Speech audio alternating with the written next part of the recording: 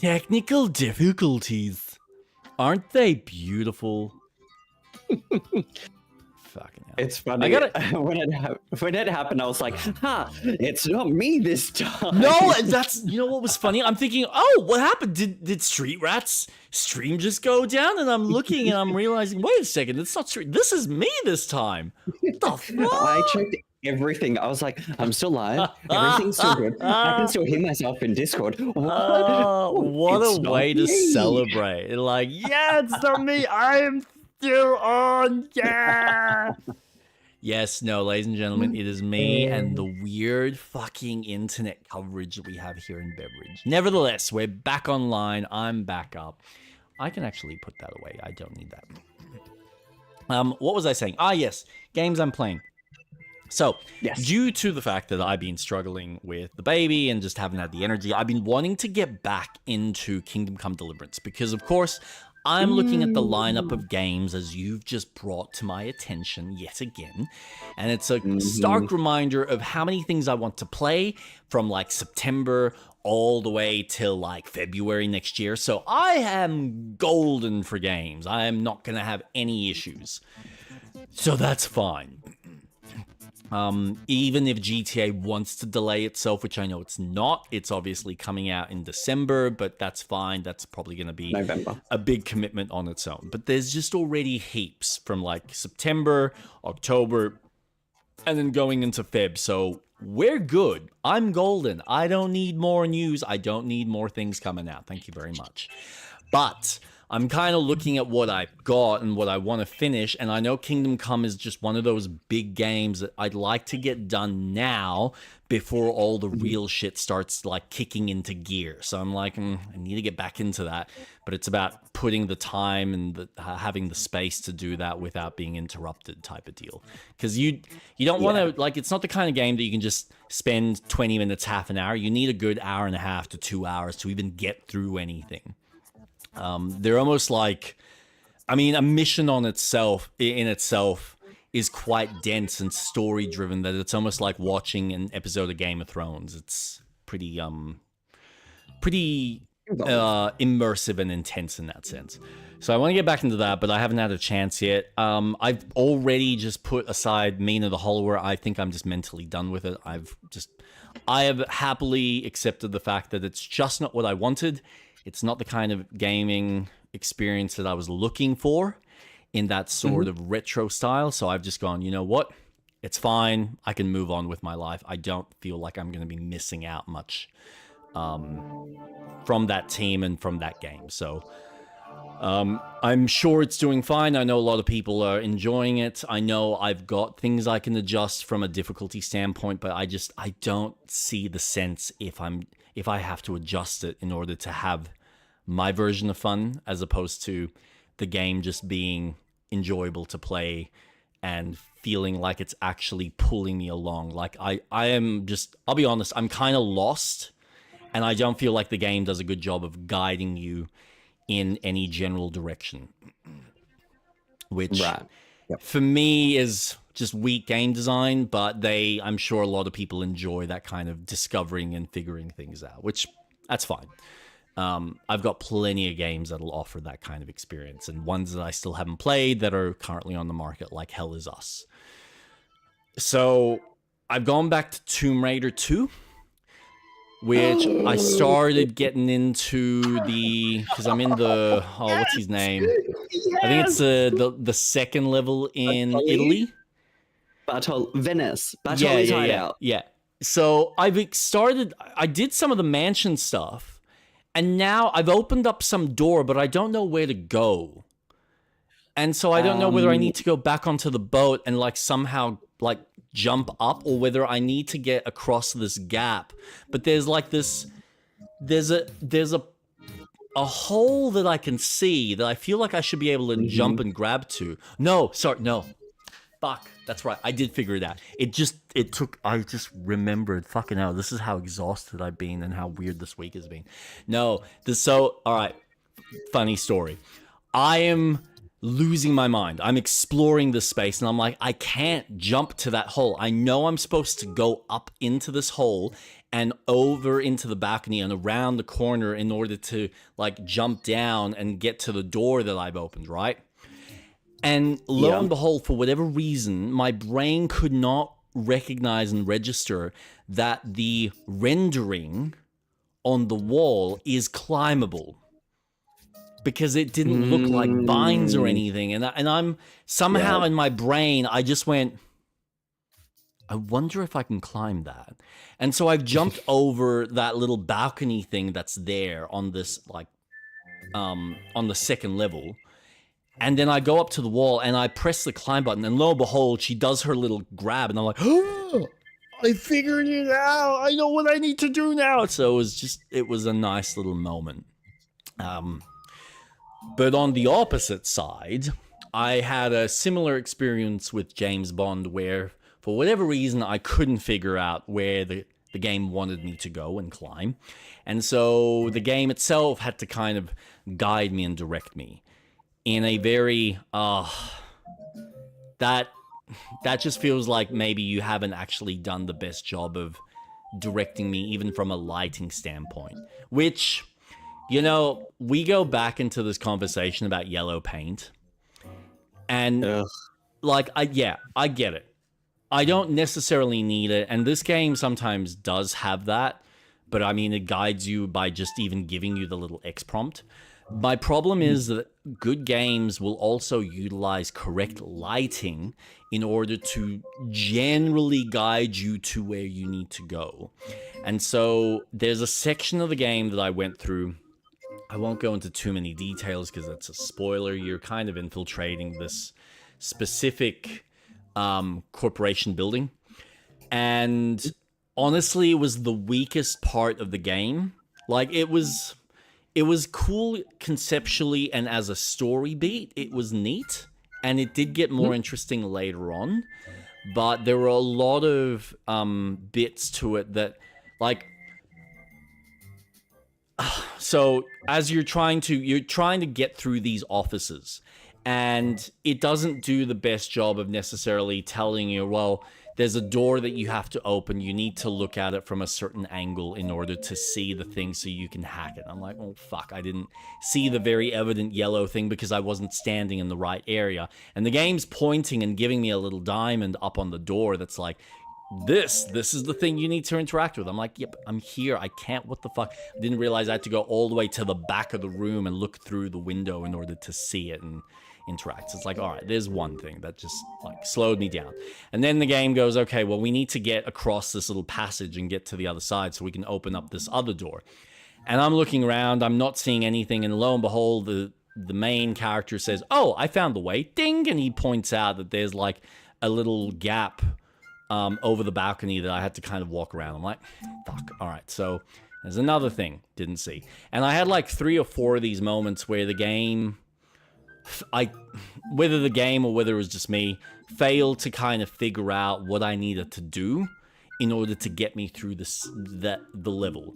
But overall, that whole process and that whole section was very boring, very mindless, and was just rinse and repeating of the same kind of mechanics, which I was like, oh, this is really drilling into me in a way that I am not liking this process. And then I get into the guy's office, and it's basically trying to give you a puzzle where you have to figure out what the code is. Now, I had various numbers, but I didn't know what order I had to put it in. And I didn't realize I had to go into my like dossier, into my like inventory, and look at my information sheet, which is not something I do often in the game. It's not like, unlike Uncharted, where you learn mechanically, okay, if there's notes, look at the book. The book's gonna have all the notes you need, so you've got all of that as a reference. The game doesn't typically tell you to look at your settings, like your personal little spec operations manual. And it's the one time that, for the first time in the whole game, I've needed to actually open up my menu in order to see, hey, this is the order in which the password is listed. And I was like, oh, seriously? Fucking... So there's like little things that the game from a design perspective, I think overlook.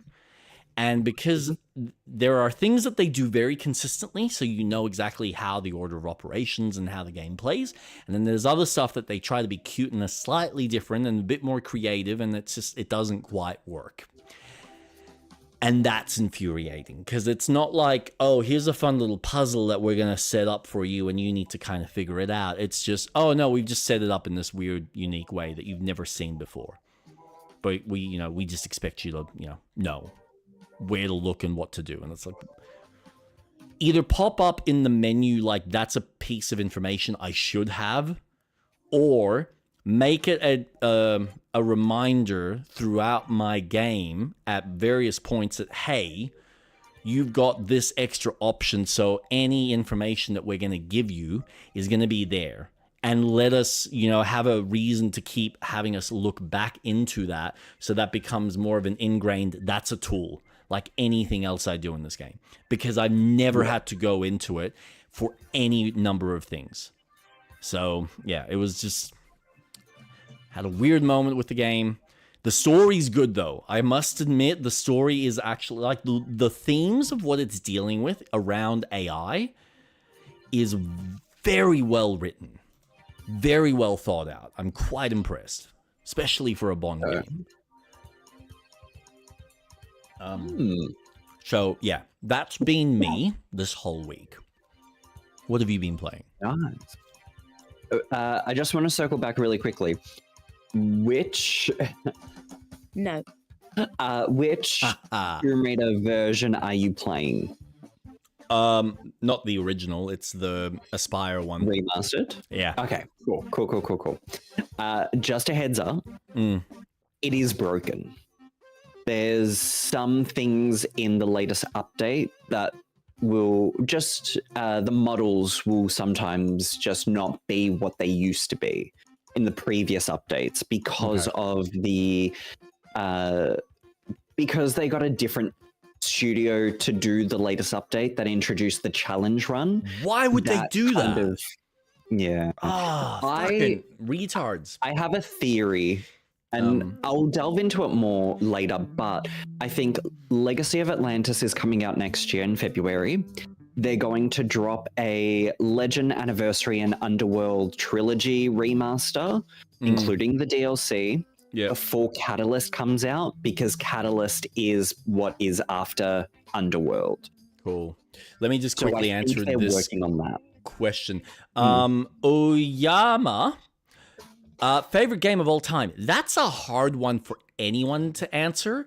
But personally, if there's one that was the most impactful for me, from a story perspective, from a mechanics perspective, from just general fun perspective, it's probably going to be Last of Us Part 2.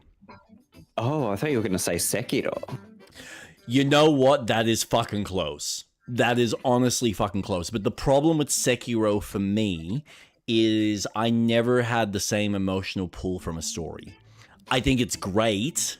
And I think mechanically, as far as getting into the sword stuff, it is by far the best that I've played thus far. We'll see how Onimusha plays. But Sekiro just really gets that intensity with the sword down packed in a very stylistic way. But from a just general gameplay, storytelling, characters, themes, tones, fun for my sensibilities, Last of Us Part 2. Hands down. I mean, I've played that multiple times and I've enjoyed it every single time. So I still would think about going back and like replaying it, but it's really just a case of dedicating my time to newer stuff for the time being until they announce the third part, which I'll be like, yeah, replay, because I need an excuse. Solid choice. Never need an excuse to replay those games. What's yours if you had to pick one? Kingdom Hearts. Oh, I'm sorry. It's tough for me because I have several ones that are my favorite. Kingdom Hearts 2. It would be, it's a tie because I've got between Kingdom Hearts 2 and Bloodborne, Kingdom Hearts Kingdom 3. Hearts. Tomb Raider, like those 3 games are just, they offer so many different things. Street Rat that I really loves the love. survival Tomb Raiders. They are his favorite by far. He will never, ever praise anything other than the Survivor series. Like, I loves his love Tomb Raider when- guy. Getting pierced through the fucking chest. I'll tell you, my favorite part of the Survivor trilogy is when Lara Every time she murders dies? her first human, and she has a moment of contemplation, and then decides to murder a whole army 5 seconds later. I love that moment. I love that in the game. That was always my favorite bit. Is you see, like, you know, they made such a big deal over, oh look, we're putting all of this like effort into, this is her first kill, it's very emotional, it's very tough on her, and it's like, oh, bang, bang, bang, bang, bang, bang, bang, bang. It's like, wow, you just didn't care at all. There was no moment of, let's just pause and just soak this in as a human being. No, it's just straight into the next beat. Yep. This is why I love Last of Us, because I think it dealt with that more organically. Humanity.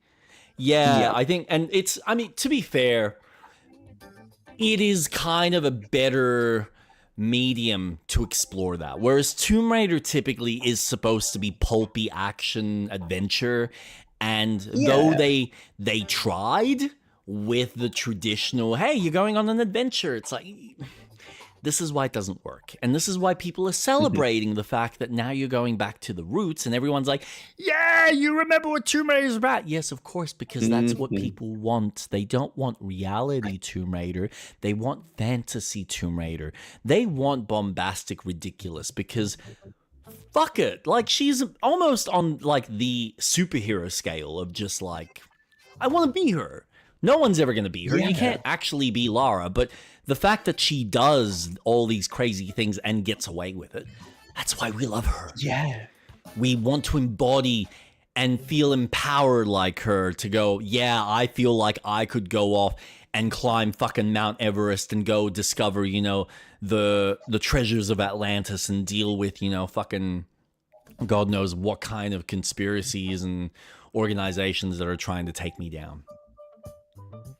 I remember as a kid because we had a holiday house in Phillip Island, and we had it until the early 2000s before when we sold it. And where the house was, there was sand dunes close by to one of the most dangerous beaches of Australia. It's insane. And the riptides there would fuck you up. But I remember as a kid, because I played Tomb Raider, and it wasn't until I was an adult where I finished the game from start to finish. My dad did that. I just played my favorite levels and just play it and play it and play it. I would then run off to the sand dunes and pretend I was on an adventure. I was climbing cliff faces as a kid. Yeah, I remember doing stuff like that. I look back now and I'm like, I could have died easily. But it was that sense of, oh, fuck yeah, I'm climbing, and what am I going to find in the bushes? Probably snakes. Probably die, get a bite. Who fucking knows? So right, your auto-targeting will just point at them and you'll be like, pew, pew, pew, pew, pew, pew, pew, pew, pew, pew. Ow, you bit me. With your imaginary finger guns. No, I had toy guns when I was a kid. They were very fake. Very nice. They were there, and it was so cool. It was, I think that's what worked so well for the Tomb Raider back when you had 1, 2, and 3, where it was this, holy shit, this femme fatale, where women as a main character, they were around, but they weren't as prominent. It was all about the, oh yeah, I'm going to play as a sexy woman. It wasn't. It was this, dare I say, this, I mean, the marketing for the current Tomb Raider says it, but she is very unapologetic. She is, well, this is the mission I am on. I will get it done. And I will use the resources that I have on hand to get it done. You know, and it was so much fun playing a game, especially when you go from 1 to 2, and it is very platforming focused and not combat focused unless it was a boss fight. But it was that sense of discovery and going, can I reach that puzzle, like that platform from where I am? What sort of jump do I have to do? Do I have to just do a standing jump? Do I have to do a running jump? Do I have to maybe find a ledge that I have to shimmy across to get around this? Okay, there's a fire pit. It was the sense of, how do I solve this puzzle with the pieces that the game has given me and the storytelling? What environment am I in to get from point A to point B to point C to point D? And it was so exhilarating playing that style of game. That's why it's one of my favorites. Yeah. And dare I say, like, I love from Tomb Raider 1 all the way through to Underworld. Those games to me are just so much fun. And yes, Angel of Darkness is a very unique game. Yeah, it's broken. It is. It went through a tumultuous development cycle. And gotta love new engines for a new console at the time, so gotta pump it out. Because everything's gotta be new and shiny, and look at the graphics when we haven't figured out how this all works yet. But at least it brought in a new take on adventuring. There was a real fun sense of, okay, now we're just going to put her in a metropolis town. So you've got Paris, Prague. How do we go from tomb raiding to now being framed for a murder and having this almost side adventure? And it's like, I like this direction. It's interesting. You're introducing a conversation mechanic where I could get shot if I don't choose the right options. I love what they've done. And then I love what Kingdom Hearts is. And yes, I know it's a very divisive, but I love a lot of the games, and especially the numbered games, but there's a lot of side games that just have so much fucking charm to them. The amount of times that series has made me cry just from the storytelling is phenomenal.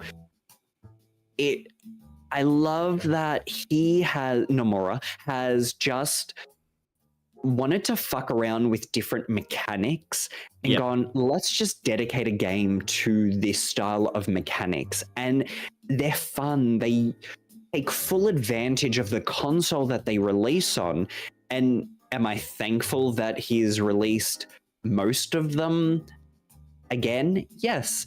Am I shattered that he's not remaking Kingdom Hearts Days? 100%, because to me that game was incredible, and I would love if they introduced the co-op side of things, because then we could play it because they were done as missions and you could play as any character, and it's like, fuck yes. Those two games are just childhood, but as an adult, Bloodborne hit me in such a way that I never thought it could. And it is phenomenal at how that game introduced a new way of me thinking when it comes to a challenge. It's not just brute force, it is about exploring. And it had that sense of what Tomb Raider gave me, where, okay, there's a path here. Okay, there's this item. There's a boss fight, like finding the music box from the daughter and then fighting Gascoigne using the music box. You could miss that entirely, and it changes the fight a little bit easier so you can get a few extra shots in before he transforms. It's those little things that the game just rewards you. And as an adult, because that game took me such a long time to finish because I was so stubborn in defeating an optional boss that I just could not kill. And when I finished that game, holy shit, did it change me. I am so that game, it's why I have the tattoo of it. And one of the starting lines is, whatever happens, think it all a mere bad dream. Yep. And it's just one that will stand the test of time for me. And that's why those 3 games are probably top 1 in an equal place, because of such an impact for various reasons. Yep. And then Claire Obscure Expedition 33 is second. Yeah, I gotta admit that Oof. that game is really impressive. It's not gonna be in my like top.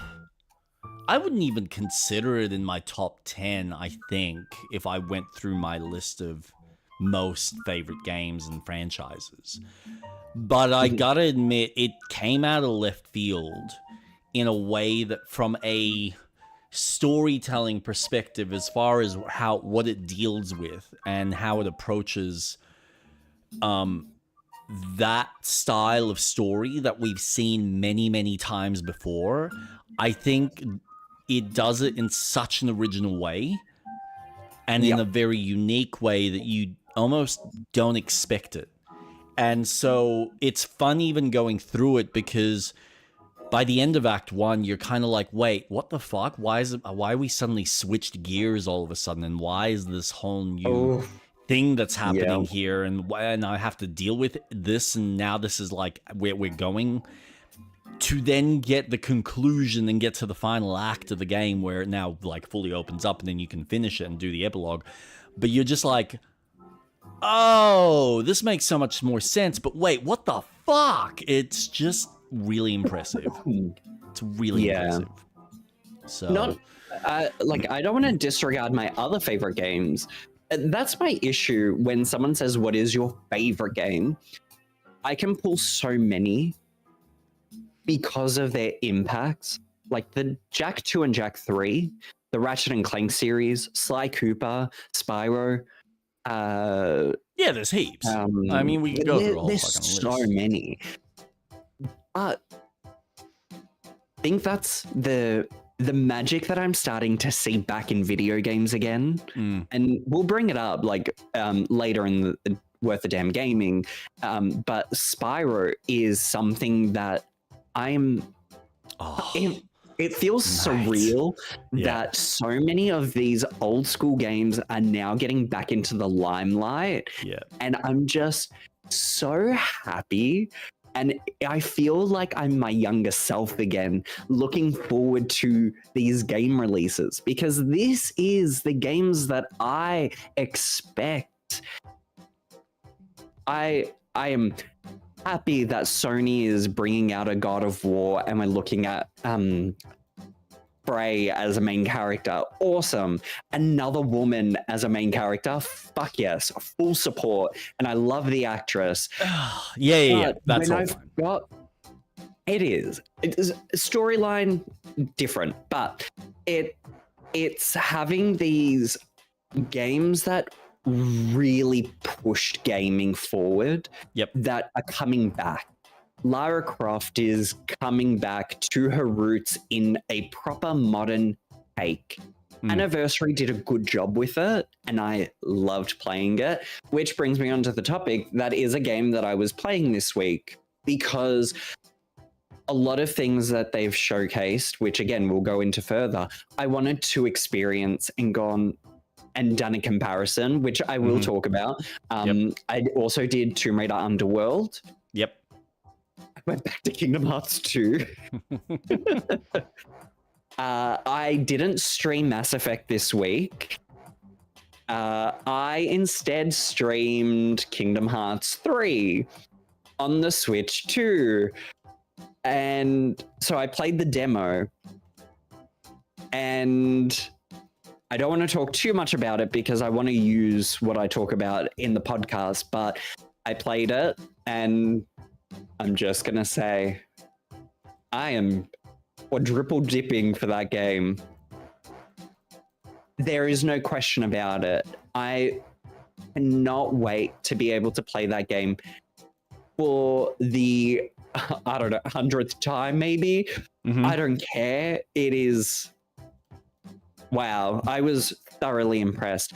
But I have been continuing on with Dragon Quest 3 Remake. Yep. I am now in the final act, and I can't stop. Now I'm just grinding because I've changed the vocations for some of my party members. So my mage was a thief and now a martial artist. So I'm pumping up a lot of their stats and getting skills so that my mage will then, her final vocation will be a sage. So she'll be a healer, a mage. She'll have thief abilities as well as martial artist. So she'll be a real good character and pumping up a lot of her stats. So she'll be a lot quicker. She'll do moves twice in a row. Same with my merchant. She's now a thief, martial artist, and I'll make her into something else. I'll decide after. My monster wrangler is now a martial artist. So I'm trying to get a lot of their skills up so that they share a lot of the traits and just making them real fucking OP. I know in the games that you can get on other consoles where you can get trophies and achievements, if you have a character go through every single vocation and get every single skill, you unlock an achievement. I'm not doing that, but the idea that you can just have an OP character, fuck yeah, I want to feel like a god. Absolutely. In an RPG, fuck yeah. So I'm really enjoying that. It's been really fun playing that. It's just as good as Dragon Quest 11, in my opinion, especially because I've custom made my characters. But those are the only real games that I've been playing this week. It's a lot of visiting older games because I want to discuss things tonight about them. Just to help with my comparison and talking about things with context for viewers and for yourself as well. That's my my week in gaming. Nice. Well, I guess, shall we get into some Baldur's Gate then? Oh boy, yes. Because we've got to fight Orin. Are we getting straight? Yeah, I was thinking, like, do we just get straight into it? Because I wouldn't mind getting straight into it. Or do we want to do Astarian's quest? Well, some part of me wants to get Astarian's out the way because it's just like, I don't have to think about it, and then we can just do Orin's and get straight into it. But I do want to get Orin done because then it's the last of the Lae'zel. 3. And then I can get Lae'zel as well, so I can like properly deck her out so she's properly ready. That way when we go into the battle, it's just like bang, bang, done. Like, let's get that shit sorted. Yeah. Let's do that. Light Sim DLC. Crazy taxi. I think we might have a crash. Like you have a crash. Yeah, it might happen. Oh. Shouldn't. Theoretically.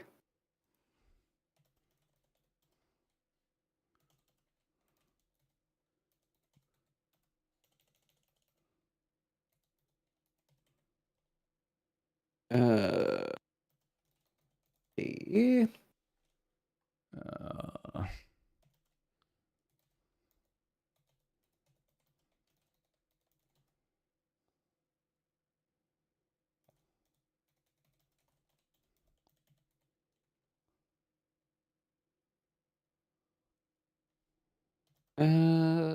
I think no, those are the only games. Oh, I also got the Outward 2 playtest approved. So I sent an invite and I got it. Nice. I was curious whether I wanted to try that or not, but I had such an iffy time with the original that I was like, maybe, I don't know if I really want to deal with the kind of jankiness of the game. I am curious overall, but maybe something fun. Yeah. I just want to try it out. Yeah, that's fine. And I also purchased Thick as Thieves. Forgot about that. Oh, nice. I'll be curious to see what you think of that. I've only done the tutorial. Yeah, which is honestly just that easy. It just teaches you. Yeah. It's nothing major.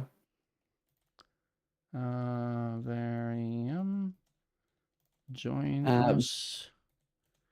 And... But on Wednesday when I was streaming, because a lot of my stream was just looking at the Nintendo trailers, specifically a few, because I was going to stream Kingdom Hearts 3.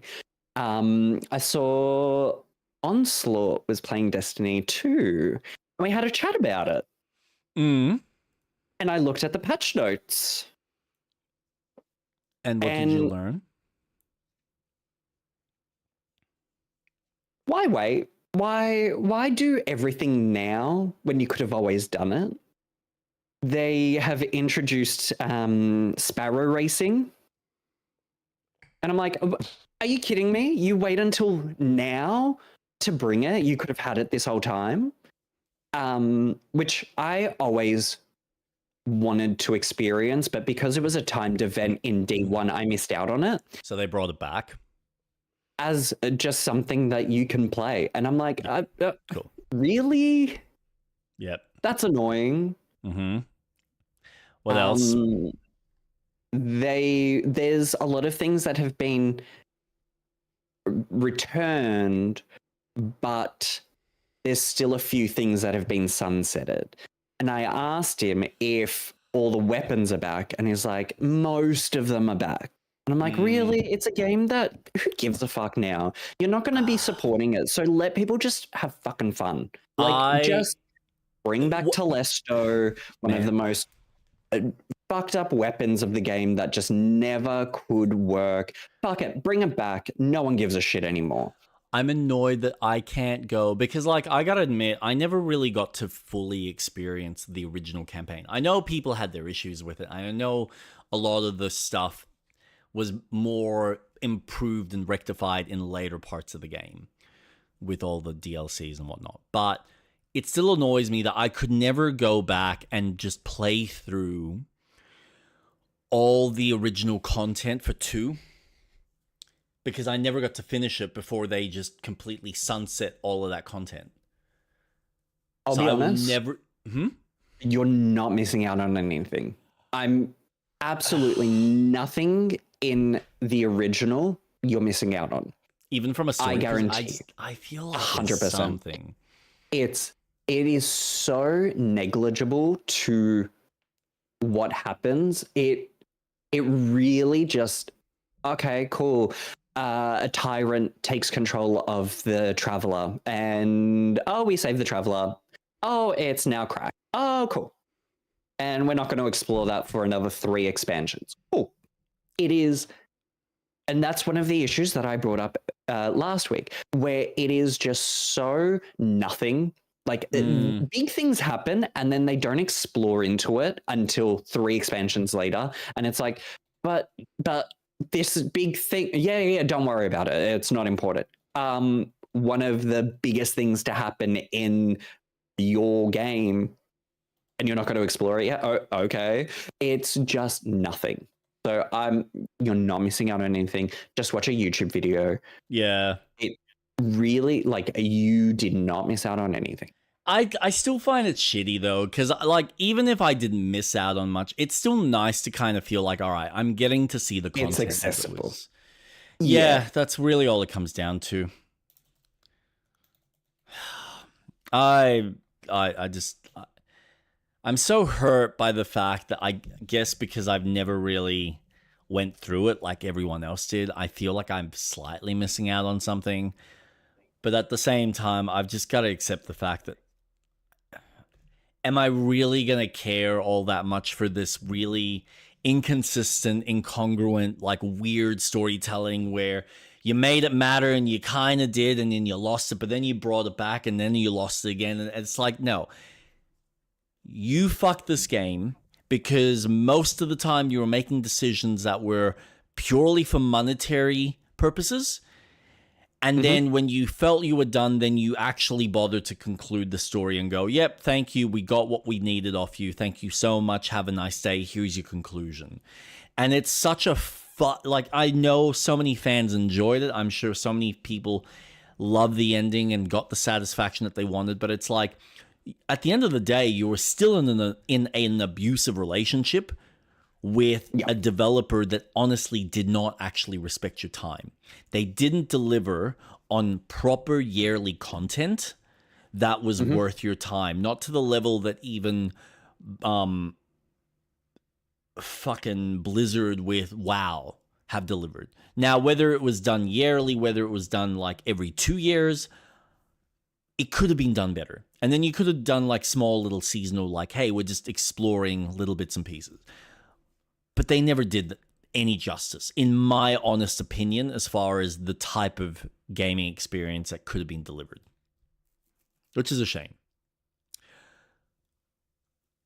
But I never played it all the way and to the same level of attachment that everyone else had. So who am I to say anything or even criticize? So, yeah. I just look at it from a consistency of storytelling, and it's like you fail on everything that is meant to be story.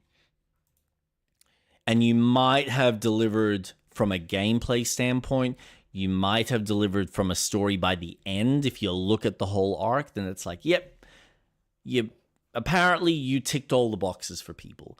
But I guarantee you, if you really break it down, it's like a really poorly written TV show. Where it's like one season's good, then another's bad, then one's bad, then another's good, and then, oh, this part of the season's kind of shit, but oh, they got better because they figured out. It's like, man, just, it's either a good show or it's not. What? Like, it's just... That is the perfect epitome of Destiny 2. Yeah. This season sucks. It still sucks. Hey, this is pretty good. Oh, you got something. Oh, no, it sucks again. Yep. It's very unfortunate. Why can't we just have good quality games, huh? Huh? No. No. Disappointment after fucking disappointment. Because fuck you, that's why. Anyway. But there was a whole bunch of things that they've updated for the game, and I was having a read of it. It's just... It's funny because... Sorry, I had to quit the game. My game was running at like 20 frames per second. And I was like, okay, something's happening. No, that's all right. I just realized I don't even know why I'm recording this part. Fucking. Oh, that's why. Fucking hell. I stopped recording because we were just about to jump into the game. I'm an idiot. Never mind. I can delete that last little video. That's 67 megabytes. Goodbye. We'll keep those two for editing purposes. Now that yeah, Destiny 2 has the more player count than what Marathon has. Yeah, cool. Everyone who hasn't been playing for the game has probably reinstalled it and gone, okay, well, let's say goodbye to the game. Let's play it. Let's have a final hurrah. I'm just... Be there for the ending. And I look at like how Marathon's player count is. That game is super niche.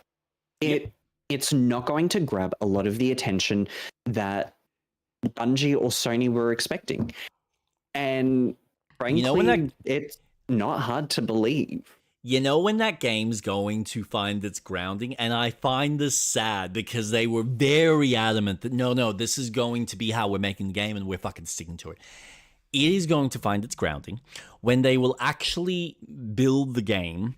And this probably won't happen till like Marathon 2 right? Because I'm sure they're probably going to release something along those lines. And they make Optimistic. it the way, yeah, I know, probably. Wishful thinking on my part, right? No, when they finally properly implement just a proper PvE mode. And like the PvE will just be, yeah, here's this kind of mode that's on the side, but that'll technically be forgotten because they'll realize that our moneymaker now, what's really pulling people in, oh, it's the PvE stuff. Yeah, cool. So yeah, that's kind of the game, but it's really this. It's just, they're going to go back to basically making another Destiny, but now it'll be set around Marathon. Yeah. And there might be some people within the team that'll still be trying to give it that, you know, the PvE element and still focus on that. And they'll probably have some of the story elements linked in with that. Just as a, well, no, this is kind of what we want the game to be. This is kind of what we want it to be focused around. So we're going to offer very specific rewards that are only offered through that mode. And then for those of you who are a bunch of bitches that don't actually want to play our game the way we feel it should be played, because you should, you know, respect our art. Here's this other mode that we made just for you fuckwits, so you can actually all jump in and give us money. Which is such a middle finger. Like, you know what? I got no issues with you making a niche game. But this is one thing that I will say Tarkov will win 100% of the time. Because A, they have scaled their team and their devs and their project to a level that they can manage within the confines of what they're designing. And B, they will stay true to the style of game that they're making. And they won't look at the numbers and go, oh my god, no one wants to play it because it's too hard and complicated. No, we're gonna fucking bend into this, like really turn into this, and continue to make it that style of game.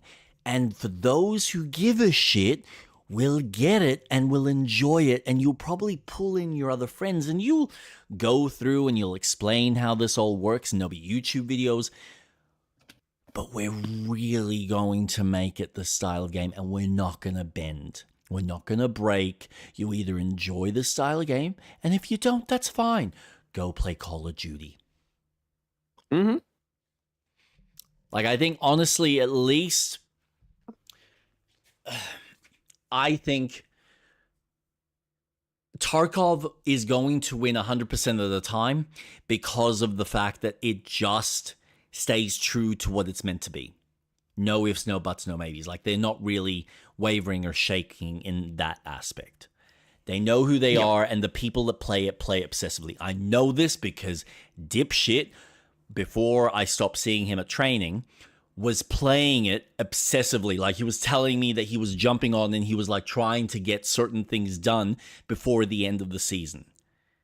And I'm like, that is a level of obsessiveness and a level of dedication that when you know you're enjoying something and you're into the flow state of the game, you can't beat that. And I know that's what Destiny wants to create for people, for general people. Unfortunately, it is just a very niche style of game mechanic. It's not like making a multiplayer aspect to a game that is focused on single player or co-op, that it's typically PvE. Because most people just want to go and have a bit of fun. And then you've got the optional cooperative side.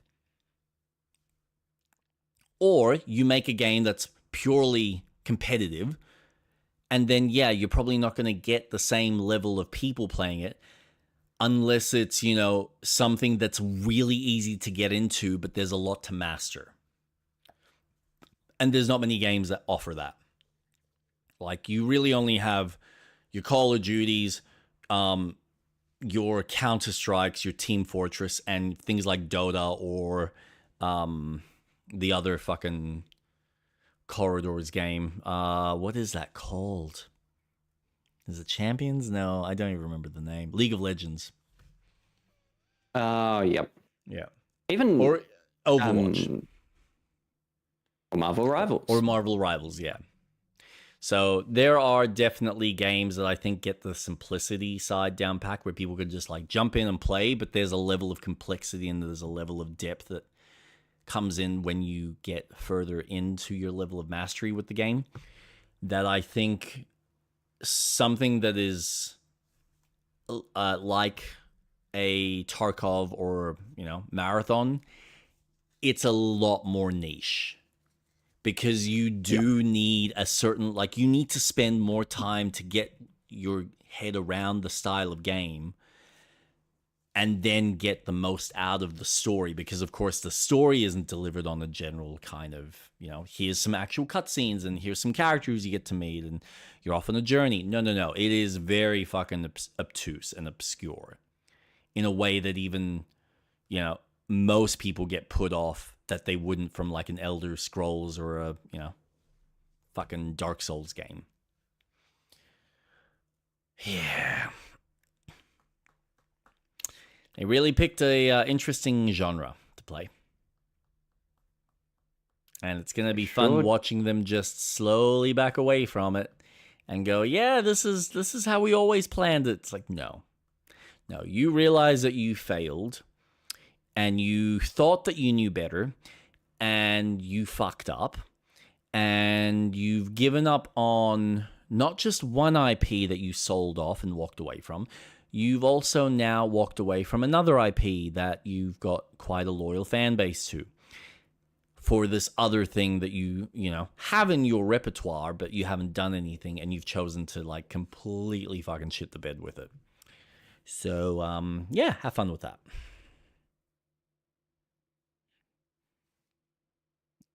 I personally I look at Bungie and I feel like they've pissed away all of their potential for storytelling. It's like they went for the money and not for the love of the craft. And it's sad. It is very sad. Oh, yeah. The change in management has really shown itself. There's apparently I overheard one of the podcasters that I listened to mention that at some point they had somehow carried over a guy from I think the Microsoft days or maybe Activision whenever they signed the last deal, and at some point he got stuck in the team and he has been a thorn in that, like, the general development side of things because he's just such a fuckwit. Whether that's true or not, I have no idea. But regardless, there is someone in that team higher up that just can't fucking smell the roses and is just completely overlooking and not paying attention to the fan base at all. But probably now will be paying attention and making decisions based on the feedback of the fans, because of course they're losing money, and because they've sold themselves to Sony, they're at risk of losing everything yet again. Because they're the most expensive game studio. Oh man, it's really unfortunate. By the way, have you sent me an invite? I haven't. I think I'm gonna have to restart my computer. Oh, we're having one of those nights. Yes, we are. Because this is taking twice as long to load, and my game is running at 10 to 15 frames. Oh, this is going to be fun when we play No Rest for the Wicked. Well, I'm hoping when that game launches in 1.0, it's going to be running far better than what it is now. Oh, I don't know about that, but we shall see. I'm being optimistic. I know. I want to be optimistic for us both. There's just something about that engine that I think just makes systems cry, which is very sad. One can hope, though. All right, you go restart. Yes. Okay, I'm going to restart. Sorry, everyone. I will be back. Street Rat will be back, and we will continue with our wonderful game. Desktop. In the meantime, I'm just going to switch that to just chatting. It's already on just chatting. How are you able to do that? That's impressive. You just switched the category. Did that update the category on the site, though? That's a good question. Let's find out. Let's find out what it's done on my channel.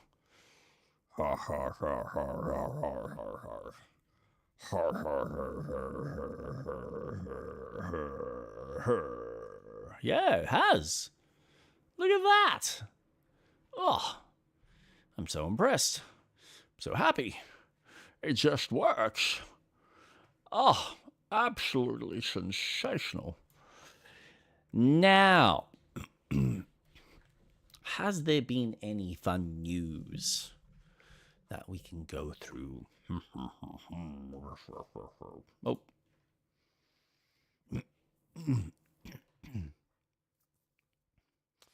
Apparently, the Steam VR is on its way. Not far off. There's a new Lords of the Fallen teaser. I feel like I don't need to see any more of this game. Just either shit or get off the pot. Like, when you're done, bring it out. If you're not done, don't show us more stuff. Until you're ready to come out. Asha Sharma's thinking of firing some people and maybe closing down some teams. I guess we'll see who's going to be on the chopping block. Haha. I'm hearing such good things with Stranger Than Heaven. I need to see more. Clutch is surprisingly catching people's eyes. This has had some interesting update. What is that about? Oh, what was it? Steam? What was I gonna do? Let's have a look here. And we want Crimson Desert. Badunk.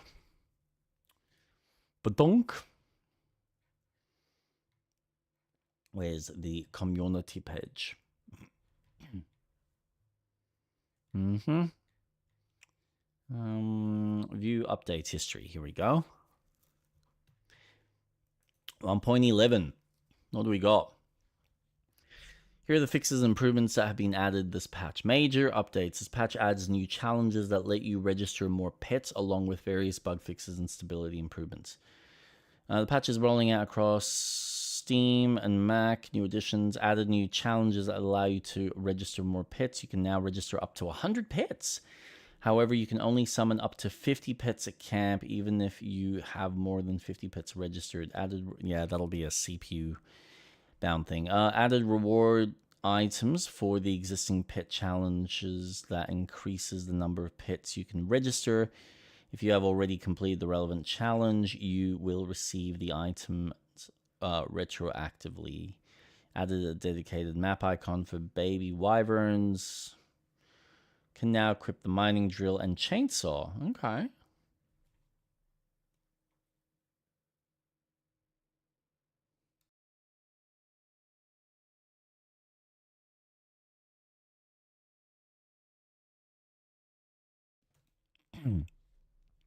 Don't get sick, ladies and gentlemen. Content. Shopkeepers will now begin collecting and reselling lost rare equipment. Ooh.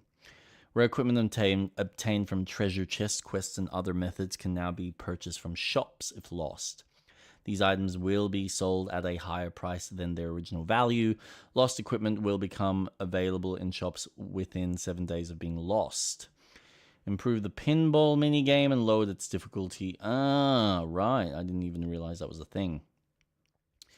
Solidarity could not be used in certain situations. Improve pets so that their names are kept when they grow. Fixed an issue where the wyverns would be summoned in an unmountable state. Cuckoo bird eggs and wyvern eggs are no longer stackable. Improve mounts so that they no longer summoned in dangerous zones. Back. Hey, Awesome. improved foul detection in the dual minigame. Twitch. Oh my god. Okay, everything's running much faster. Yeah? Don't run Mass Effect. Yeah, but why would that be causing the issue? That's bizarre. I don't know. Perfect. I sent an invite. for Twitch. Oh yeah, because we have to do that. There you are. Quit out of that. Okay.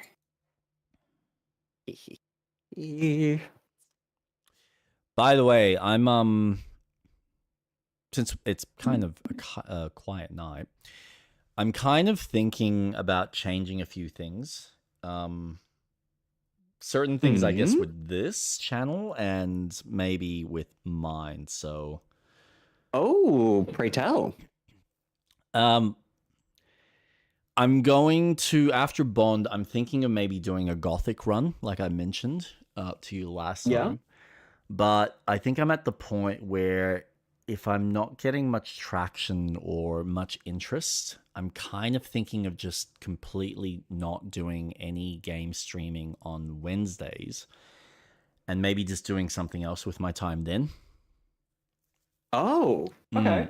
So I would still probably, if you're interested, I'm still happy to do the stream on Saturday because I do just like generally gaming with you. 1000%. Yeah. I don't want that to change, please. Yeah. No. I'm enjoying doing this with you in general, but I'm thinking at some point because I'm also not getting much visibility or pickup from or interest from the podcasting side of things. So I might. There's a lot to it because now with how traction works, you would need to do clips, put it on TikTok, Instagram, like start posting stuff like that. So, you know, not viral moments, but grabbing little clips of a conversation and posting it. Funny things. Okay, so let's. All right, I'm gonna pose a question right now because I mean, if we're already in this conversation, do you feel that it's even worth doing it from a podcasting form? I really like it. I enjoy it because it's a conversation. Look, I have my personal opinions about podcasting, but that's just coming from a point of view of someone who thinks everyone has a podcast. Yeah. But it is one of the main ways of communicating because technically when you're watching a YouTube video, you can treat it as a podcast. You just don't have to watch it. Yep. There's a charm to it, and I think we have potential chemistry of expanding that. It won't be something that happens as quick, though. It is something that we'll need to build and taking advantage of a lot more other platforms to help build that. So, and I think there's a couple of things that I feel like it's going against maybe the algorithmic side of things because, and I think it's easier with Twitch because you can switch and change what you're doing at any given time on the go, right? You can't really do that with YouTube without affecting the general kind of video itself. Now, I'm still happy to keep it as Worth a Damn Gaming if you're happy with that kind of branding and just keeping it as that's our show, that's what we kind of do together and whatnot. But whether it's necessarily a podcast or it's just, hey, we catch up, we play some games, and then we can just chat about the general news as we're playing stuff. And, you know, I'm almost wondering whether it's worth us doing it the way we break it up or whether we just kind of, like we wing it. If we want to kind of take a break from the game and chat about the general newsy bits, we can. If we talk about it through the stream, that way it becomes more just like a standard YouTube watch type thing with gameplay and some just general chatter. I think you brought up a good point a while back where this game is really hard to have a conversation while playing. Yeah. But when we play a game like, I think Far Far West is a good example where you can play and chat. Something like that, can make it easier where we can just play and have a chat at the same time. Yeah. This is just, I mean, we are reaching the end, so I don't see us having too much more, even though Impulsive was very optimistic, saying that we had 2 streams left. Yeah, Very no. optimistic. Yep. I like having the conversations because when I watch videos, especially I use Smosh as a good example. They've got a channel called Smoshcast, and it's 2 of the crew members that just talk. I'll send you some of their. I mean, they are crew that do improv. So a lot of their conversations, they work really well when they bounce off each other and how they converse. Yep. And I think I want to take more inspiration of our relationship and how we can really bounce off each other in how we talk about gaming and stuff. I mean, we are really good when we have conversations, but it could be a lot better. Not to say it's bad, it's just for reaching a community, I think it needs to be grander. Sorry. Not that it needs to be grander, it could be grander. Yeah. But I'll send you videos, and just so you can see what a lot of the content that I watch is from them. Yeah. And I think it depends on how far we want to take this, because do we want to build a platform on social media dedicated to this where we do get clips and post it? Do we do stuff like that? And like, look, and this is the thing. Social media. No, look, worst, here's the thing. I have no issues. Like, I'm more than happy if, because you know what it is? It really comes down to time and effort, right? Like, I've got no issues doing it in a podcast form. And maybe because I probably haven't set it up correctly, I might not be getting the full coverage on the podcast. Maybe it's just difficult in general. I'm also catering into the fact that, you know, Twitch functions differently compared to YouTube, where you tell YouTube it's one thing, but then it's something else. And then I know some people are like jumping in for like a couple of minutes and then they're realizing, oh, it's not really what I wanted. Moving on. Yep. And I think I also need to accept the fact that at the end of the day, we are still doing a traditional stream. And even if we're breaking it up, it's not a traditional podcast. And I think I probably need to accept the fact that hybridizing it isn't the best for the streaming and for the kind of service that we're offering it to then cut it up and put it on in a podcast form, which, yeah, that's fine. I can go to the effort and do all of that, but it's like, is it really worth it when it's not technically a podcast, if that makes sense? And then therefore we can make it more. And you're right, like a game like this is far harder to do it with because it's so story driven. We're so invested in the story. I'm also finding it hard to maybe role play myself too much at times because it's more of a slower paced strategy type of game. And, you know, there's so much that we're probably both thinking as far as, I wonder if, as opposed to, I know that when we get into some other games, we get into some fucking crazy shit, and God, the stuff that comes out of our mouths are just like fucking gold sometimes. Because we've had plenty of experiences where it's just, you know, you're causing some sort of chaos, I'm causing some sort of chaos, and we're just bouncing off of each other. So I have no doubt that I know this is maybe not the right type of games for us. Do you think Glass Mousepad would rather be Windows? Glass Mousepad would rather be Windows.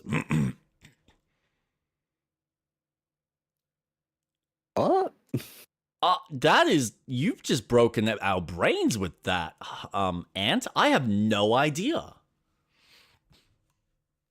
Yes, except take me wherever you want, sir. I should Because probably... we're doing. I'm assuming we're doing the Oren fight. Yes, I should probably also bring fucking, I was gonna say Lae'zel Karlak.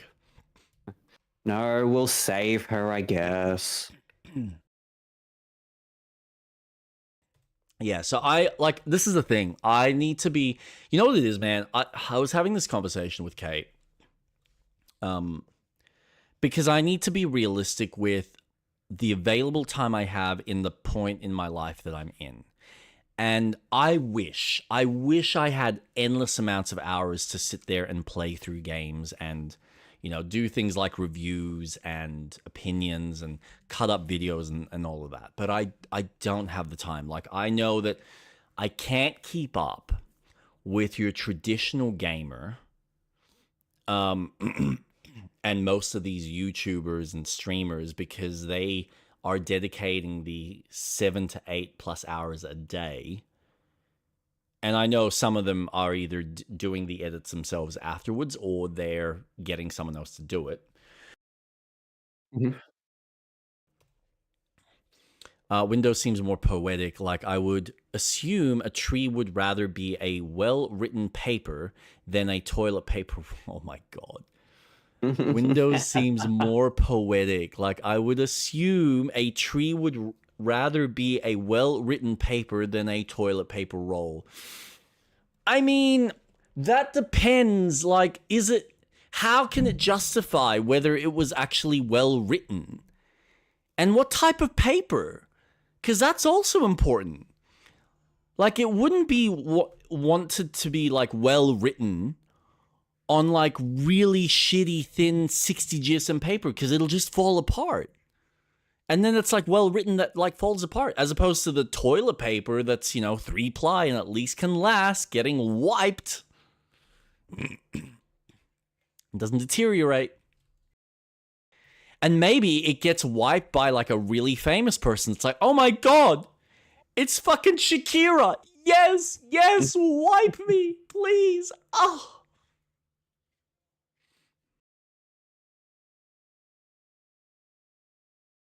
Okay. By the way, thank you for the question, hi, I'm Ant. That was such a, like, out of the blue. I love that. Oh, man, someone read, apparently there was some sort of question on a game show that stumped a bunch of people. And my mate read it out to me, and I thought it was the best style of writing that, like, my brain figured it out, and I'm like, I know what the answer is. That's so well thought out. I'm not surprised that so many people sat there and went, huh? None of this makes sense. No, because you fuckers don't understand English. Those hips do not lie. Yeah! I'll see if I can find what it fucking was. Oh, dude. But yeah, like, long story short, I realize that I do not have enough time, even outside of, like, these two shows, to dedicate to even play a decent amount of games to keep up. And so I'm kind of just like, I could maybe be utilizing my Wednesday nights in a different way, and maybe have my Wednesday nights help support this channel in various ways. I could be creating music for our show. I could be looking at different and working on my artwork. I could be doing all sorts of, you know, like, different things. That way I can focus on maybe, you know, having this, our show, be like the main thing. And if this works and, you know, we can monetize it and we can both make some dosh out of it, then we can start dedicating and having a bit more time to do other stuff if we choose to. But yeah, I love our chemistry. That I'm not going to give that up. But I'm just wondering, is it worth me spending the time going and editing and doing a podcast section of it, as opposed to, no, just let it be a video stream, and at most And I think you've kind of hit the nail on the head where, all right, if we have fun shorts or there's like something that's happened that's quite interesting that we've done, then I can do a little short and chuck that on my channel. Like that's easy. That's fucking simple. So yeah, I think it just simplifies it in certain ways, maybe, in my head. Yeah. Yeah. And then makes it, I like, now that I'm thinking about it, I'm kind of like, do I even bother? Like, I could just be recording this stuff and not even worry too much about maybe the chatter, or I just record the whole thing and just, if there is like a snip little bit that, you know, an opinion or something that we say, and just chuck that online. Maybe that's kind of what I need to do going forward.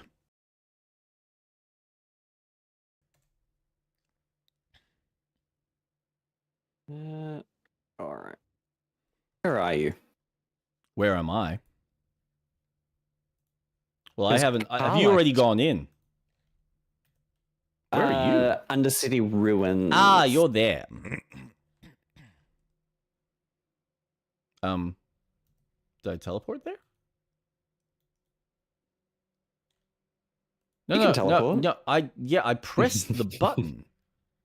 It didn't teleport me. There we go. No. All right. Before we start,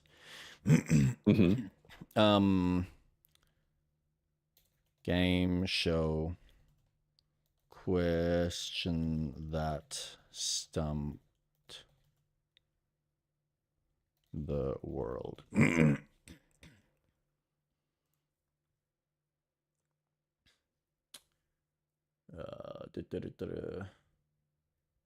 This was something recent. I'm trying to answer this one question from a general knowledge.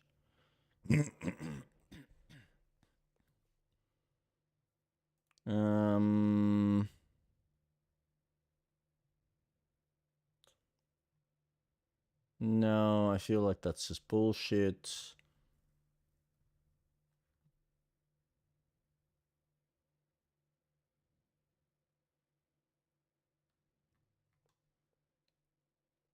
Simple question stumped all 3 Final Jeopardy contestants.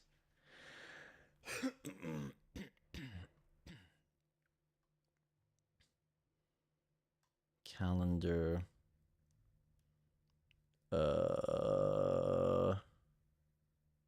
No, it's not that. 2026. Fucking hell.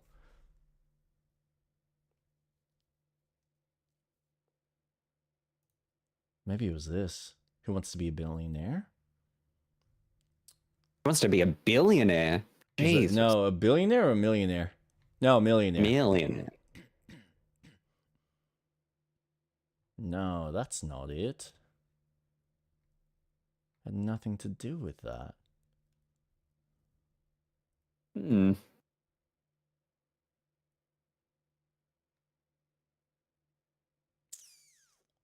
Huh.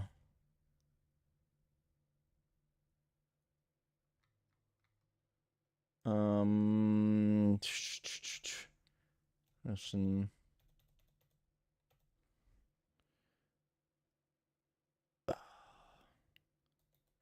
Which one of these is impossible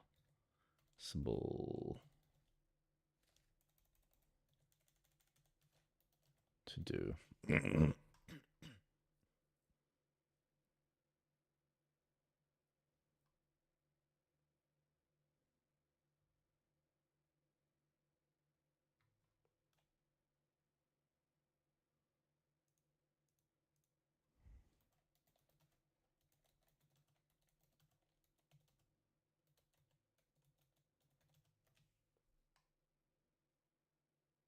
Nah, I need to fucking look it up.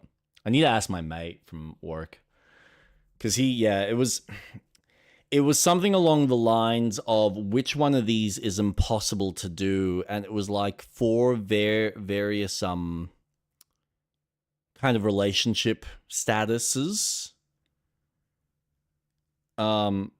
but there was like one really evident one that if you understand English terminology, it's just like, yeah, that's your answer.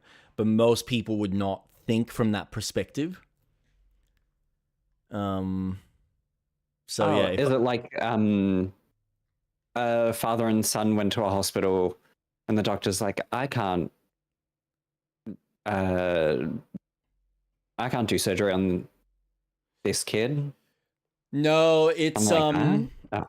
no, it's kind of a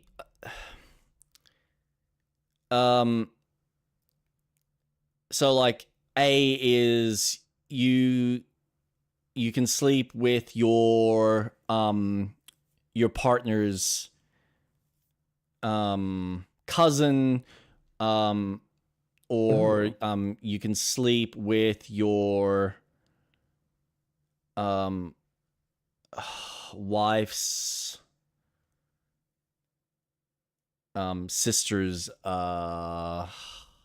what's the word I'm looking for here? Sister-in-law? What is it called when you're mourning, when you Widow. yeah, a widow. Or when you sleep with your widow's sister. So which one of these are like impossible to do? Well, it can't be the third one because a widow is your wife has lost you. But that's that. So that was kind of the answer. So it's in reference to which one's impossible. Well, when you're talking about your widow's sister, well, it's your widow, then it's referring to the fact that you're the dead husband. So it's impossible for you to come back to life. Correct. Yeah. Oh, can men be widows? Men be widows. I'm actually not sure. Yeah, men can be widows.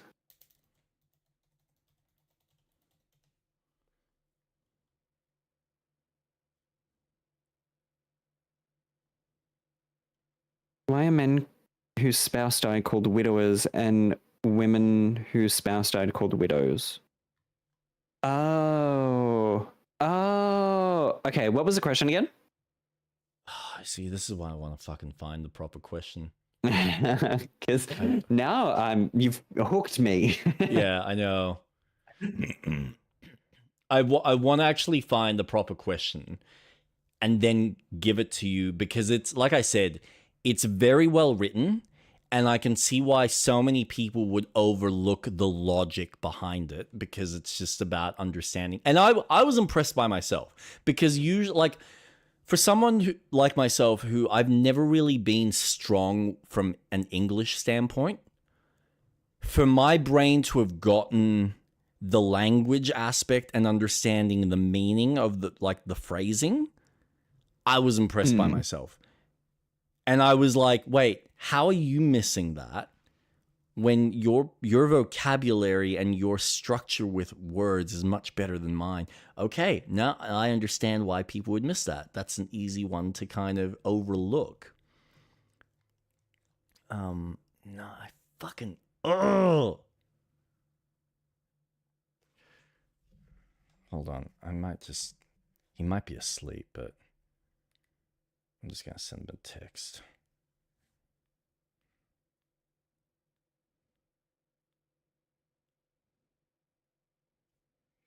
Let's see.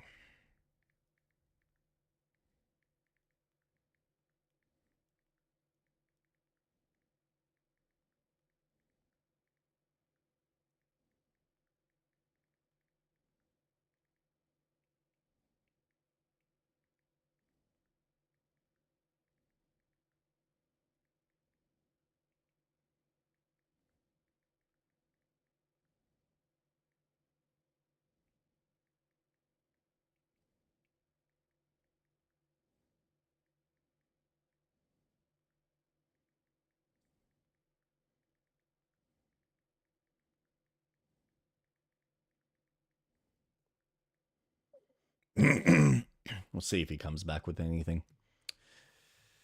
Okay. Fucking quiz. It's gonna drive me nuts. That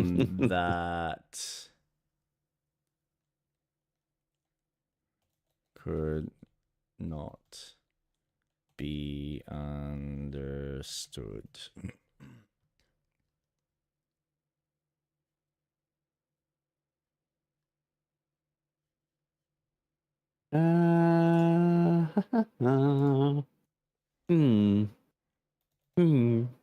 One spell slot. Can I? Oh. That's a concentration. Okay, while you're doing that, let me see what elixirs I have. Because I'm sure. Random ass posts on Facebook. Fucking hell. Of course it was.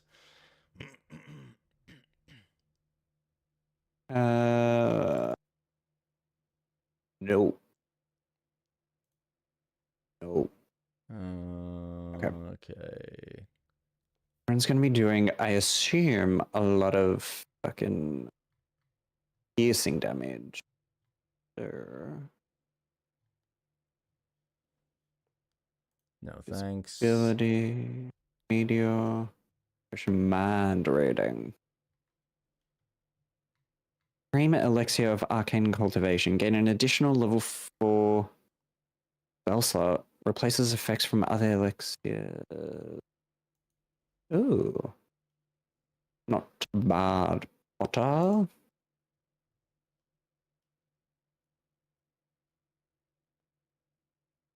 That's an... Oh, why is there an arrow in this bag? Antidote. Drought poison. Cultivation. No. Going to increase your armor class to 16. Ooh. That might be good. You gain 3 arcane acuity. Choice. Salmon. Affected entity has a +1 bonus to its spell attack rolls and spell difficulty class for each remaining turn. Reduce the duration by 2 each time the entity takes damage. Damage. Damage. Yeah, I don't know if that's going to be good for this encounter. Your movement speed can't be reduced by difficult terrain or spells. You can't be paralyzed or restrained.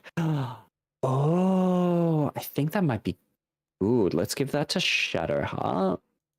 So give you that. Oh. Strength, I don't give a shit about. Gain 10 temporary points and become blessed. No, I'll cast bless. Strength to gain advantage on concentration savings and against being charmed. Necrotic resistance. Okay.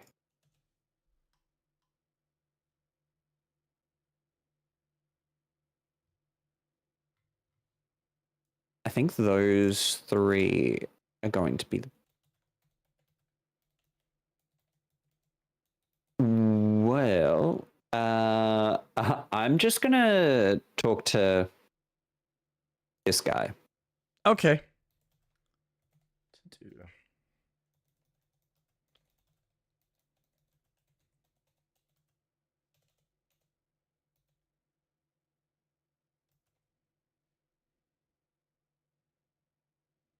Shall we trade then? Oh, cool. What do you have? Armor of Moonbask. Lunar Bestial Vitality. You gain 22 vitality. What's that called? What'd you say? What'd you call someone Widow? who's Widow? Thank you. When you rage, hostile creatures in a 3 meter radius must succeed Oh, I'm gonna buy that for Karlak. That. Purchase that. Purchase that.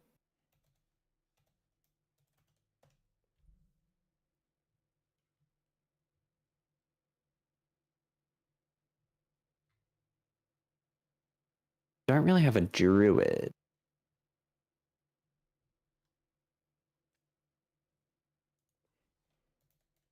Quiz. Give to Karlak because she rages, and I think that's a good one.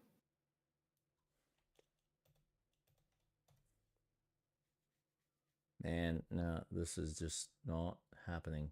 Fuck! I'll never be able to find it. My mate basically responded. He's like, it wasn't some sort of random Facebook message. I'm like, God damn it, that could be any number of things, and he could have lost that chain. Ugh. Never mind. We're here. We're queer. We work playing. hard, but we play hard. Oh, we love playing hard. So hard.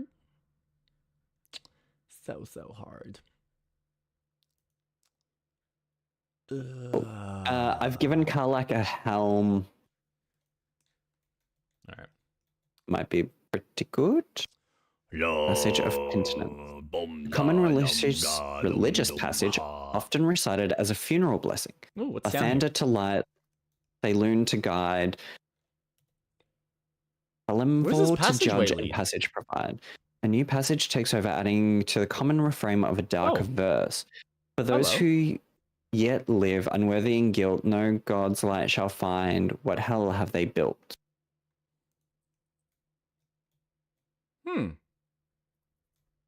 That doesn't look ominous at all.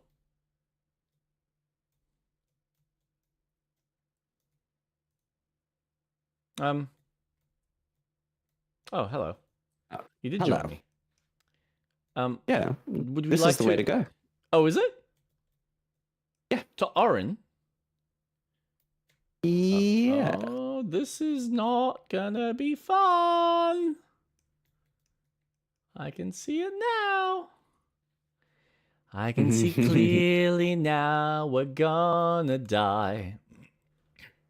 Probably. Why does my character use... Oh, God. Awesome. That was interesting. Awesome. Level 6, level 11. Some ancient fucking... Whatever the fuck you are. Why are there so many What of are these they- things? Are you weak to necrotic? No, you're immune. Fine. Then I will What do have I got?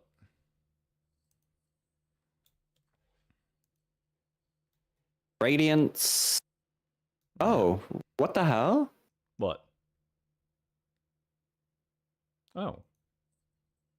Oh. Okay. Awesome.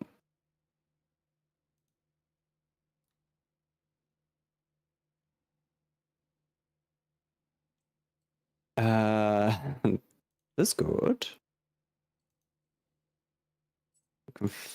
Flare. Spell rot. And I will do you. I love how Lucian's not fast enough to deal with a bunch of hands. Like, he's just a little bit too slow. Because those two hands, dexterous. They clearly belong to a fucking doctor. It's the thing! Is it thing? The Adam's hand? family.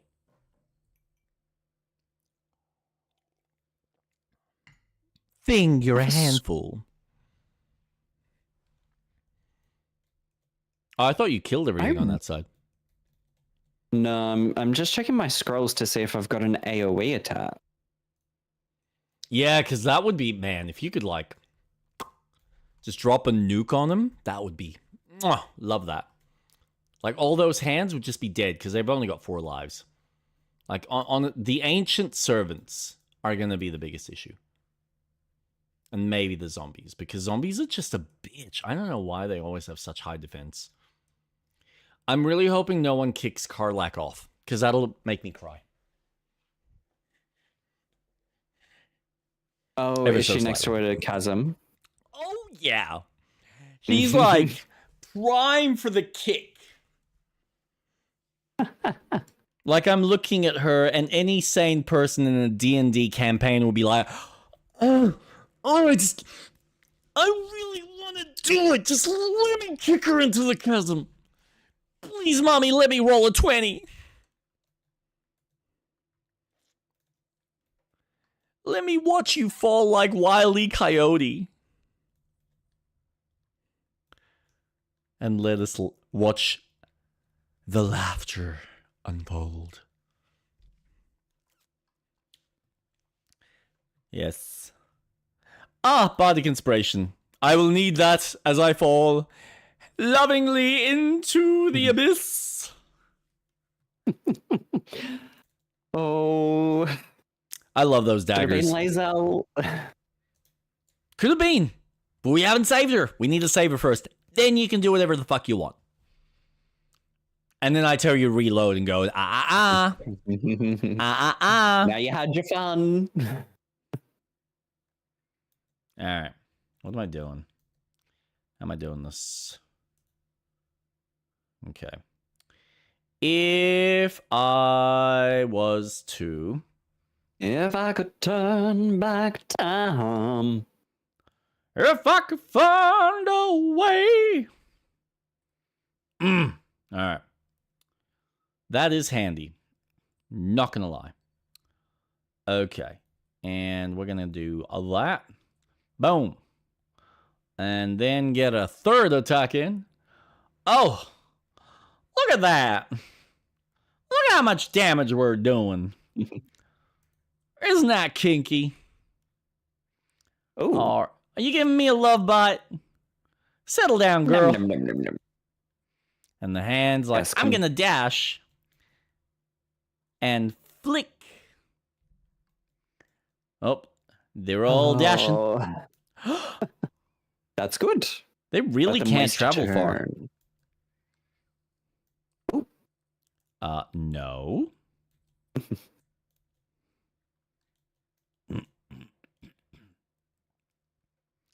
Take your magic elsewhere. No. And shove it up your butthole. Wow, that still hit you, man. And that hit you pretty darn hard. Damn. Fire damage. What you doing? Boom. Oh! Oh, that was gorgeous, man. Do that again. Thank you. Do it again. Do it again. Come on. Show them how much you love them. I think fire, they're weak to fire. Oh, they like the Bernie. Poison immunity, high cold resistance, high necrotic resistance. Brains. Oh, wow. You hit Karlak. Why do I... Oh, I really miss Lae'zel. Clearly, I do have a thing for her. I'm having sexual fantasies about my little orc. Those nipples. Those really rock-hard nipples. I just want to...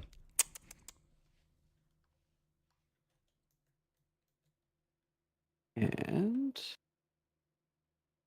Come on, you useless earth element. Do something fun. What do you mean?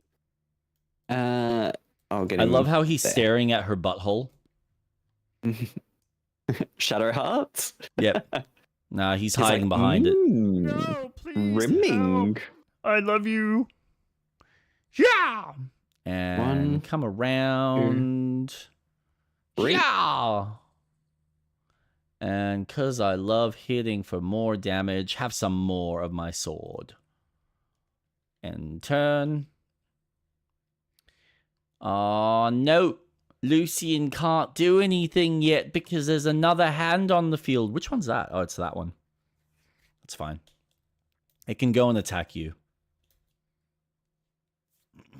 Or not. You can't reach me. Nah.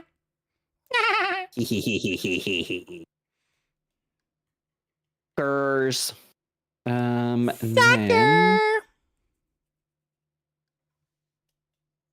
So what did I get recently? Just out of curiosity. I haven't actually checked this. Yeah, literally no views. I'm not even going to bother. Yeah, I'm thinking I'll just not bother with it at all. Okay.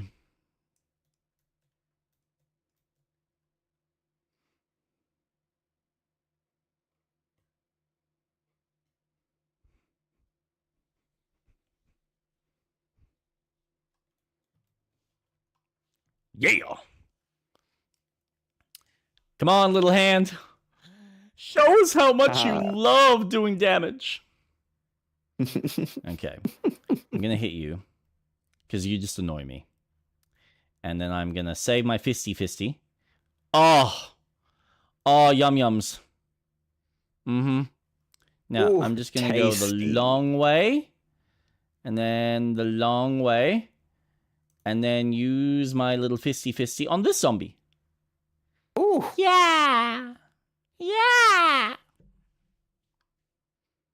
Now the hand's gonna touch me. Don't touch this. Oh, come on. It's got no brains. It's just a hand. Ow, bitch. Oof. Oof. Also, totally uncalled for. Oh. Wow! Oof.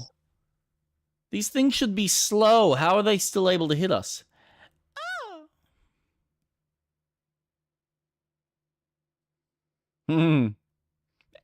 And yet, the massive troll that takes up half the space is able to dodge. Explain the logic, guys. By the way, thanks. One less thing I need to worry about.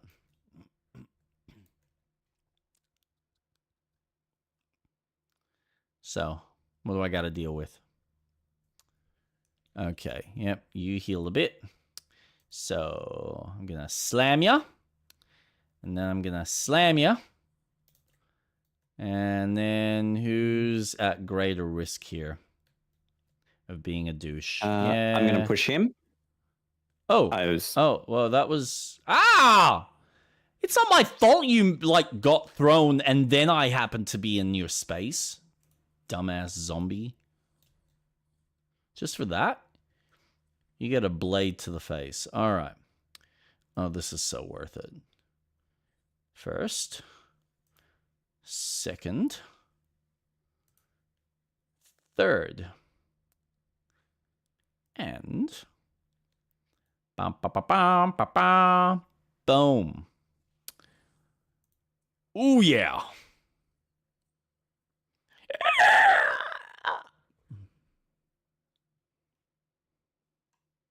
Burn, burn, baby, burn, burn. You know, I've been thinking about going back to Enshrouded. And then I had to stop myself because I knew I needed to just play a normal game, which is why I want to do Kingdom Come Deliverance 2. But, like, Enshrouded would be just such a good game to just jump in and play. The problem is, I know that I have a certain something that's waiting for me when I jump in. And I'm like, oh, do I really want to deal with it right then and there?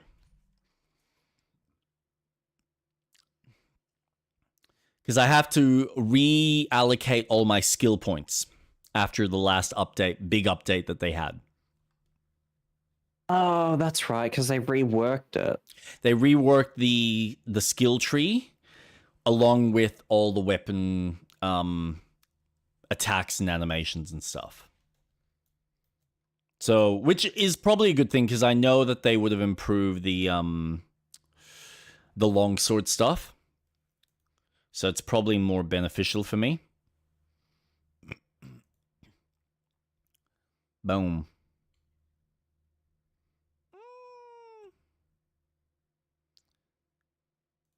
Can I?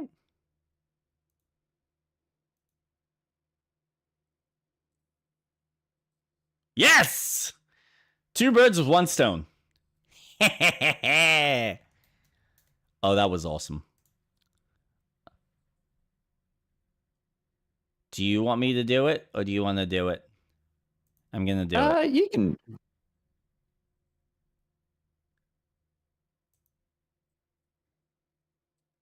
Hold on.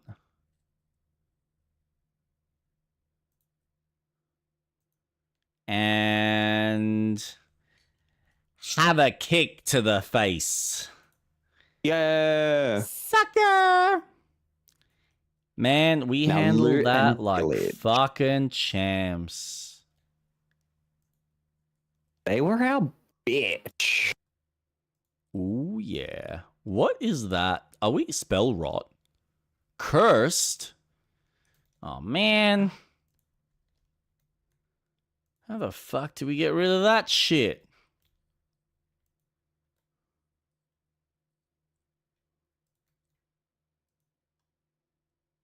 Is that removed after like a long rest? Spell rot. Oh shit. Yeah, we're all affected by it. Because fuck you, that's why.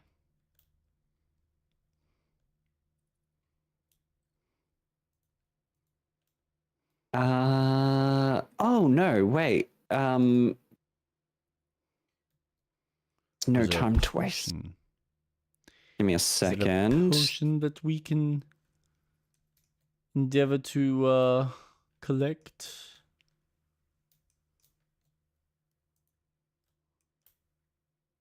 Oh, that's empty. No, there's no More fire, revive, daylight, Does this zombie have anything? No? radiance of dawn. Then fuck you, asshole.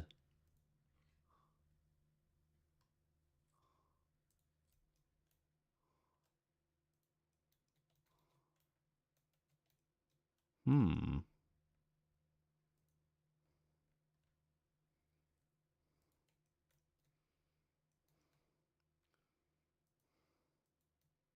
Oh, I was so sure. Shadowheart could remove curses, but maybe Oh. no. Why is this locked? How do we unlock it? Oh. We can't get out. Oh, there is a door there. Oh, I had a fucking feeling.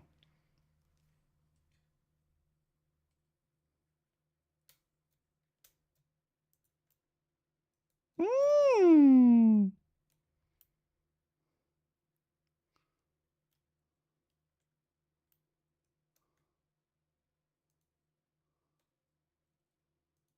Ooh.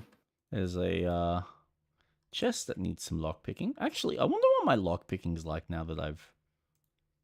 Oh, true. Oh, dude. Oh, this will be interesting. I have 12 bonuses. Oh, dude, yes. Do you want me to talk to the dead half Plus elf? 4. Plus 4. Plus 4. I got 25 out of 20. On a roll of 13. Jar of Mystic Carrion's liver. Oh! Clout Giant Strength? Absolutely, I'll take that. Elixir of Heroism.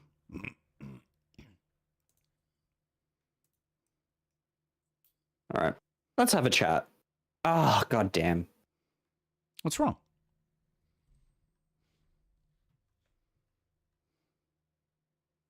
No, anytime we cast anything level 3 higher, we get necrotic damage. Oh. That's all good.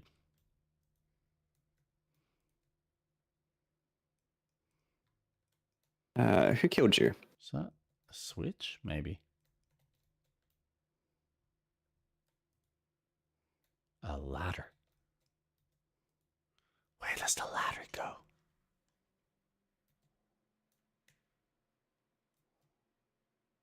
Oh god. Oh, lever. What lies did Carrion tell you?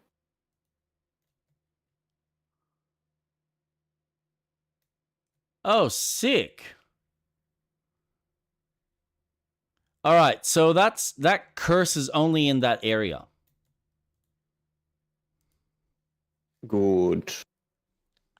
Because I don't have it on me anymore.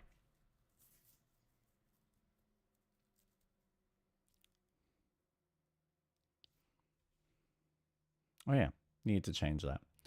Update! Okay, okay.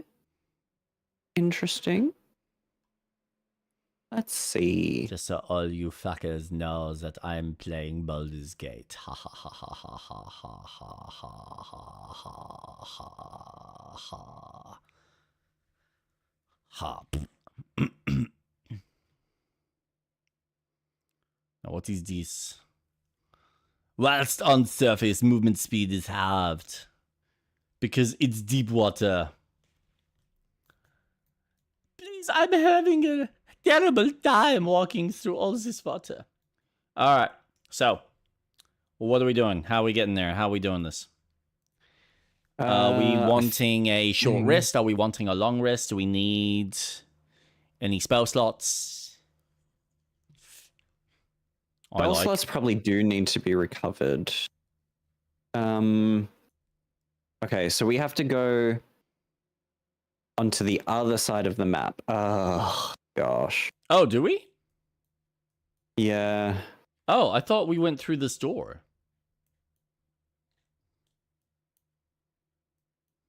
I can't lockpicking impossible.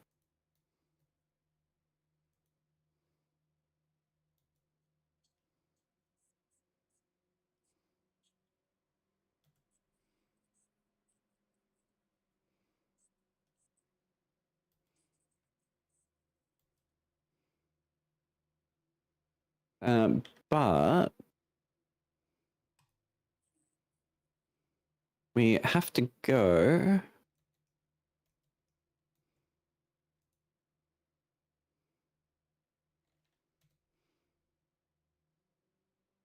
round.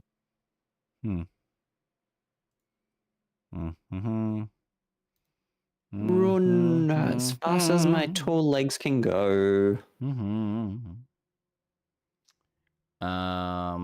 Surely, I have.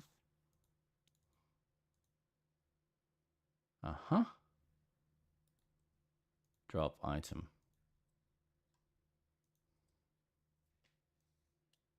There we go.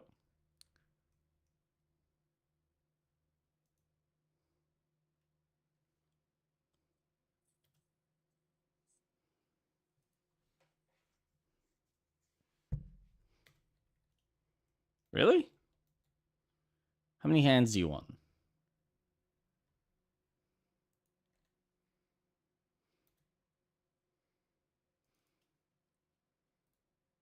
Drop. Drop. Drop.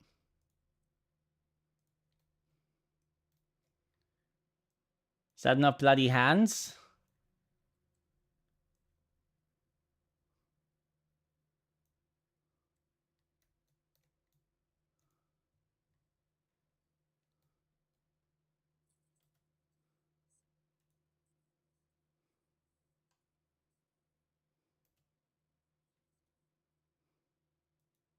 And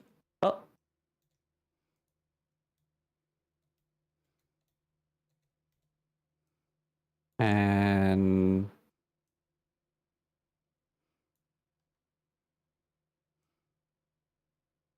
oh, you can't get up there.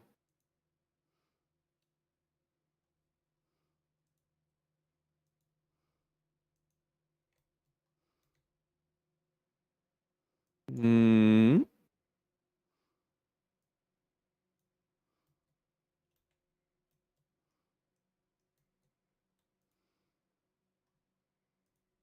Hmm.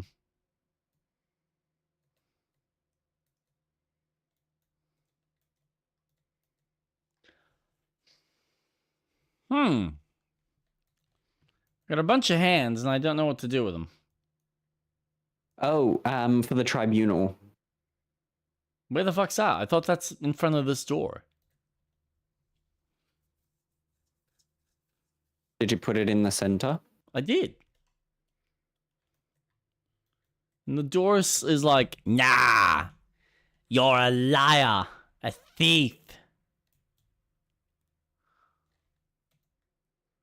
Do we need some other body parts?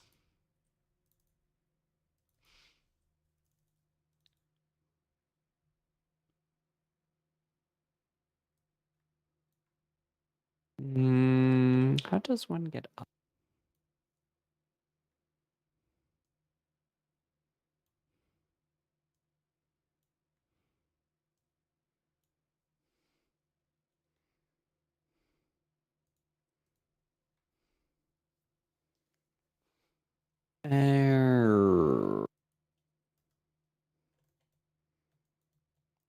You just don't like me, door. You just don't like me. What have I done?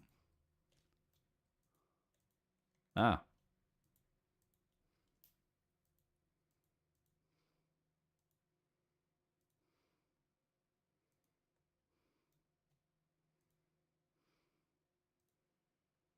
What do? I don't know. I just don't know, Captain. Movement speed. Hmm. How Uh-oh. to open the...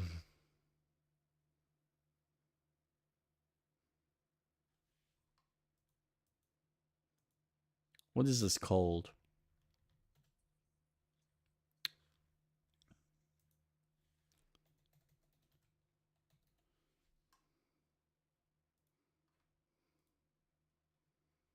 Hmm.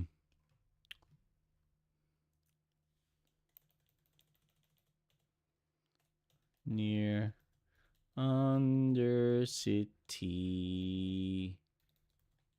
ruins. It says bear proof. Go to the door, you'll see a circle of blood on the ground. Look above it and shoot the hanging body cue, and it will drop blood on the ground and open the door. Wait, really? That's it? You can do that?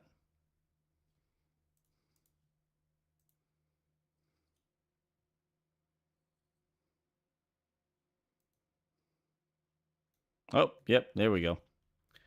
Problem fixed. Ooh. Nice. Thank you. And thank you to the internet. Holy shit. Hmm.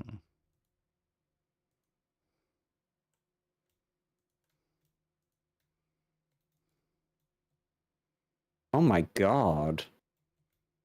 Fucking hell. Oh. Examine. No, I wanted to read it, actually. Where is it? There. Read.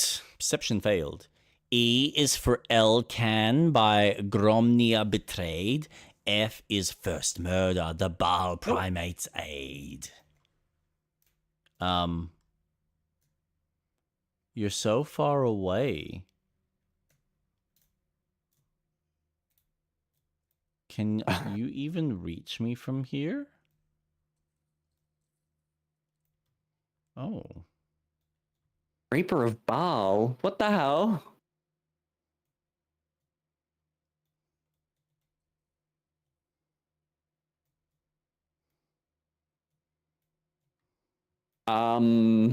This is gonna be annoying for me. Because I'm gonna have to fucking run like the wind, man. Although... Of course you can turn invisible. Oh, why would I assume you can?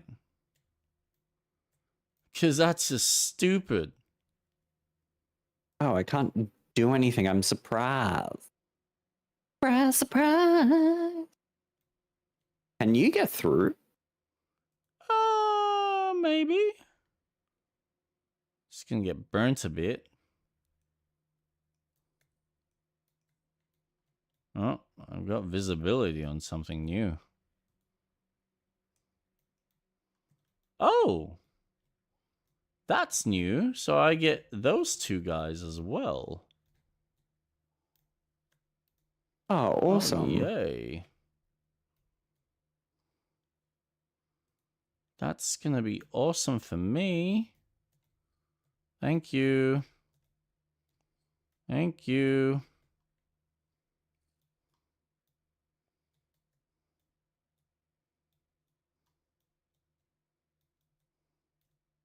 Can I?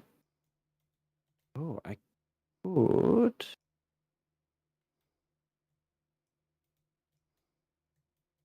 All right. Question, can you go back through the red door or not really? I think I can. Would you like me to? No, I'm just wondering whether that's a possibility because I'm just confused by the red marks, that's all. Or is it a case of do we have to destroy the that wonderful little mage wizard that's up there being a douche? This will be an interesting combat scenario, to say the least.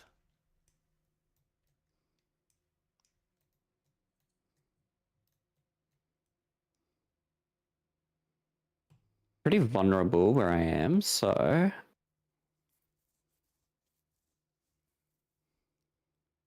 See ya, fuckers. Nice. Don't get pushed.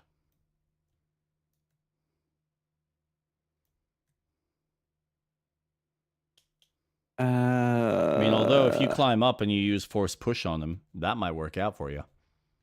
That's exactly the play.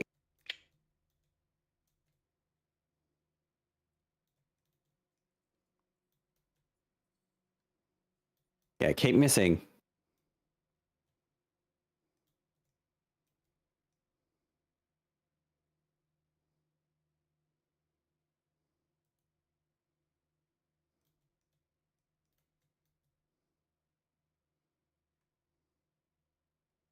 As part of the challenge to enter the temple, the affected entity has become the target of the chanting cultist, the Farslayer, who can cast Baal Power's Word Kill once its profound ritual ends. Exiting the Farslayer's chanting range of 55 meters makes you invulnerable to the effect.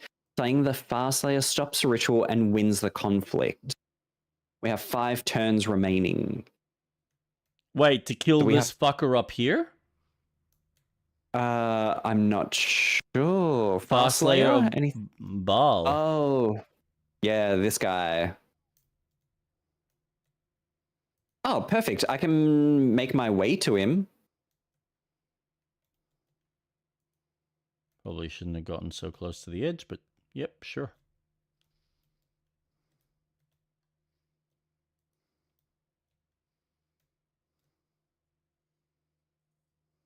Oh, yeah, you just need to be mindful of your health, that's all.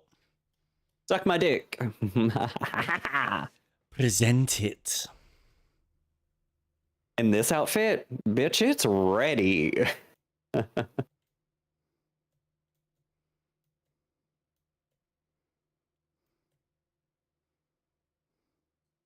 Oh, what the hell? What the hell? Don't forget to heal. Fine. Okay, then this is going to be interesting. Very interesting. Can I?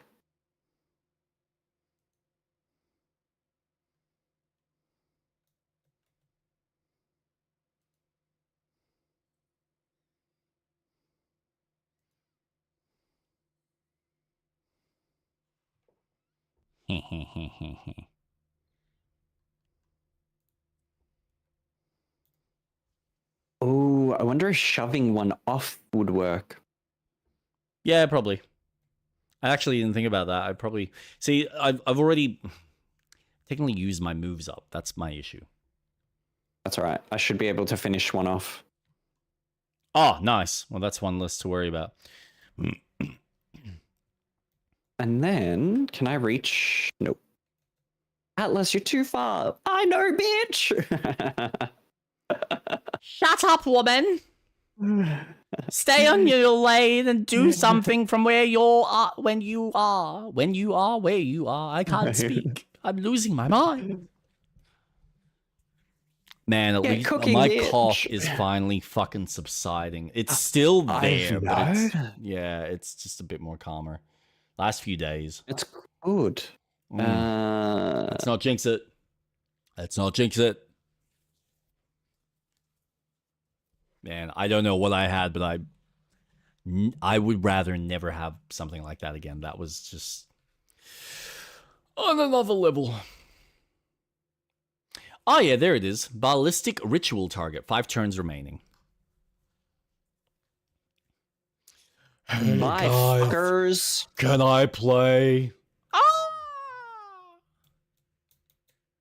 Oh, look. All right, good. We found him. Look, the guy that wasn't there, he's there again. Dude, don't be a dick. Word kill. Oh, he teleports. Oh, I had a fucking feeling. Where'd he go? Where'd he go? Where? There? Oh, that's fine. There. I'm like heading in that general direction, so I can work with that.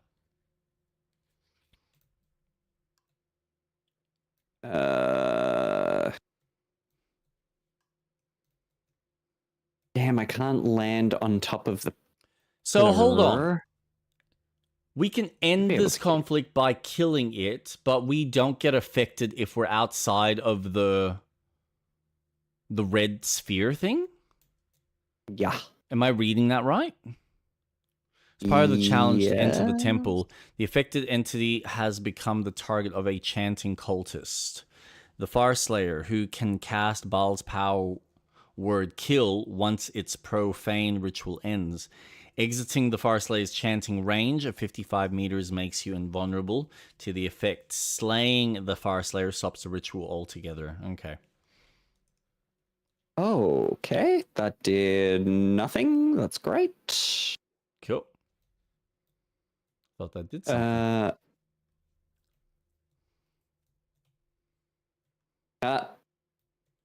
Fuck shit. Mate, too far. I'm turning invisible. Yeah, shut the fuck up. Oh, yeah, but I get burnt. Thanks. Thanks, game. No, you got hit by the Baltus ritual. You get 1 damage each turn. Oh. But then it's instant kill. Correct. Okay. All right, I need to utilize a few things. So. Oh, there's some. He's unstoppable for 2 turns. Oh, there's a lot more people. Oh, yeah. Oh. Right.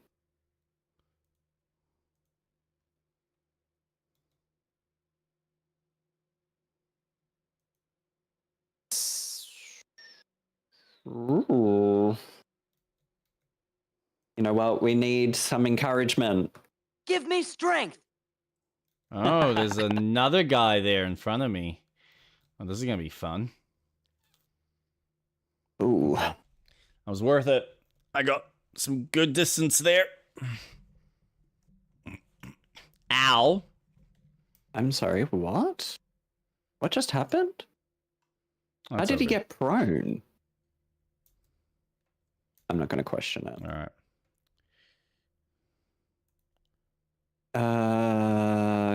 There we go. And now I can get back to being aggressive. That's an action. Quick heals his bonus.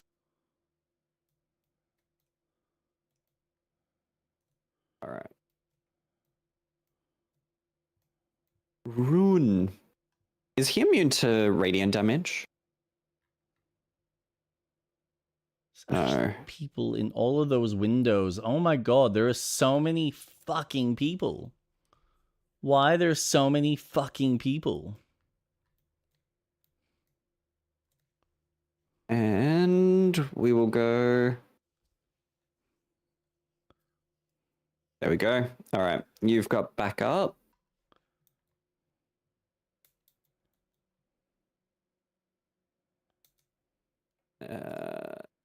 Done. And then you do Elemental. this again.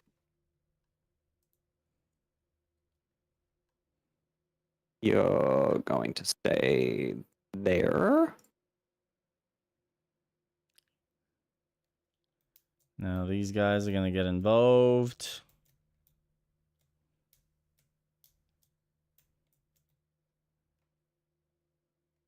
Oh, that's good. Where the fuck are you going? Is that of any Open the use to anyone? Oh, you can't open the door. Fucker. Oh, there's a smoke powder barrel by them, so if we shot that, they would have all exploded. I love this level design. Oh, shit. Oh, shit. Go for him. Don't go for me. Good. No. Charm! Charm! Okay, that's so bizarre. Just let me look. Okay. Okay, what can I do? What can I do? What can I do? Provided this that's gonna- asshole doesn't teleport. Which I reckon he's going to. And that's going to piss me off. There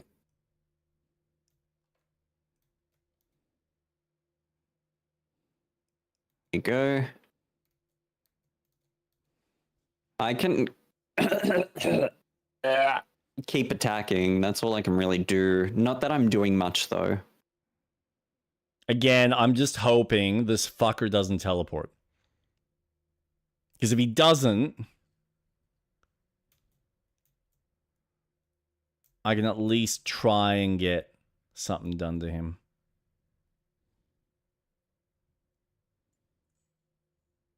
You miss, bitch. You miss. Don't worry. I'll get you, Okay. my pretty. Go on. Hit me. Yep, I'll take your fucking 10 damage. Meanwhile, Aura of murder. I'm going to fucking... Murder. What? Oof. Oh, you fucker. That's fine. Oh, nice, nice, nice. Yep. Yes.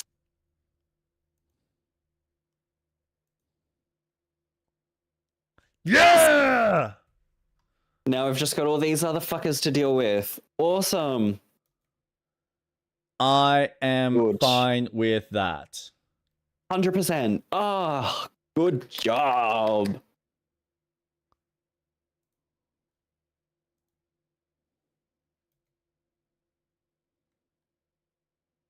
Every long rest. Yeah, that's fine. I'll use it now. Keep myself healed.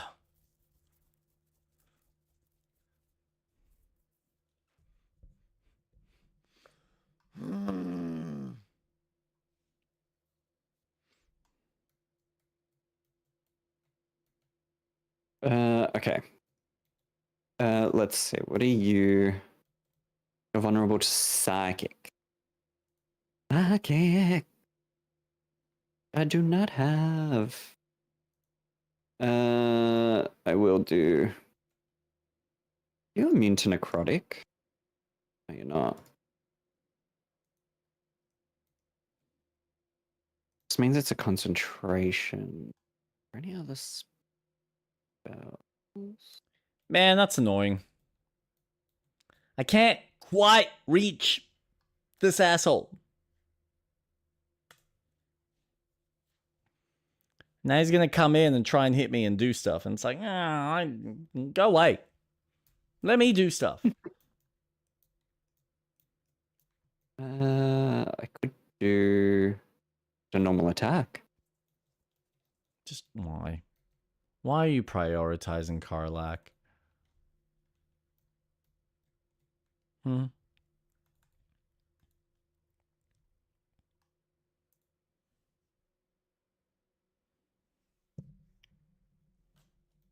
Okay.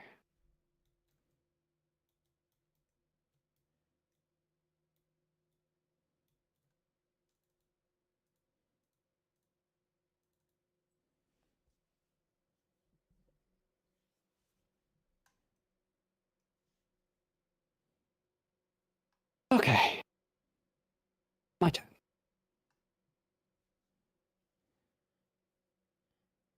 Yeah. Someone else got some blood on him. We know you're there, buddy. We know you're there.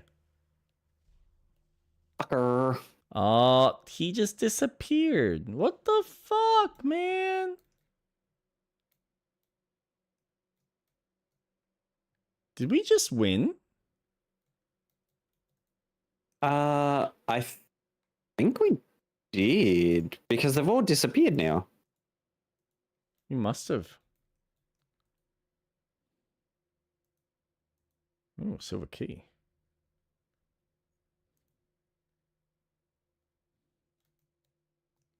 Take that.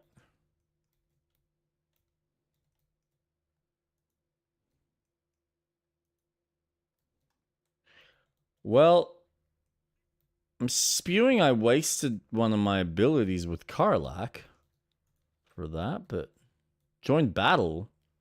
Who now? They're still.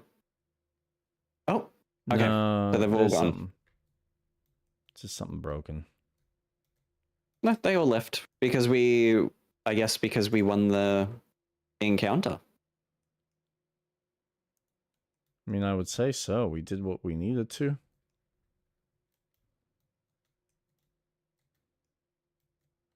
That's the main thing. That's what we can ask for.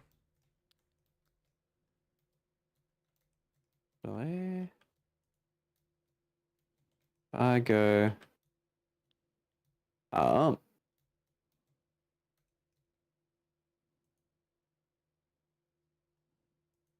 See if there's anything on this baldy.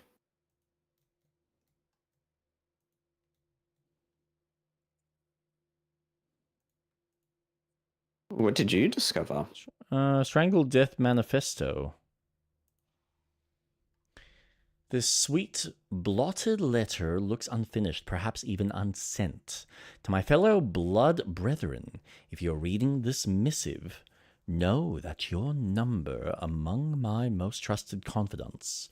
Also known that if you betray me, my trust, my hands will grip your throat with the steadfast embrace of long-parted lovers. So yes, of late, my friends, I have felt a calling when my fingers meet each other around a windpipe, as if there is a voice whispering sweet nonsense into my ear as I tear the breath from my quarry's lungs. I think I'm chosen by our Lord of Murder, perhaps even related. Yes, my brethren, I will stake my claim on the legacy of murder, a throne of blood. I will challenge Lady Orin to her birthright, and if my grip stops her grasp before she flays my skin from bone, I will become Strangler, Luke, son of Baal. Note to self, come up with catchier title before sending. That one's rubbish. Someone was really trying hard to be a wannabe.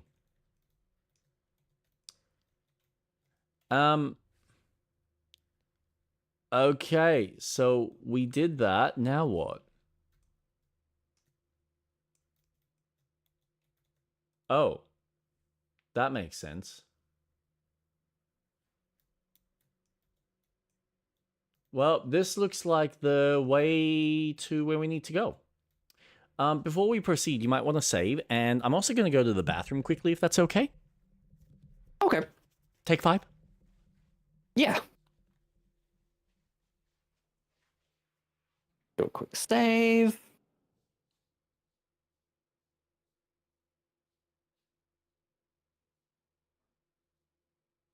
Ugh. This is good. Now I need to buy a monitor, and I want to get a vertical setup. So I have my main game monitor the bottom, and then my second monitor that I have on my left will be above, and then my vertical monitor that I have on my right will then go to the left.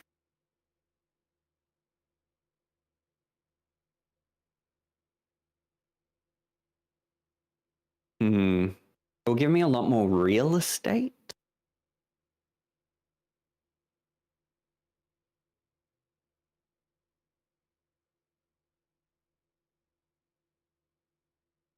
Yeah. I need to buy a second Acer monitor.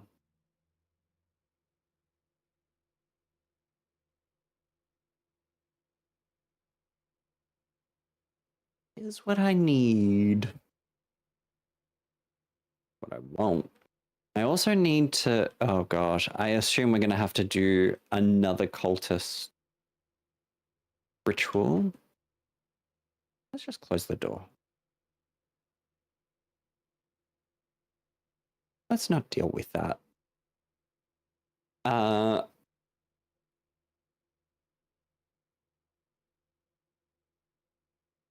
Yeah.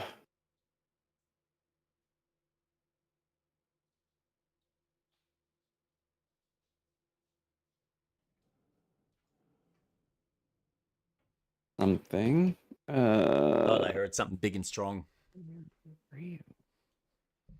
So, what's this I hear about you getting a new OLED monitor? So I'm gonna get a vertical setup for my gaming monitor and my second monitor. So the middle one will just be lowered. Yay. Oh, there's definitely more fighting ahead. There has to be more fighting Oh, ahead. This God, can't be done. Well, no time like the present. Oh my god, how big is this? So the monitor that I have...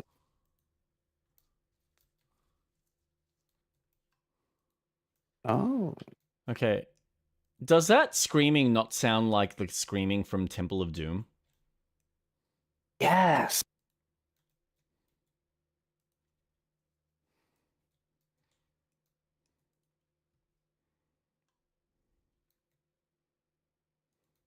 It really does.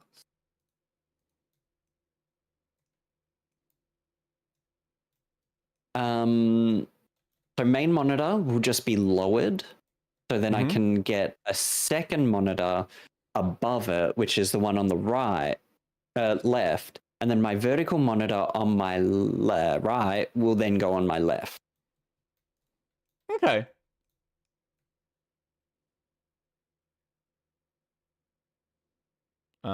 That's a lot of rats.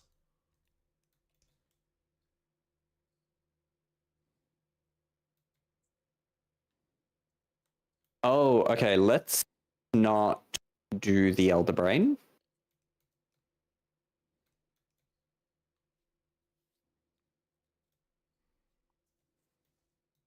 Ah, yep, gotcha. So that's what is that literally where the end game is? Yeah. That's interesting. I thought it was in a completely different direction. I thought so too.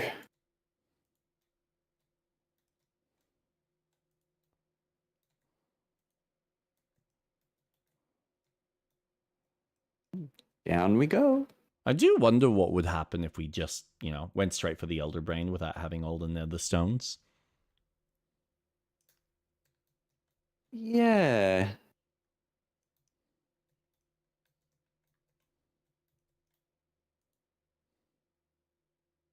I wonder too. I'm sure the fight would be very different. Oh, it would be, there's not you're gonna be dead now. Sorry, you suck. Ooh. There's a waypoint here.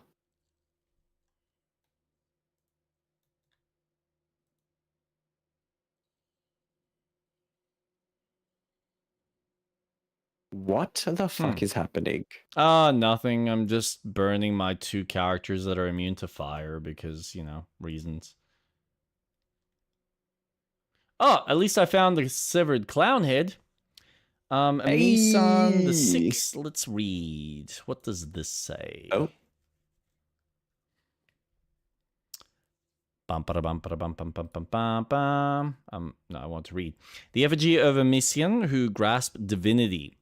What use her betrayal? She thought herself perfect, but forgot the one she served. Below is an exaggerated signature written in blood, Orin the Red. I'll just take the head, please.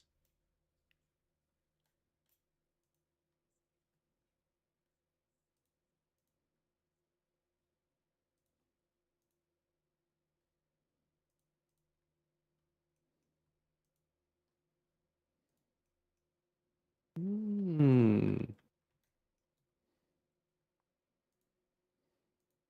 on, we like traps. And now that I can disarm them, which is awesome. Super useful.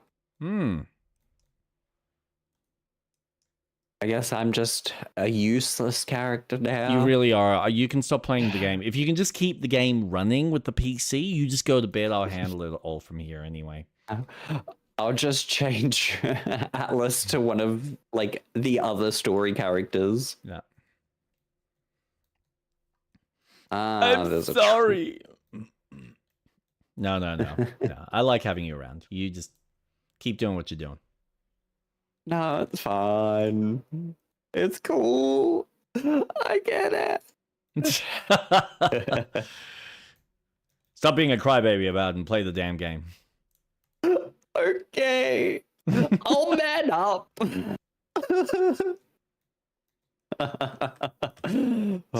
No, it actually is really useful that you can disarm traps and unlock things.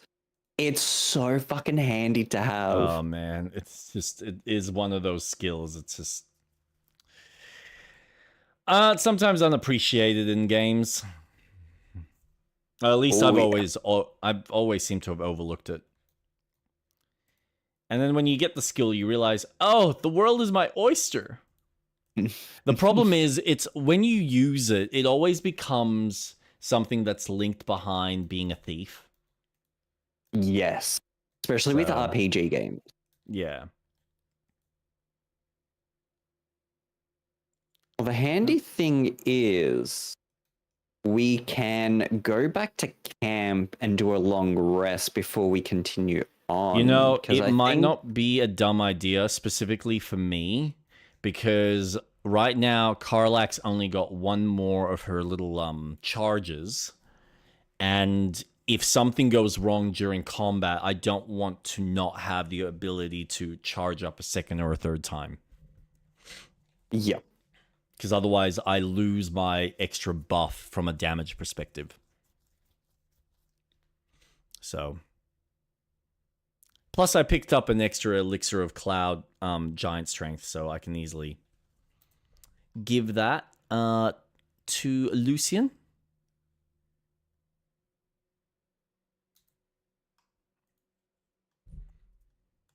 Oh, yep. I gotta go back to camp.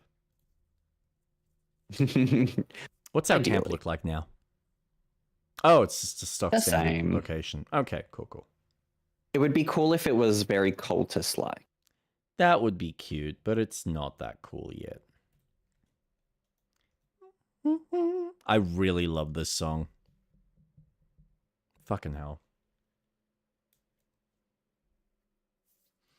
The music in this is fucking awesome. Yes, you know, it's funny. It's been a long time since I've had music from a video game that, like, I enjoy listening to and I enjoy the melody and it kind of sticks in my brain. There's not many games that I think have had good soundtracks to that level that feel memorable. Where if I heard it, I'd be like, that's Baldur's Gate, or that's Mass Effect, or that's fucking Far Cry 3. One of the soundtracks that often comes up in my playlist is the Expedition 33, and holy shit. Oh, some of those songs. Mm. Does anyone want to have a chat? No? No, I don't think so. Good. I love how big Good. you are, I don't want baby. to talk to you, fucker. You're so Thank huge. you. Look at your package. I am my penis literally... stayed the same size. Oh, that'll be hilarious. Everything else grew but my penis. I'm almost at like perfect mouth length. If you just grew like an extra inch, then I wouldn't have to bend my knees. But now it's in this awkward spot where I like have to do a little bit of a squat as opposed to just being on my knees. Because I feel like if I just was on my knees, I couldn't reach it. Like it would just be like I'd just get the tip, but I couldn't get the whole shaft. Oh, I wonder if... Wait, give me a second. I think I can fix this. Like I'm gonna need a crate to sit on to really get some action here. So like, okay, wait, where is it? Where's I need something. No, let's go to bed. I need. Oh, no. Where's? Oh, Short. whoa. That's now we got a different problem. Hey. Well, this That's a works to bit. my like suitability, but not quite what I thought we were going with here. Hold on. No. I need to check something. There's got to be... Is there a seat somewhere in this level? Surely there's a seat. Like a chair. Right behind you. Wait. No, but that's a bed. No, right in front of you. Oh, perfect. Okay. So, if I sit down, move in front of me, I reckon I'm at the perfect height for this. Yeah, I think we can make this work. Cool. I'll sit here, and then I'll just, manja. Wait, let me be... Give me a second. Let me do... There you go. 'Cause you're so obsessed with... Oh, yeah, baby! Nom, nom, nom, nom, nom, nom, nom, nom, nom, nom, nom. Whoa! Even your vagina's like so tight and orcish. Too good. Oh, actually, yep. Now, let's go. Oh. See, this just makes the whole relationship side creepy. It's like, who do you want me to be? I just want you to be yourself, man. Can't you just be yourself? Stop shapeshifting, you crazy fuck. But I could be anyone. Yeah. Yep, give me some of that. Oh, Holy actually, crap! That's like a whole another level of... Whoa. Is this what you want?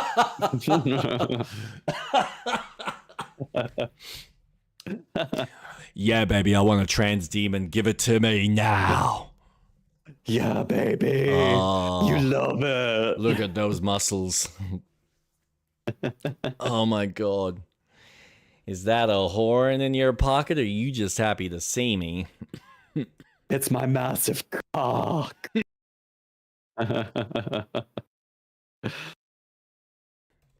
Jesus, you're killing me. Oh, that's funny. Ah. Well, I guess we should go back to bed now that we've satiated like every single sex, gender, race.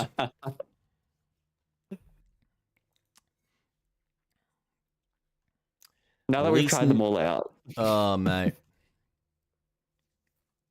Full rest.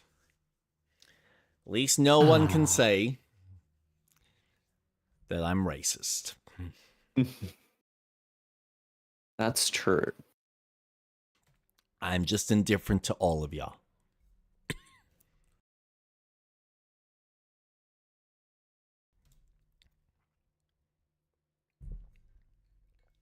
What happened? Where am I? Yeah. Oh, you're so small. What happened? Oh. Yeah, I'm tiny Why am again. What the hell happened to my inventory?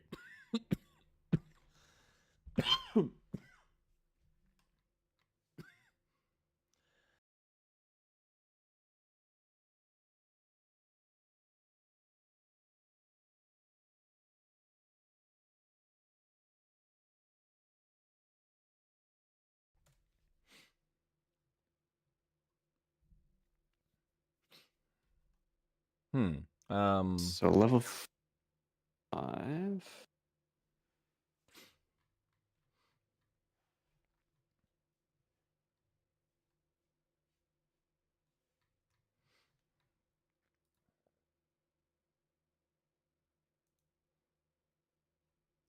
That's why.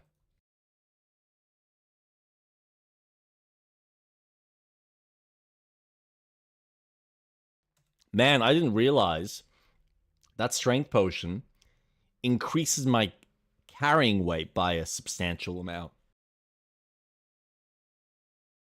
Oh, that's handy. Yeah, I can give you a lot of shit then. you can for now.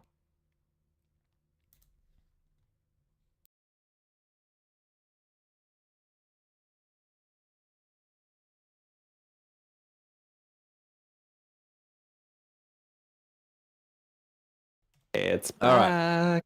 Yeah, I know. Fucking jinxed it. Now I've got a few smoke barrels and oil barrels and acid barrels. Awesome.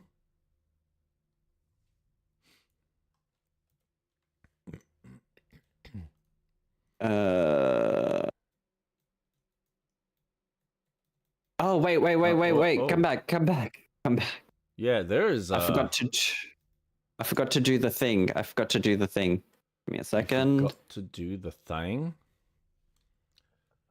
That. And that. Nice. Send to camp. Do you want a face supply? A what? This basket.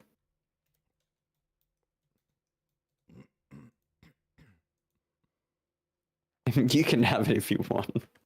There's nothing in it. Alright. Yeah, I took it all out. It's just camp supplies. We essentially have infinite camp supplies now. Oh, lovely. I like that. Ah. Yeah. You know, now's I'm not really the time. tempted in just blowing it all up. Unstable blood. Mm. Disarm. Click. I think you can just shoot it. It's all right.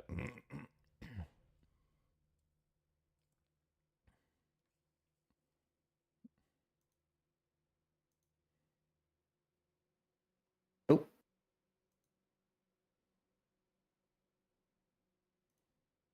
Click. I am not wanting to touch that. I don't know whether that's going to hurt me.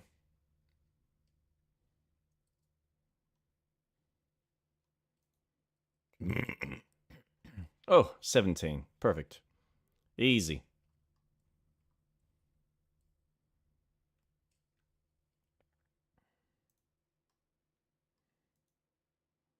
Loving this. Uh-oh. There's a trap. Yep. Just in case we didn't know. There's a trap. Oh, 20. Look at that. Critical success. Always. Oh.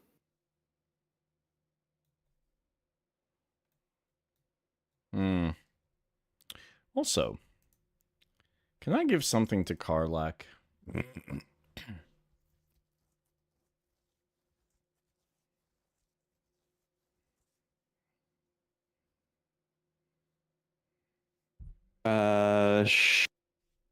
Oh, let's examine the door.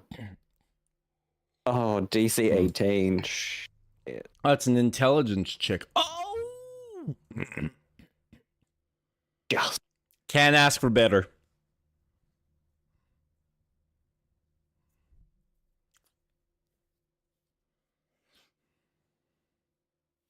Walk away.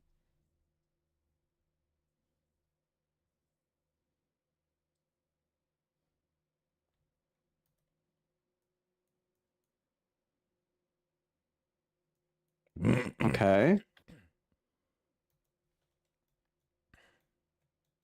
Who's watching? Why are they watching? Better yet, why is Gamora? Hmm.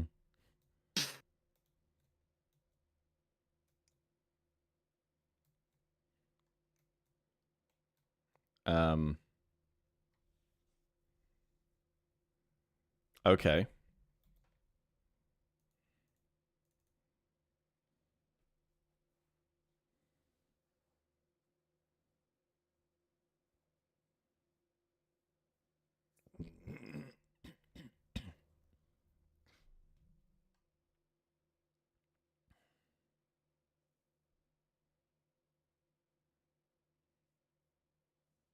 Hmm. That's for 10 turns, 10 turns.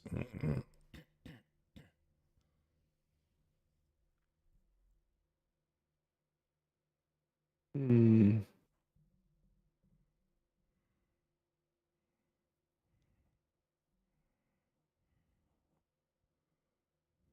Hmm.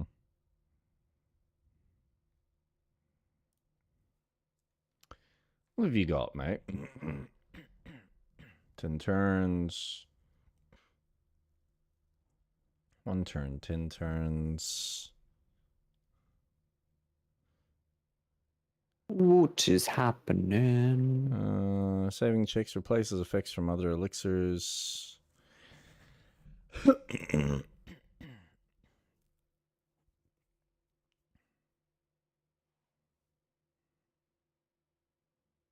An additional 3 spell slots.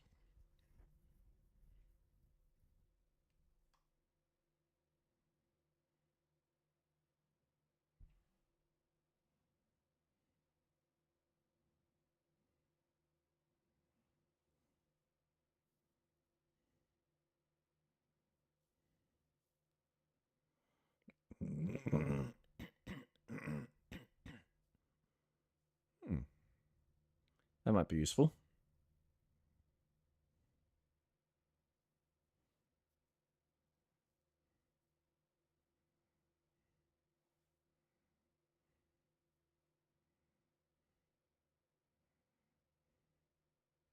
Hmm.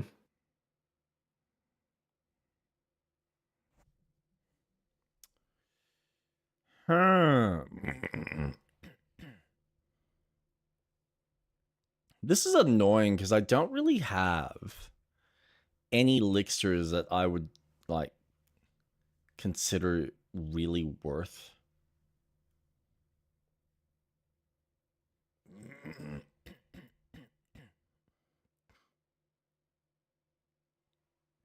Ten turns. 10 turns, 10 turns. Oh. Nothing until long rest? Not much. Turns a creature's flesh hard as stone.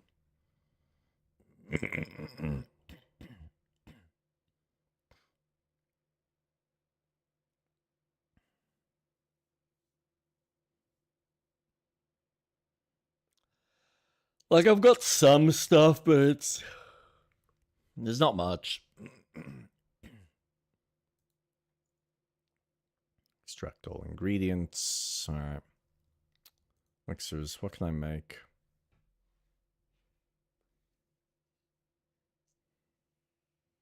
Single use, a small bottle.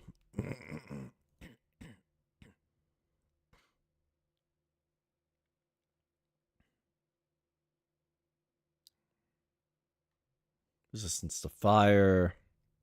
Resistance to psychic.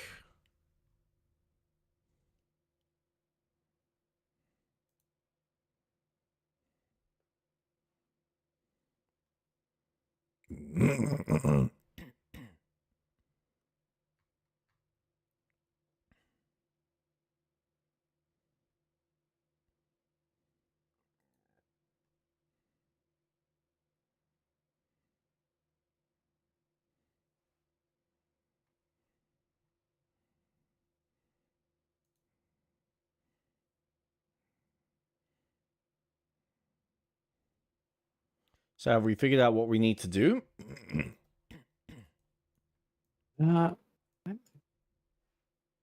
so confused. Why would it take me back here? Lower city. Impress. Were we not supposed to do this yet?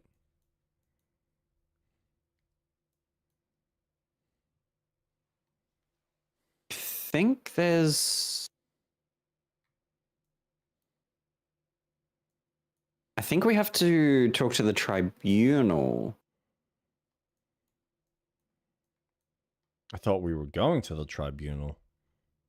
I thought so too.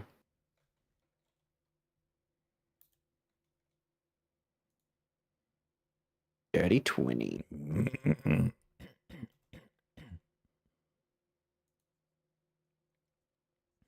Oh. Nope. Bad job.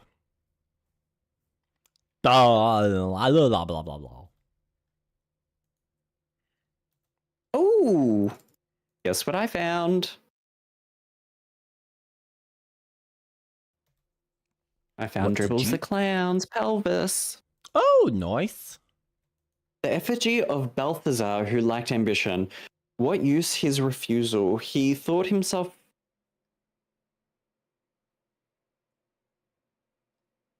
Very. Okay. So what do we got? We got one hand, one foot, one torso, one head. You've got a waist, did you say? Yes. Sorry, I've got one severed arm. I've got a severed hand. I've got a torso. I've given you the pelvis. You have. I feel like we're just missing a leg. I don't want that. Or another foot.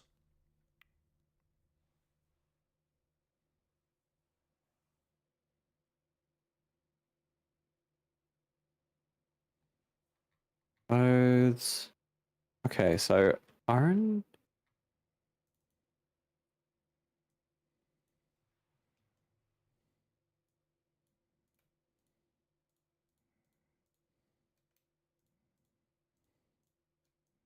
There has to be something in here.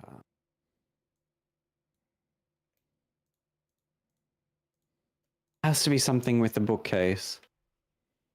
One can only hope. Okay, that's not working.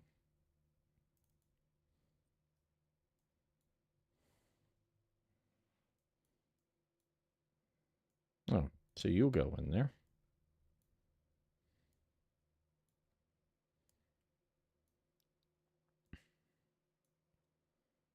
What if I put something in here? I do. Ah. No?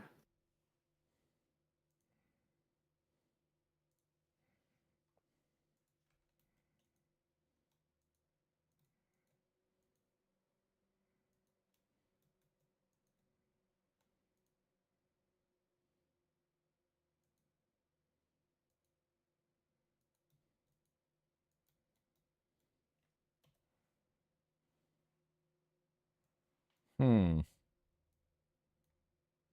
You seek the tribunal, let death be your guide for what is behind death but murder. Do you want... I can do this, maybe. Do you want a heart?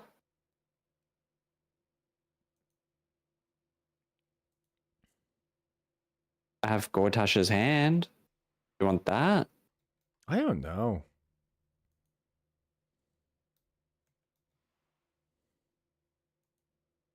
Open.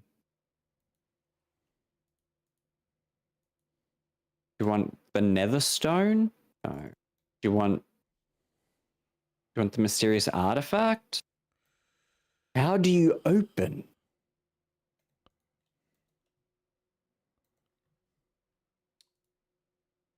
You open door in Oops. temple.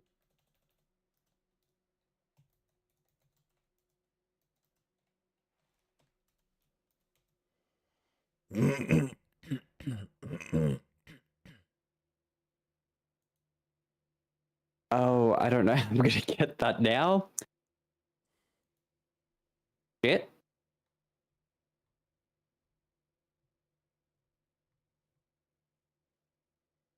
Depending on how you choose to deal with the Impress, the Murder Tribunal quest will change how you acquire the Amulet of Baal. The Amulet of Baal is on Saravok's body after you defeat him, though some players report it only appears after you free Valeria.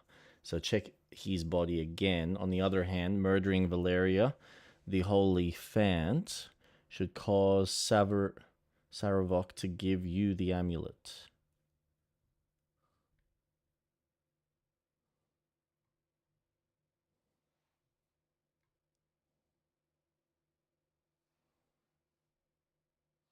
Two doors to gain access to the unholy temple. You need to have the Amulet of Baal in your inventory in order to open the doors, and this is only available if you search Savarok's body or kill the Holyphant. With all of this done, you'll be able to step closer to dealing with Orin. Take a moment to check out the Baldur's Gate guide. So there's an amulet we need.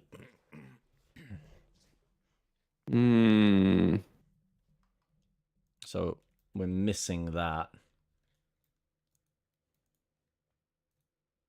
think it has to do with where I'm at. Probably. Because I don't remember seeing an Amulet of Baal at any point in time.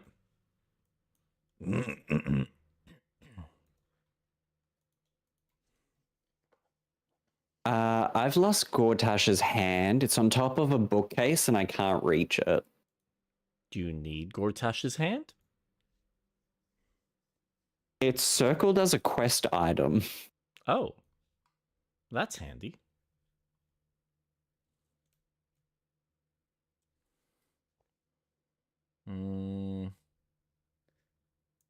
Okay. There has to be something.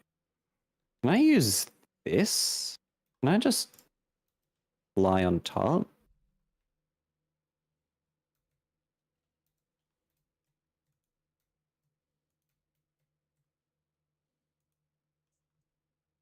Oh. Whoa. We're not ready. Don't do it. Okay. So no going forward that way. That's fine.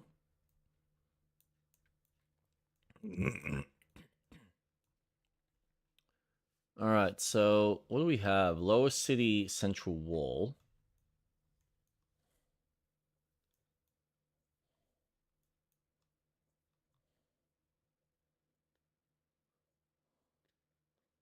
Reach Cazador's Palace. Find the Tsar's Palace.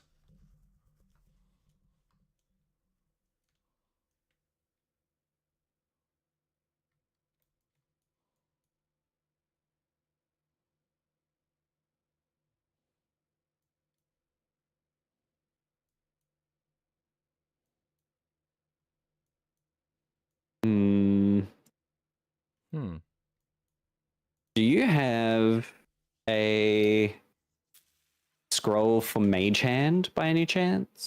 A scroll from what? For Mage Hand? For Mage Hand? Yeah. What's it look like? A hand. Touch, Stone Skin.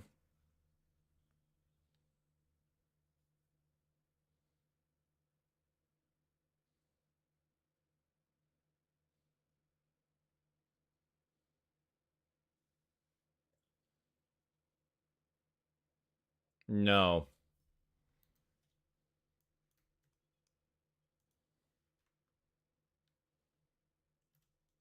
Damn. You know what? Where is... If I open this... Where am I? I am... Under Hollow's tombstone. Under Hollow's tomb.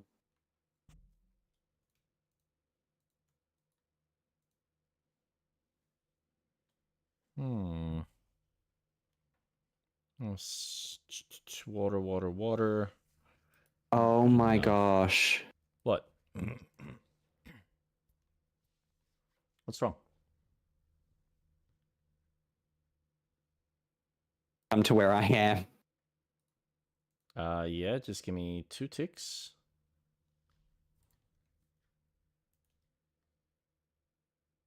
Rotten carrot, sell.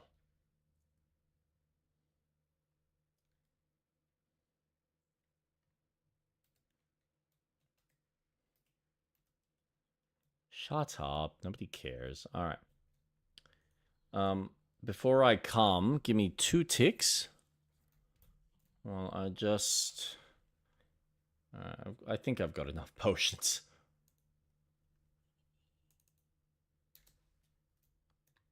Oh, that's so annoying. We need his hand. Fuck. What, the last of the hands? Or Gortash's? Gortash. Oh. Ah.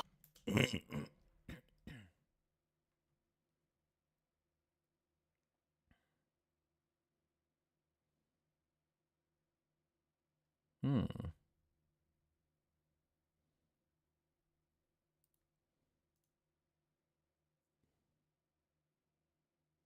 Number to roll.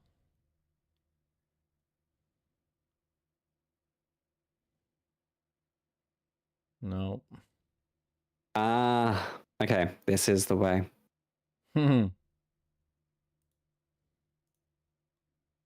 Very cute. Got it. Yes.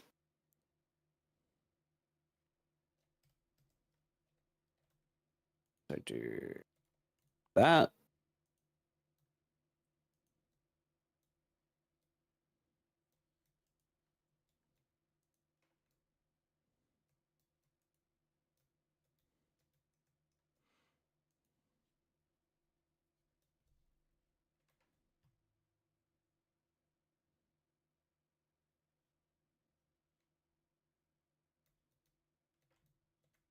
All right. Back here. Talk to you.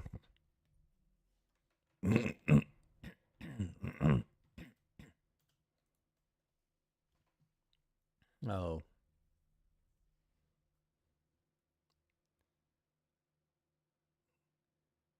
Cassius form.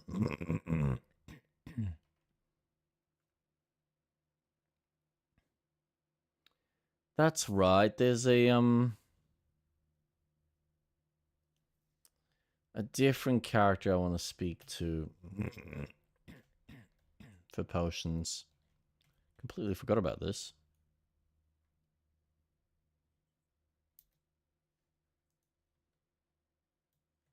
Okay. Then what's it look like? Gnome.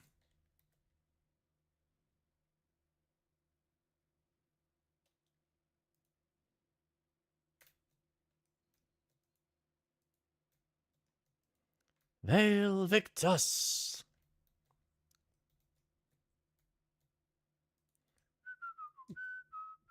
Yeah, this one.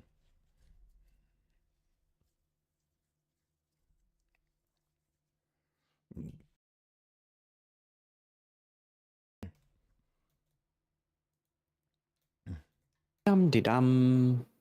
Oh. Mr. Oliver?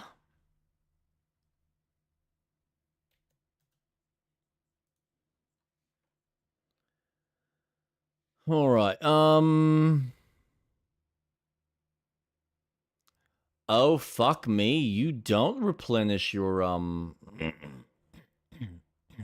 your giant elixir. Oh, that's not good.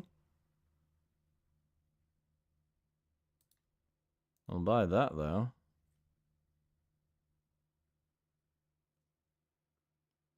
Armor class.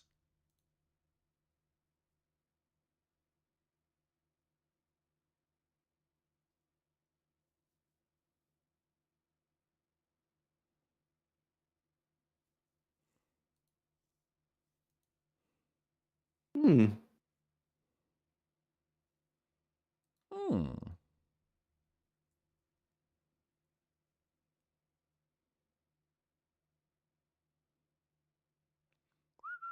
Will another drink solve your problem?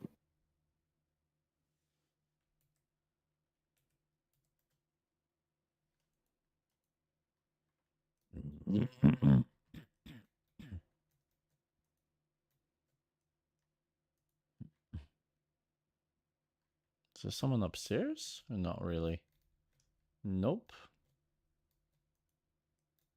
Right, so he doesn't replenish his stock. Oh, the dear. This will not work in my favor.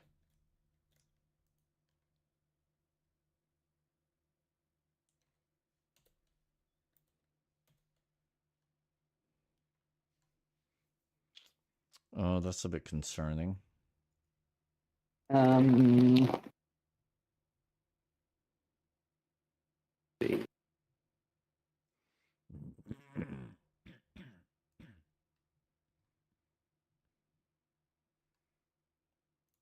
Try to fight back.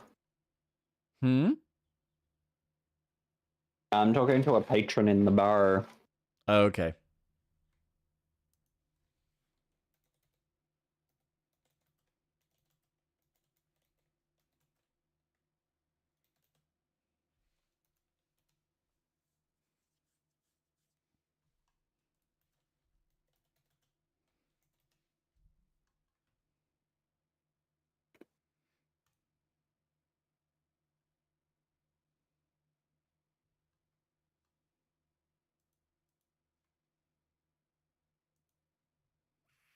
Hmm.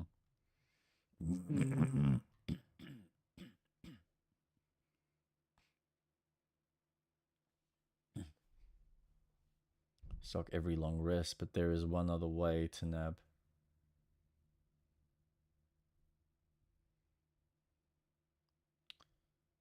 Well,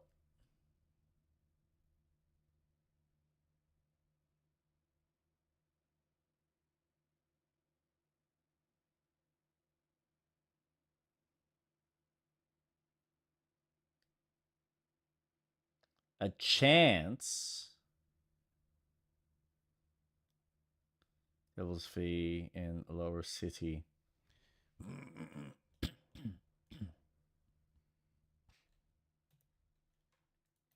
Hmm.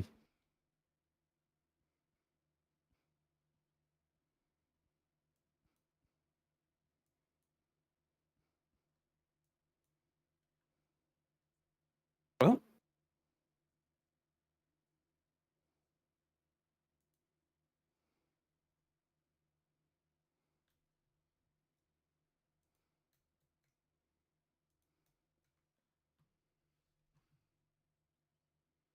Silver Tongue salesperson also happens to know them.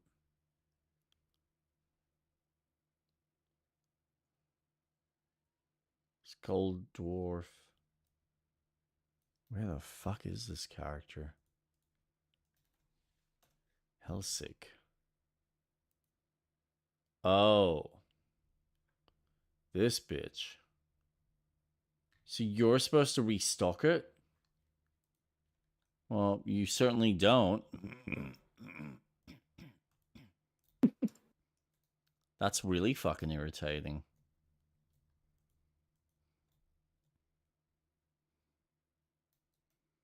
Wait a second. Doesn't she have another inventory that I forgot about?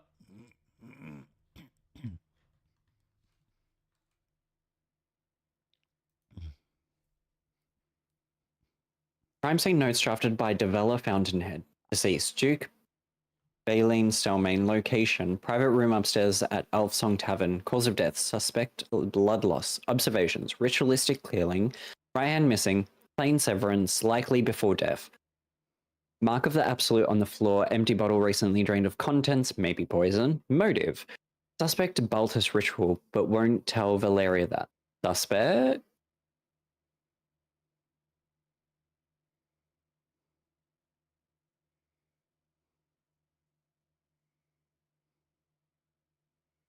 Oh, we can keep going up.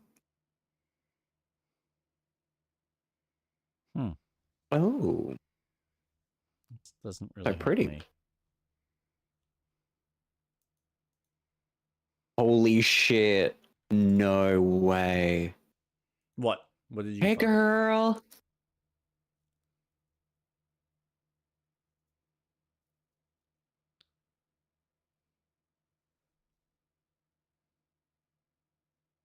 I'm glad to see you safe, even though you died.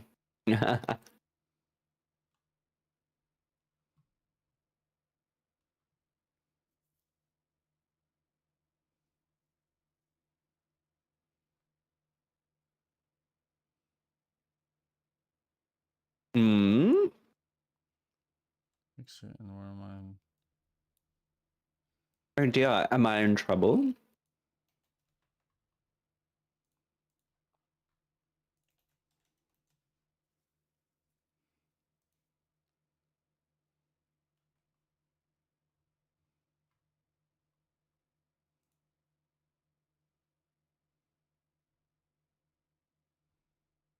Oh, sick.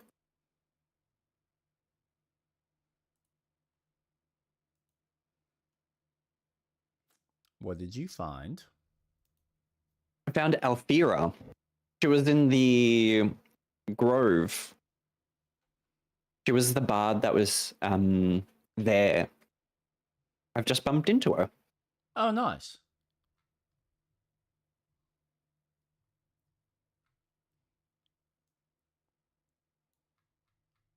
Ooh.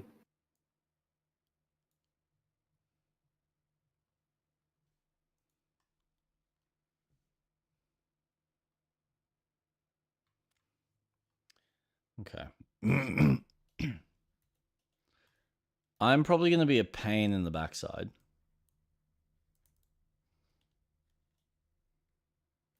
What? I just need to quickly go to Worms Crossing. Oh, okay.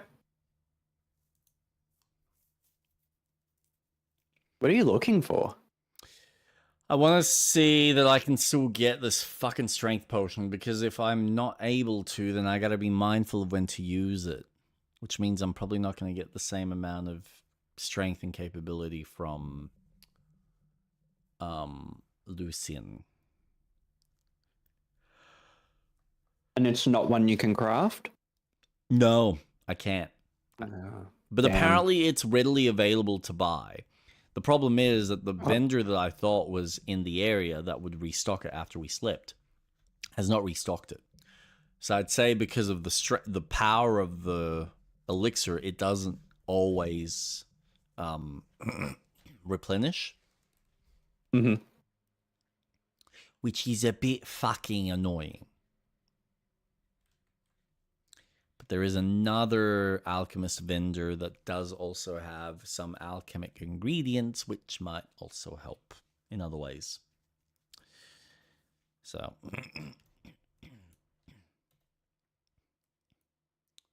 let's go.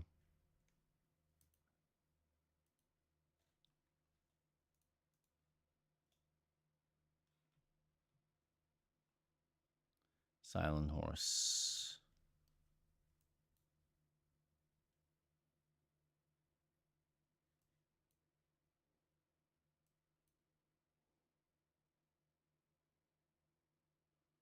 Oh. I think I found where we need to go to impress the murder tribunal. Mm.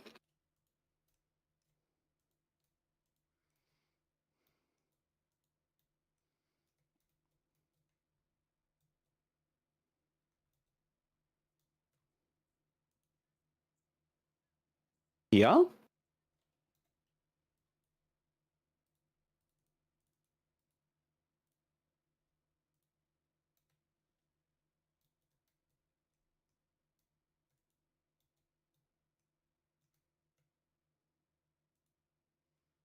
Hmm.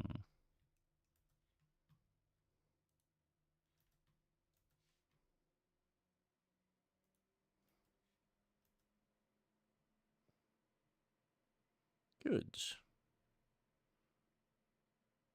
So guileful movement.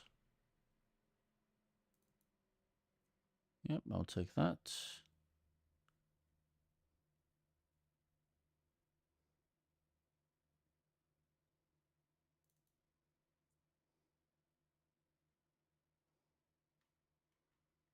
Okay.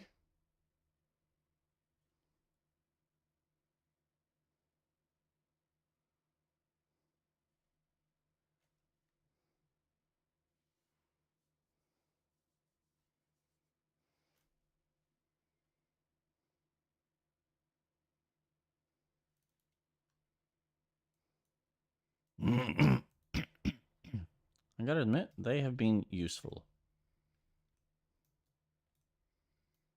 Now, Did he have it? wait, where is that? Is that shopkeeper up? Yeah. Oh, Out and to the right. I thought there was Oh. a staircase that goes up. Back. Oh, sure.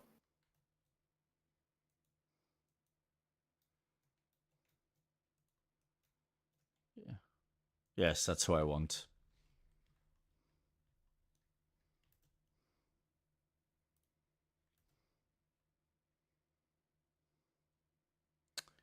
Man, even you don't have it. That's fucking concerning.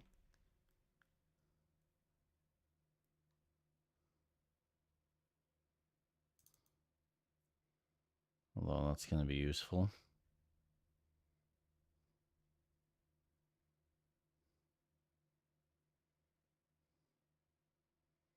Is there anything here?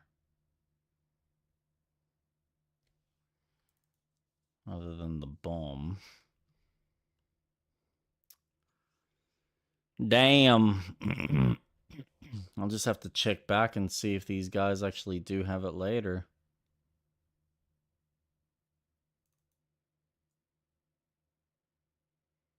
Which, again, there's no guarantee.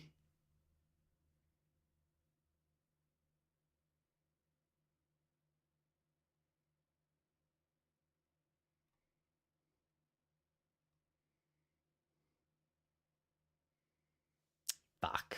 All right. Well, just gotta accept it for what it is. How many do you have? Last, I've only got one more. Oh, shit.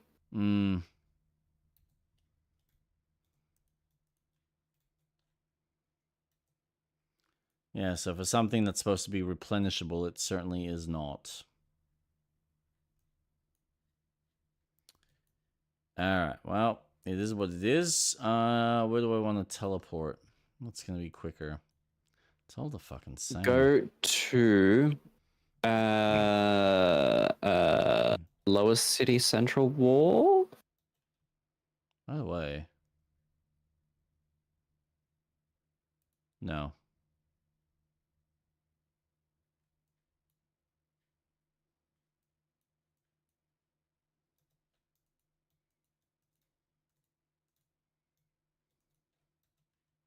Oh, Mattis.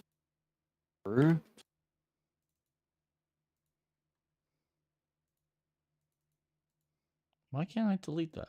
I created it. Thank you.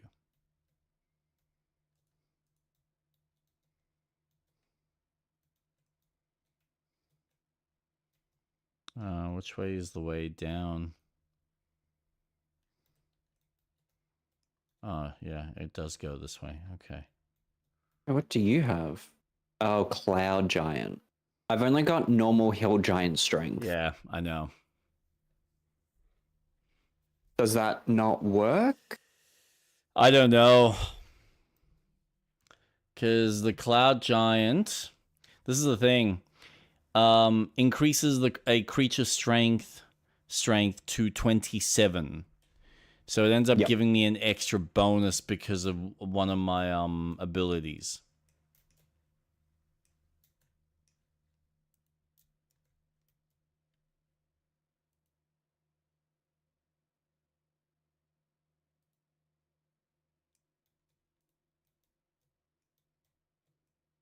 I sent the normal ones to you. Oh, where are you going? Oh, good.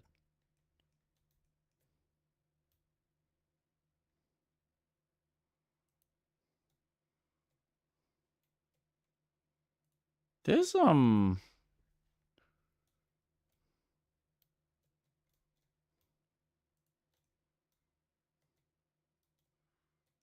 it's like there's supposedly something underground here, but I don't know if that's just a quest being broken.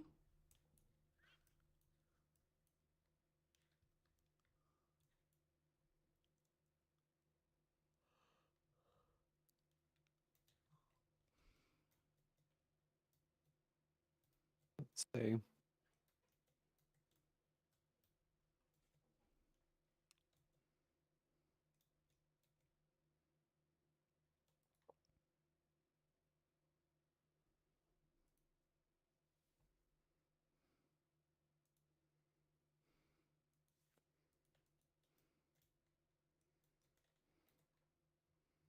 Huh. Interesting. Hmm.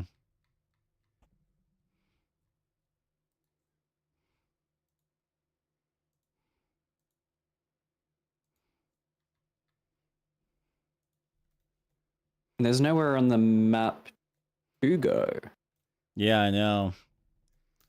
It's kind of my weird But I have question. definitely found the entrance for it. Okay, so just follow you.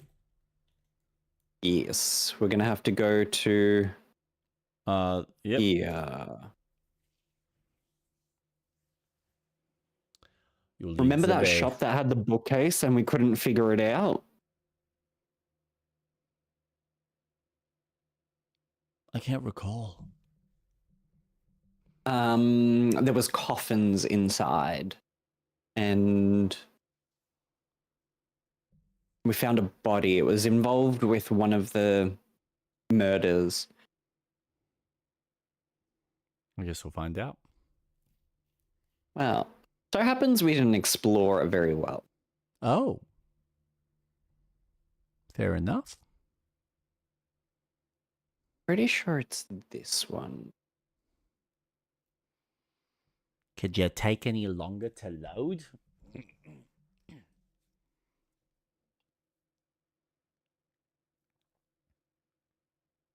Love that it's just sitting at 50. I know. So concerning.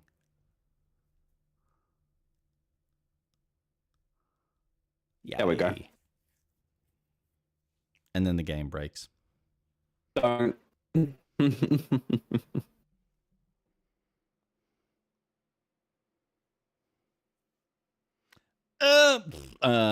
Blue screen of death.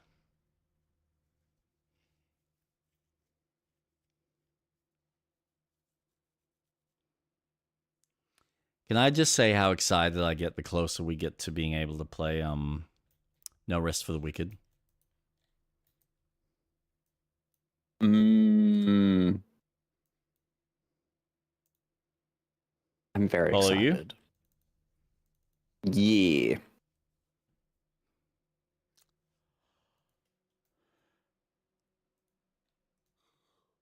So, this way.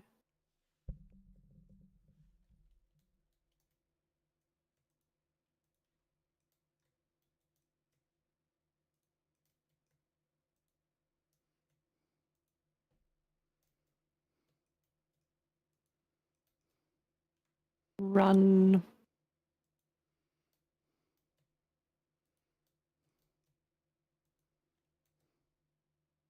Okay.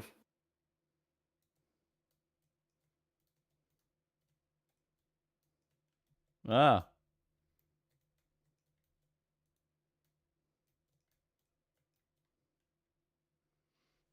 Oh, this door. Yeah, okay. Yeah. There was a switch behind a painting. Hmm.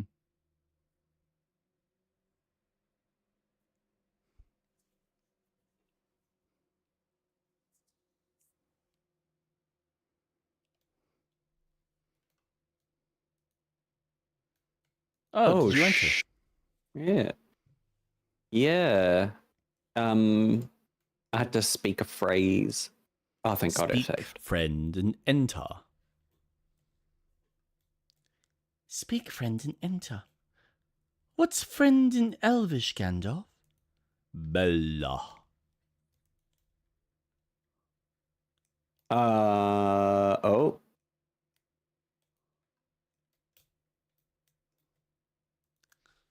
Tribunal antechamber. Ooh. Oh, that is heading towards the west.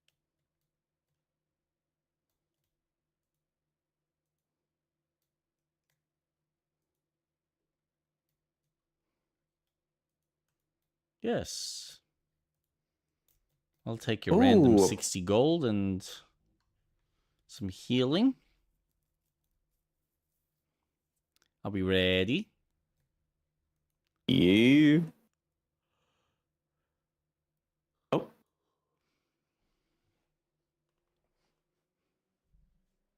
Oh, what? Oh, what happened?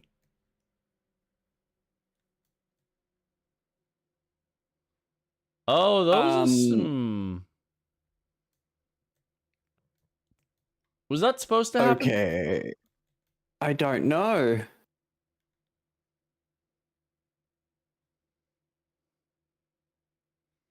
Well.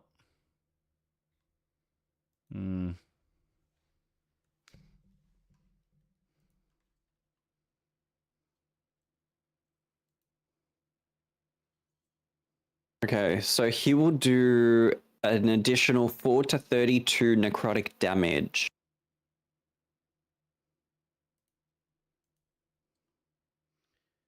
So what you're saying is I should activate this.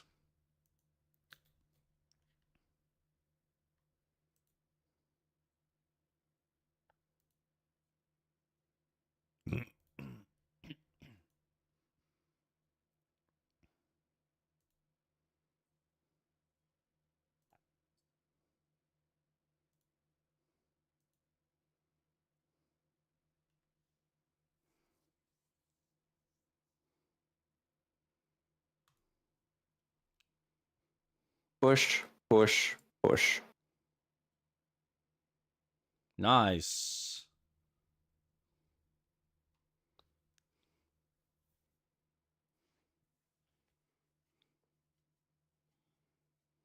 And then I will cast that right there. Oh, nice. Do that again. Thank you.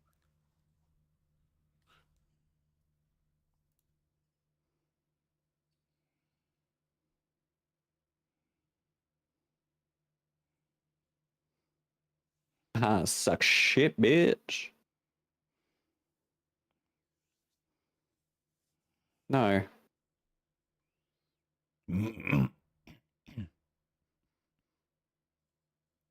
Ooh. Oh.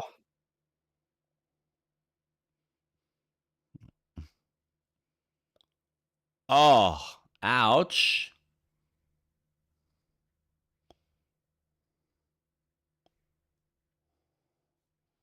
What an ass. I'm not doing anything. I didn't do it. I did What's- not do that. I'm not doing Oh. this. Okay, so Atlas So is why far. are you? Oh, Okay. he's cast a command. Burk. So I'm going to deal with this. Can I pick you up and throw you at your mate?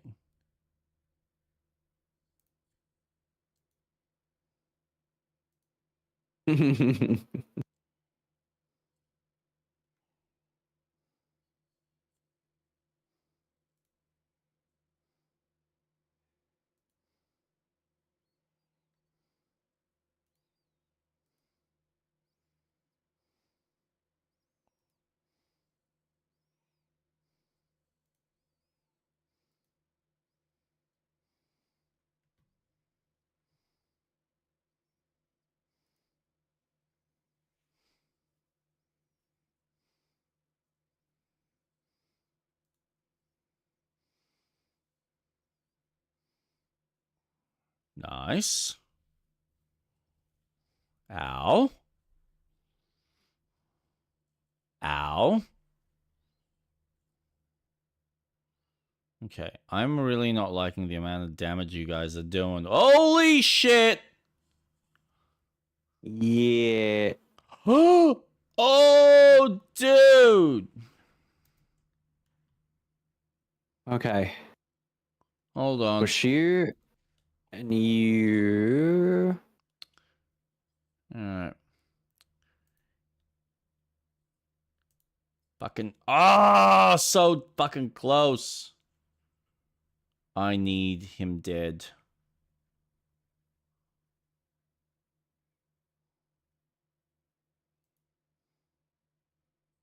I know I'm gonna get hit. That's fine. You need to die.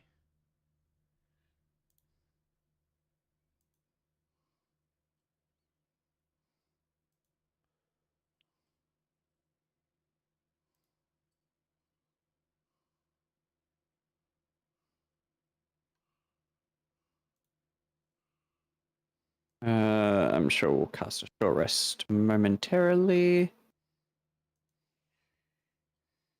Oh, so I maybe should have finished off the other guy. Do I have? No.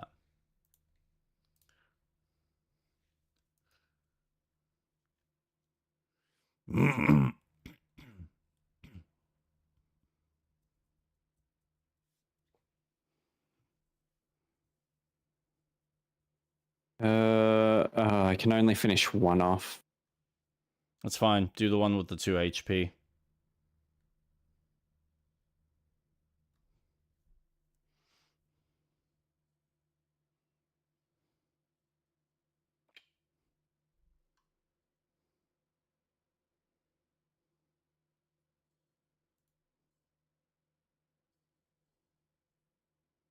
That's fine.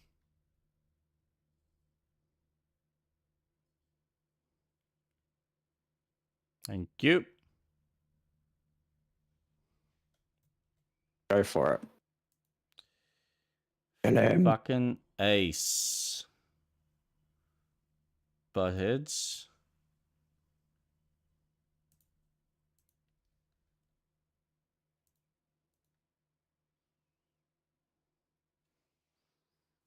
Ooh. Not proficient with shields. Fuck, that's pretty decent now.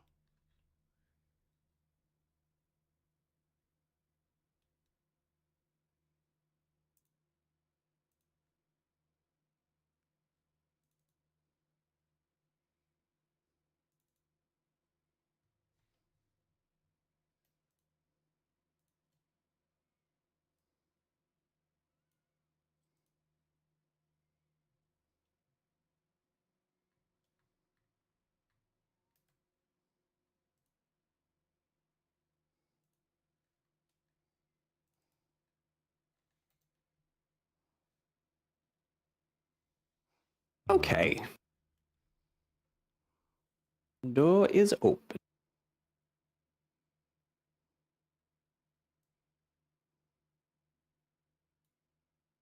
That's a shame. Is reduced by 1. Add your full dexterity modifier to your armor class. Additionally, this armor does not impose disadvantages on stealth ability checks. Advantage on wisdom, disadvantage on... Oh. Fuck. That sucks.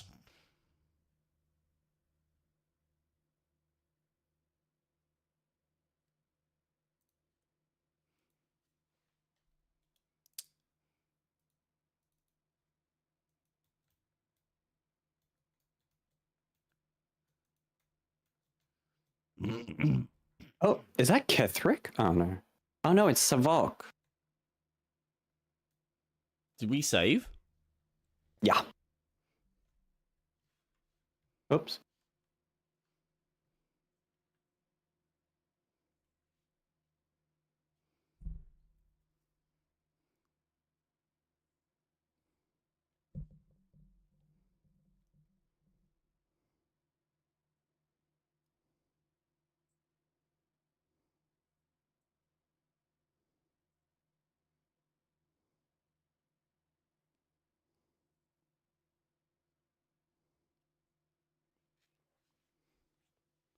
He's the original guy. That's interesting.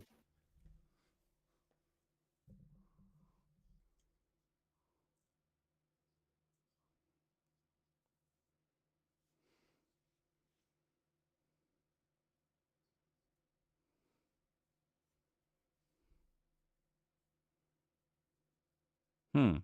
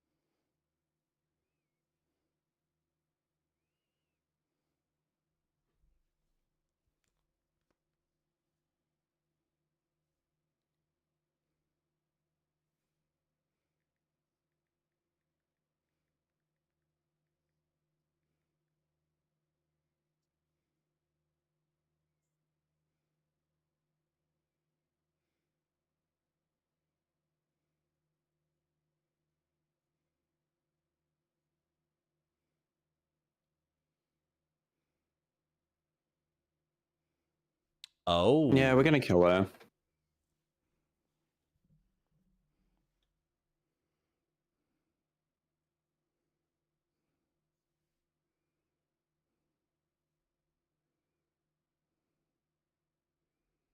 Interesting. I came here baptized.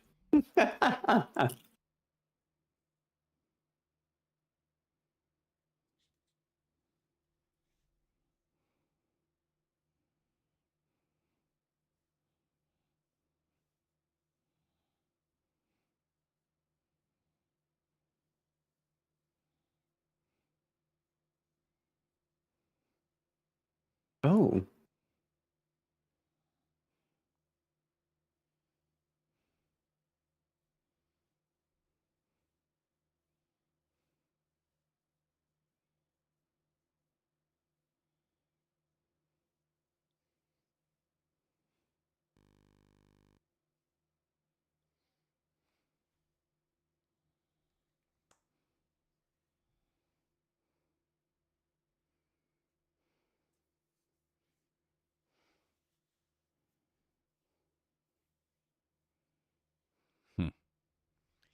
Hello, nerds. How you doing, Impulsive? Hello, Impulsive.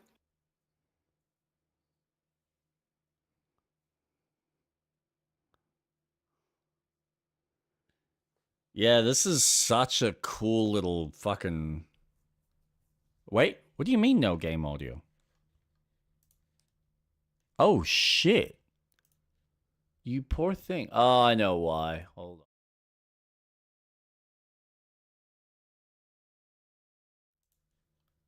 Dun, dun, dun, dun.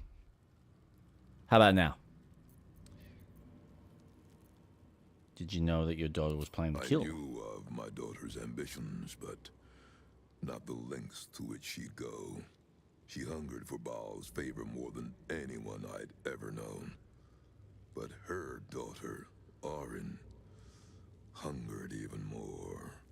My lord made his choice. This guy's connected to the dirge. Abided by his word. Oh. The subject of our judgment here today. You wish to become an unholy assassin of Baal. So, approach and be judged.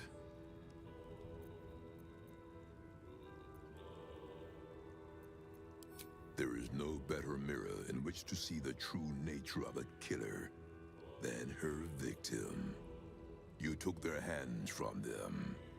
Now, I will clutch one of their souls from the abyss, that they may show Baal who you are. Okay. This is where you reveal yourself. We can take him. That's the hope. You have been judged. You have been found wanting. Unworthy. You will make a most beautiful offering to the Lord of Murder.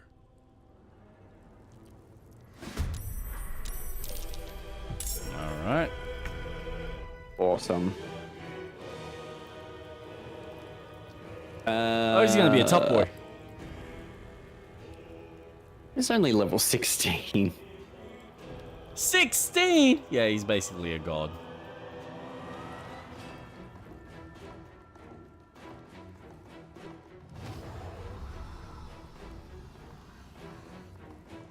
He's gonna Well- attack next. Also, you do have high ground behind you that you can take advantage of, Oh. and to the side.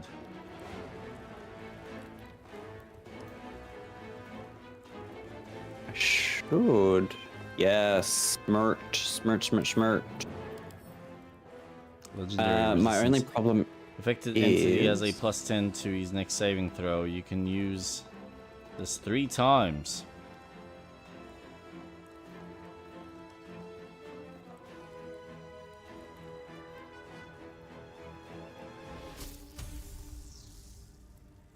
Oh, great. He will inflict bleeding. Become as durable as iron. Whenever you fail a saving throw, you can roll again. Dude, he has got some strength to him. Moving out of your reach. You can't be surprised. Creatures can't be disarmed.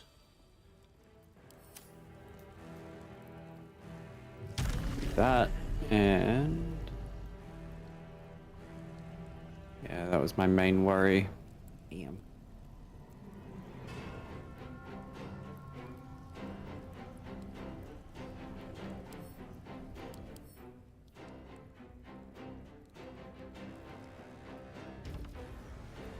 Later, fuckers. How's this new monk, Jake? It's not bad. It's got some strength to him. Oh shit. I was hoping not to get to attacking him just yet.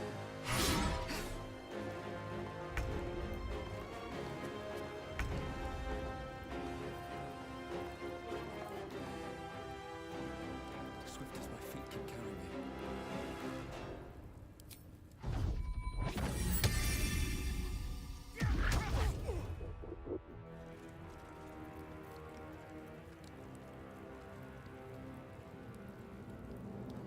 me. Alright. So they're immune to poison, necrotic, and have high resistance to acid, thunder, fire, lightning, and ice.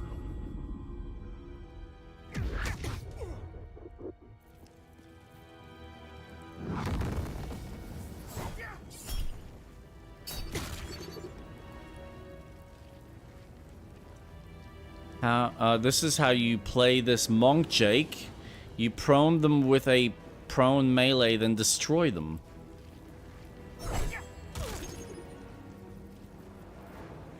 I mean, it's okay, I guess.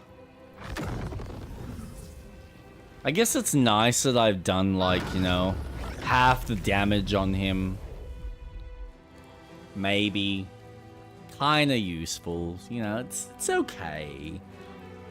It's a bit overrated in my opinion. Like, I thought I was gonna be, like, unstoppable and just destroy... It's fine. Look, I gave him a bit of a scratch. It's okay.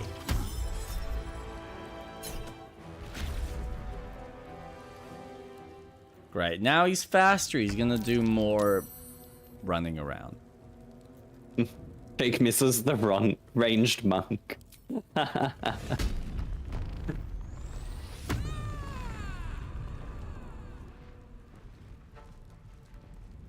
High defense.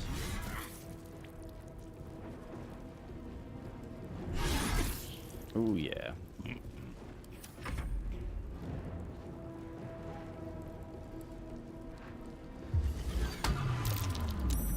Thank God. Nice.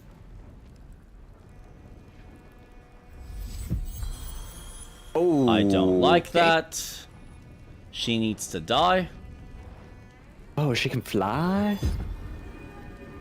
I don't know what that was. I don't like that either. Yeah, what about my bow? Like, I can't... It's kind of useless now. Now I have to be up close. I have to get in there and use my fisticuffs. And be all like, ooh, 1, 2... By the way, good damage on the 3. Thank you. It's alright. Oh, thank you. Think you'll need that. No.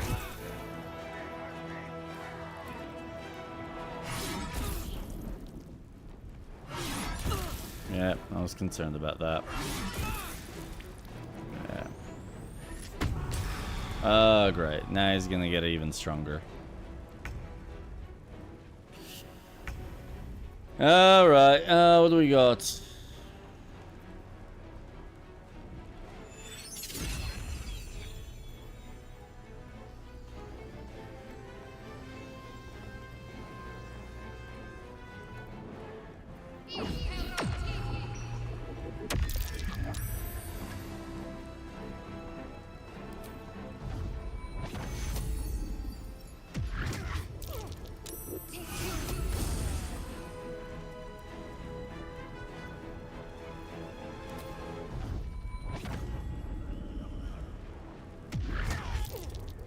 Ooh. I feel like it's fine. I guess it's kind of useful.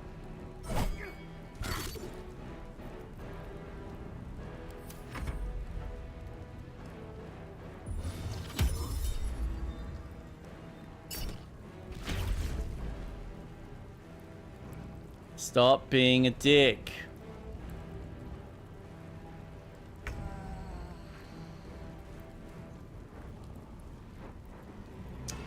Alright, well... Finish him. Oh, shit, that actually worked. Nice. Suck shit, dickhead. That sucks. I was hoping I can throw their boss at them. You can't throw his body. He's too heavy. He's a fat fuck. Of course.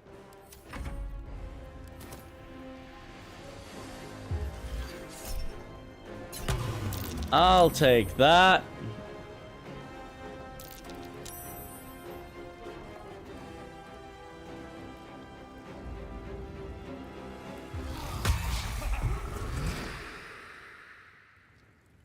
You know the problem I'm gonna face though?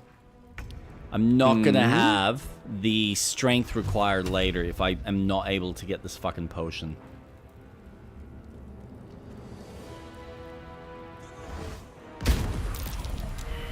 Oh. Is she dead? Oh, she be dead. Okay. Yeah, I've only got 2 left. 1. 2. Time for some bloody work. I cannot. Unless I can find someone who can teach me how to craft it, I'm unable to.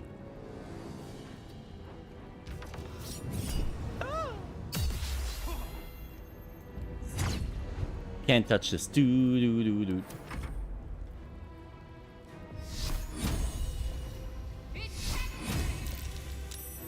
God damn.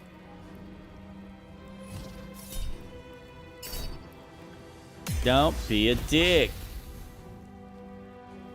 Oh, look, you're nearly dead. Finish her. Bye. Now, what have you got? Amulet of Baal. We'll be using that. Thank you very much. Sword of Chaos. Deathbringer's Sight. You gain dark vision up to a range of 3 meters or 15 meters if you already have it. The number you need to roll a critical hit while attacking is reduced by 1. This effect can stack. Dauntless, you can't be frightened. You cannot be afflicted with other emotion-altering conditions. Never in all the years of my craft if I felt I was craving my own tomb. This armored husk I once thought a man. He has trapped me here during the renovations. Well, he says I'm free to leave after the work is done. Ilmata, this god-awful smell. I'm no fool.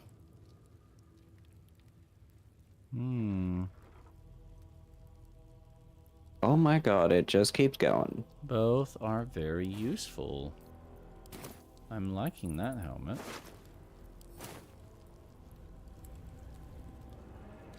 La la la. Yes.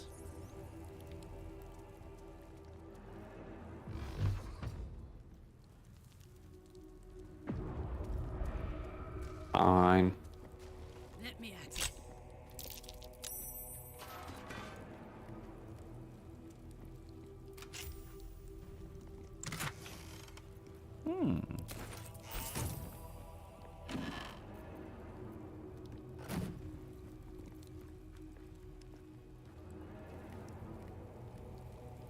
Dinner planning. The bodies of our lambs must be nourished. An exclusive deal has been made with the runner of a mass grave corpse yard in the Merrig Peatlands. Reserved bodyguard will be added from now on as a side to every meal with the faithful. If the prisoners don't like it, they can starve.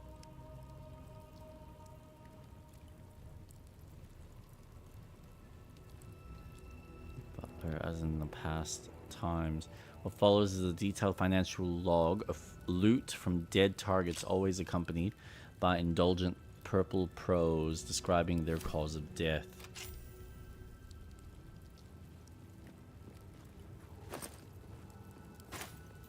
Dear Quill. Dear Quill, do you remember me? We spent a sweet evening chatting to one another after you gave a heart-stopping performance at the Nashkel Inn when I was on a patrol tour. I heard you were headed to Baldur's Gate to get your songbook published, and I've pre-ordered my copy. If you'd forgive a humble fist boldness, I send you in writing that I wasn't bold enough to say on the night. Each one of your scales is a gem. Your eyes shine brighter than your throat fire. Images of you have beset me since we met. You must have many suitors as a scholar of love ballads, but perhaps when you get to the gate, you'd meet me one starry night in the Blushing Mermaid. The letter is clearly unfinished, the fist intending to write more before sending it. Need a word. Oi! Citizen! Thank the gods you're here. My wrinkles are starting to chafe. As an officer of the law, I demand you free me at... Ooh. Yeah, sure. Can't give up now. assuming there's nothing in there. Get here and free me at once. Shut the fuck up, mate. Oh, you've already explored this room? Oh, come on. They're supposed to be locked up, not me. Get me out. Oh, success. Nice. Thanks for freeing me so quickly. No idea what those Barlist Burks had planned with me, but those chains were starting to chafe. Though I do wish. Pages from Savarok. A page from torn from what appears to be a memoir of Savarok Anchev. The blood of Baal must never be wasted, only multiplied. I knew it from the moment of her birth and every day thereafter. I watched the babe become a woman. Helena, my shape-shifting beauty, my daughter, and Baal's waiting womb. In her I planted my Lord's seed, and thus did we beget the blood lamb Orin, the child of my child, the Baal's sacrifice in waiting. I did not know that it would be Orin that Baal favored, not Helena, but it matters not. Orin would help to bring forth a new birth in Baal's name, a world baptized in blood. Ew. You might not be finished. I am. It's plain to see that I'm well out, but you gave these reprobates a proper seeing to. What the You clearly fuck have is the right happening city over there? needs you. I overheard these pigs Baal Temple talking. deep within the old A Undercity. century ago, it was destroyed by a group of heroic sorts. Let's hope. This place is foul as piss. I'm out of here. What was he talking about? He was the detective that was in the bar at the very beginning of this act. Oh, yep. Yep. Read. Find a way to access the Temple of Baal. The slightly crumpled personal missive, parchment humming with Mount Celestia's radiance, boasts sporadically recorded entries in a Holophant's life. Bloody planetaires, I tell them every time they deploy her. If you send someone to observe the Blood War, there's a danger they could be recruited. Every time they say it's a minor heresy, why Zariel would be the first to fall. Lathander's light doesn't reach the far down into the plains. They say crime doesn't pay around here. They say that in a world of purest good, who'd have motive to do evil? They also say the path to the hells is paved in good intentions. So which is it? Of course they don't really know. Hypocrites, the lot of them. It's just one bloody adage after another up here. But if you ask what any of them mean, why, who, what, no one's interested. Lulu's no help either.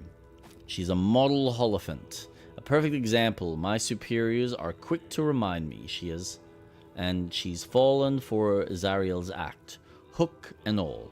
No, it's not an act. Zariel believes what she's saying, she's just wrong. Foolish, and Lulu's a fool to believe it too. It's official. I depart for Baldur's Gate at the earliest opportunity. Spreading conspiracy, disorderly drinking. First, I didn't know what there was a prohibition in place. Second, if you don't want me drunk, don't send me to the Feywild. Gnomes have the best mead, and all the other allegations weighing against my person have tipped my reputation over the edge of a cloud, down the Toril. Of course, it's not phrased like that.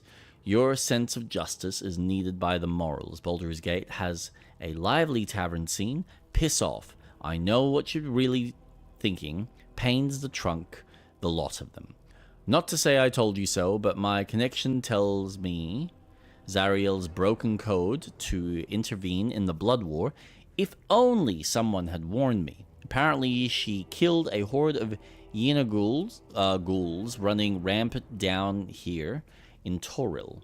Her heart's in the right place. It's a shame her sword isn't. She's too reckless to be let near the Blood War, and I reckon this is just the beginning.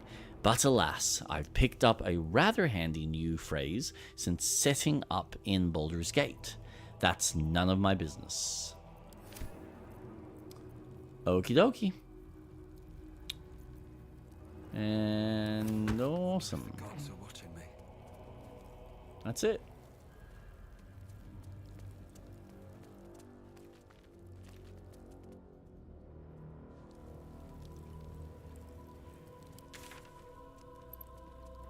Find a way to access the Temple of Baal. All right. Stand before the tribunal. You will be judged. Oh, sorry. I'm supposed to be on this side. Yep. For your crimes of indecent sexual acts. What do you plead? I like titties. Soldier. Yeah. Yes, I'm well aware of this. But do note that I've never asked you to play with them without my permission. They were available from the moment my eyes set on them, Miss Karlak. Yes, Lae'zel. I mean Karlak. He still speaks of her. He should be punished. He should be burnt at the stake. For Okay, I everyone guess- having to witness your kitty fondling at camp, I think the tribunal will find you guilty. No! I hereby banish you. Ow! You missed. Bitch. Run! I'm out of here, you crazy bitches. Ah! Mommy! Thank God. It's about time. Fucking men. Get out of here. Well, we did what we needed to. I love how the quest still assumes that we don't have what we need.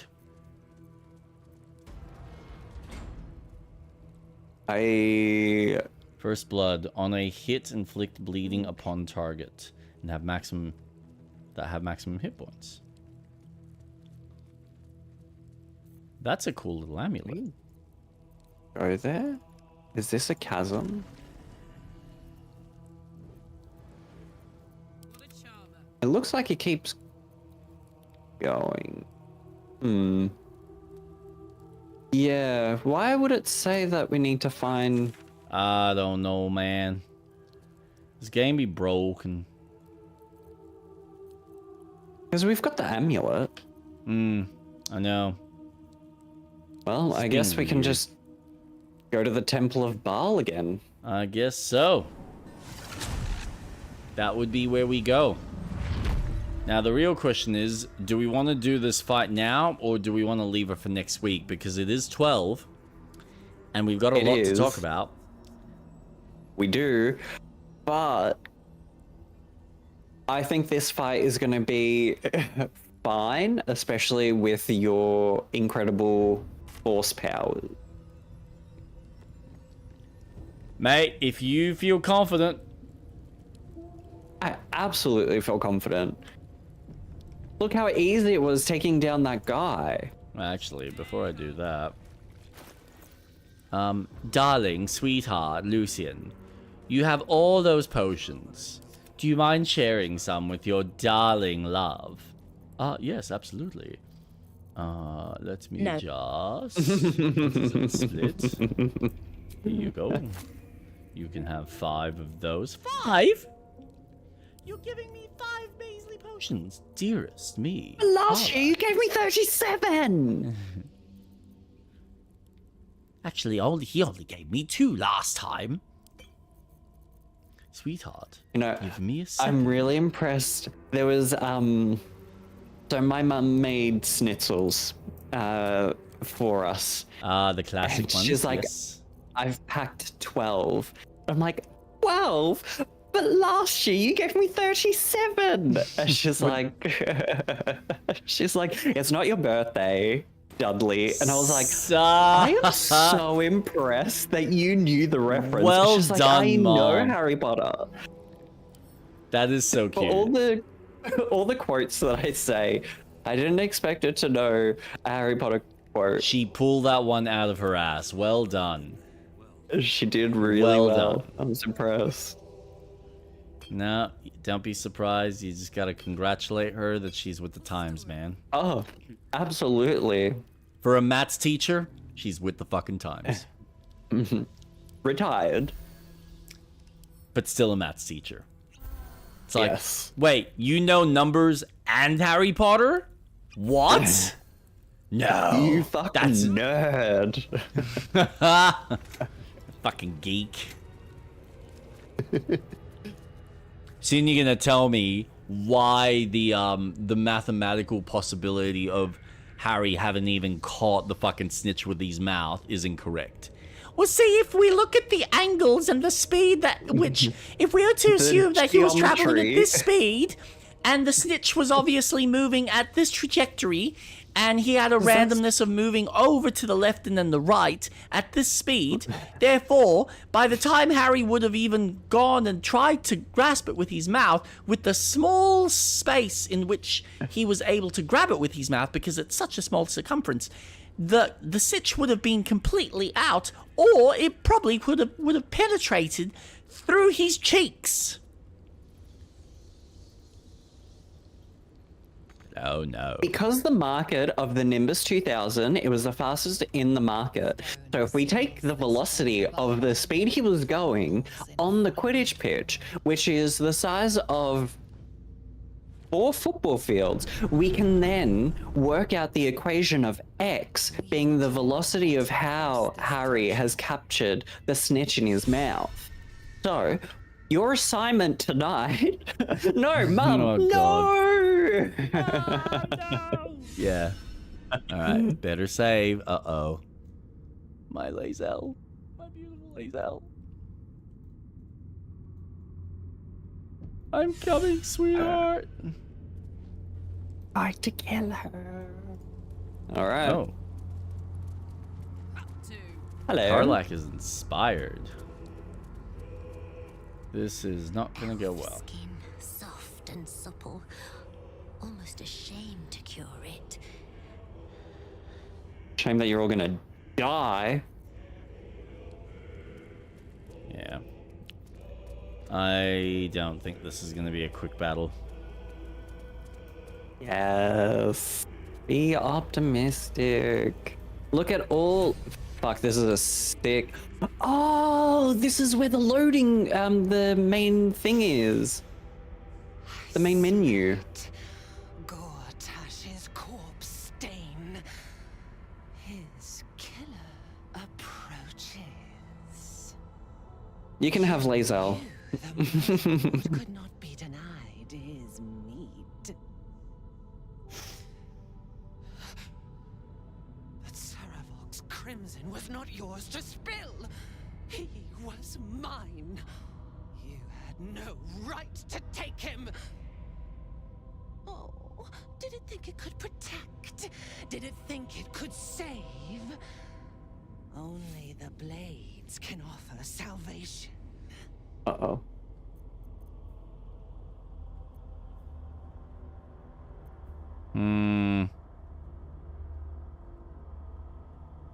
Either 2 or 3. Yeah, that's what I'm thinking. Well, I 'Cause mean, I I'm think- actually, I'm getting more, I'm getting like I think a better bonus.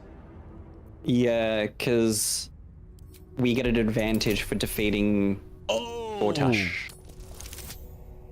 Oh! Did you get it? Nope. Use, Oh, critical success. You do not Oh, you did it! underling. It is your blood I am destined to spill. Your death spit will stain these walls, little lamb. Oh, she's such a cool villain. Your Yep. murder should have been exquisite. A crypt-born effigy to greet Bar's bleeding dawn. And now it will be nothing. Come to me, Father. Set my flesh to your unholy purpose. Oh. Oh. Does that thing suck? Hey! And everything. Oh, what is that? That's her. Oh, Boone. Alright, this is...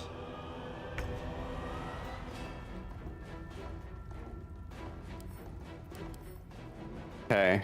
Unstoppable. I'm gonna reduce I'm gonna the try and next take damage taken by the entity, and consume 1 charge of unstoppable. Unstoppable will create cannot be moved by an external force.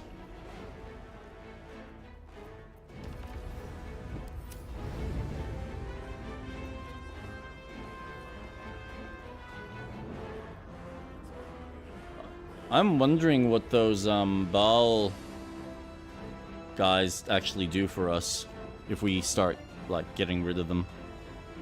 That's exactly what I'm gonna do.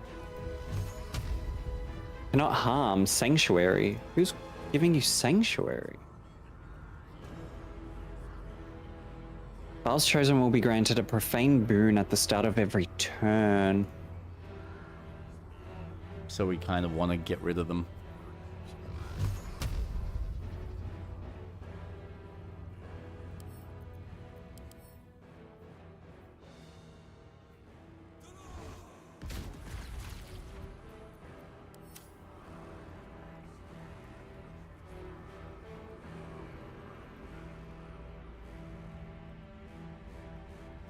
Okay, I'm gonna go for laser. Just nuke her down. Oh, we can. Oh, we can push her. Oh, I have smoke barrels. I can set them up and then blow it up. I mean, if you want to. She's got high dex.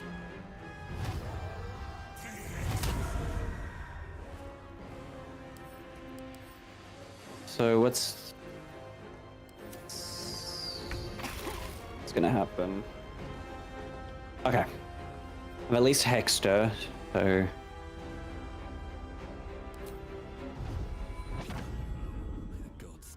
I meant nuke, not knock, by the way. Oh, Oh, true. what the fuck?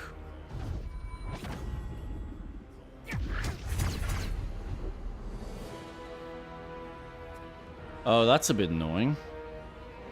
Her unstoppable. Yeah. That just got in the fucking way. I should have targeted her because I could have helped take it down. It's alright. Not much we can do now.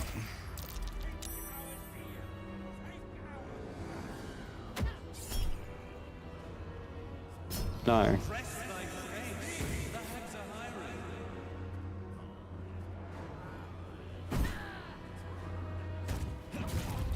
Ow. I wonder if you can wake up Lae'zel. That's exactly what I'm gonna do. Because she's knocked out. Yep. Don't go. Oh. Are these guys fighting? Who the fuck knows, man? They're just on the side watching, and they're not part of the fight, so I'm gonna Now assume get no. the fuck out of here. Let me do some real fucking damage.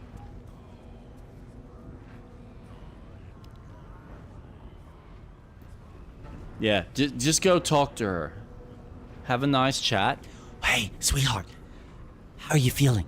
Now, could you maybe possibly, you know, like wake up and maybe do something? Banana peels. Yeah, okay. No. I know you're... That's not how she would be talking. I want to get out of here. I'm giving key. You have to add in that aggressive conversation that You're she right. has. Oh, she's so annoying. Banana peels.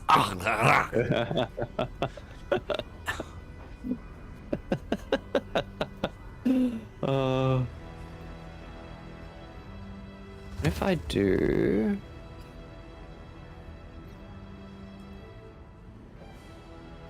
No, that's too wide of an area. I don't want to know how much damage this thing's gonna fucking do to us. And then what the fuck is Baal gonna do?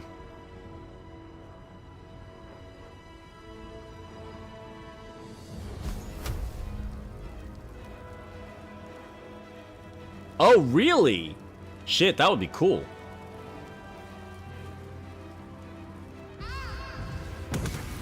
Also, slightly fucked up.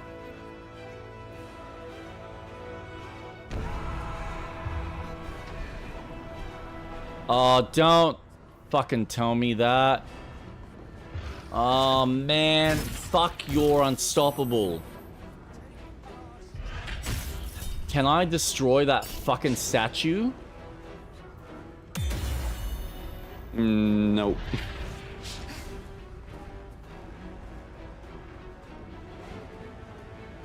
No.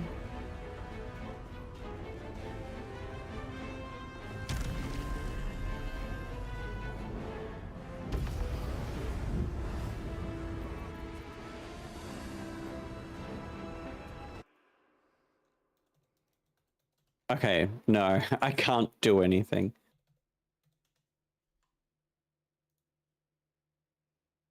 But I can do this? They all have sanctuary on them. Sure. Yeah. Use a bunch of scrolls like firewall and ice. Nope. Need a 25. Come on, give me eye number. Got it. Yeah, alright. We need to deal with these fucking cultists. Cool. There we go. Alright. Start getting everyone to focus on the cultists, because she's not going to stop with the fucking Baal thing unless the cultists are dead. But we can't harm them. What do you mean? At all? Yeah. If you hover your mouse, it says cannot harm sanctuary. Sanctuary. Well, that's fucking annoying. No, there's supposed to be a way.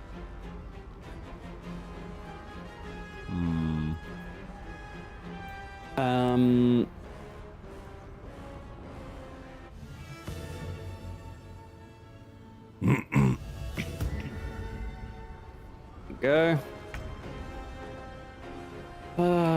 I don't know how to play as Lae'zel, so this is going to be really fucking interesting.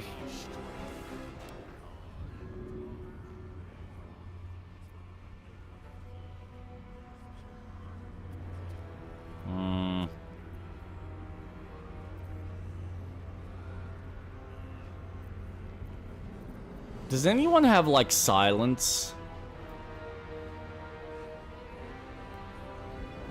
Oh.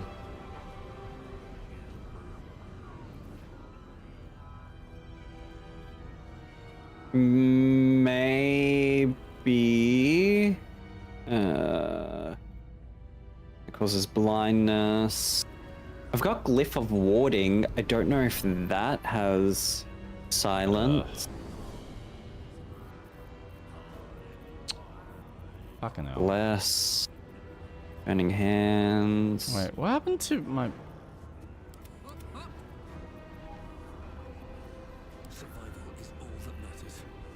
What if it's the people on... No, the people on the side are just watching.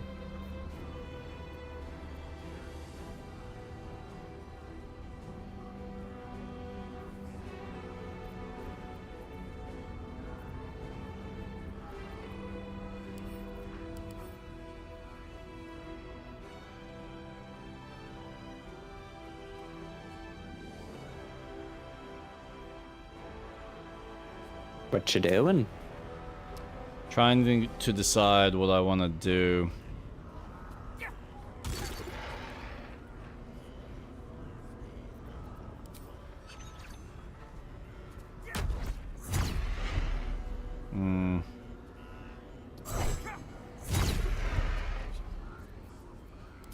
Kinda sucks.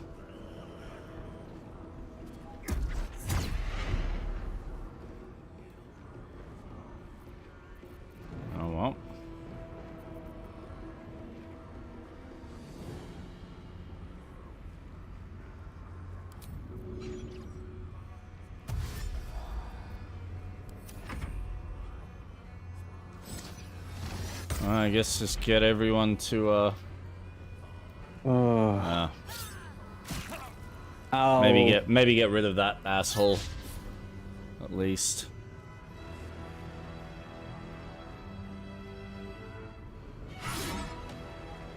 Nice. Good work, Lae'zel. Fucking slowed. That's not what I want.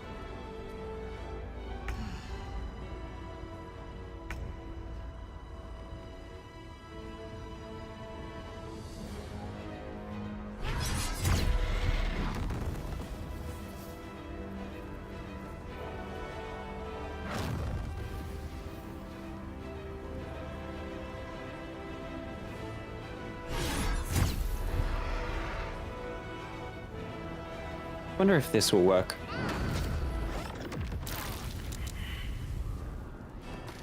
Yeah, that did actually work. does.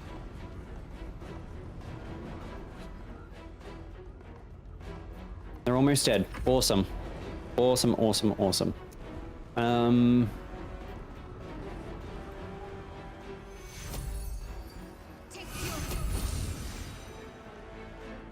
So you can do general magic. Oh, fuck you. Does that stack now? No, it just always resets it to fucking 7.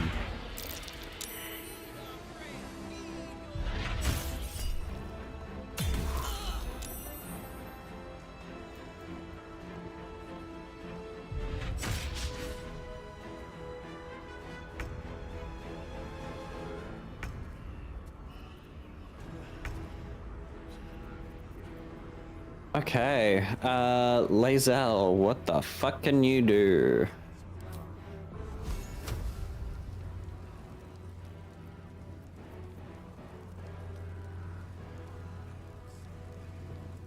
Mark a creature as your quarry to deal an additional 1 to 6 slashing damage whenever you hit with a weapon attack.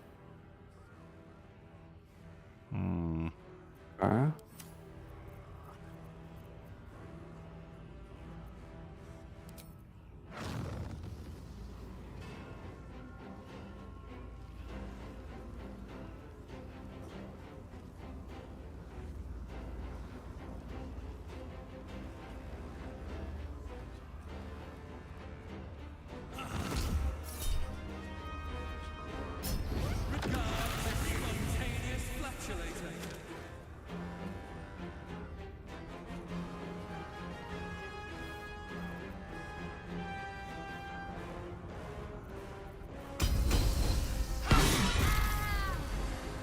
Awesome.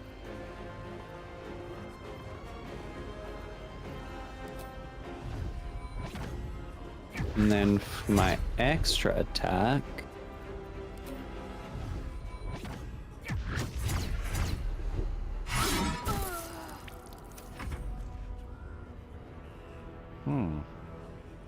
Interesting. Should use a spell with multiple attacks to get the unstoppable out of the way. Yeah, the problem is getting a spell like that. Do you have a spell that can do multiple hits? I think I do.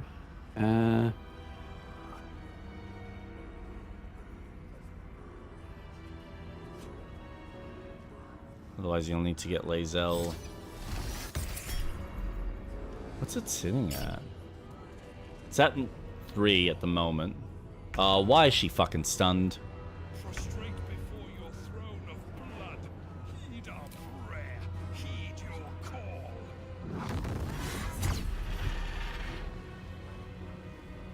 If you can do some form of damage to him, then I can probably get in a decent hit.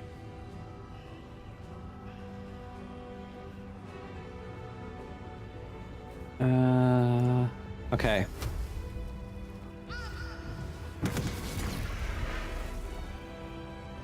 One.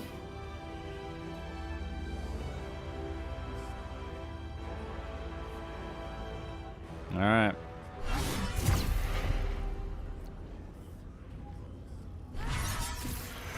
There we go.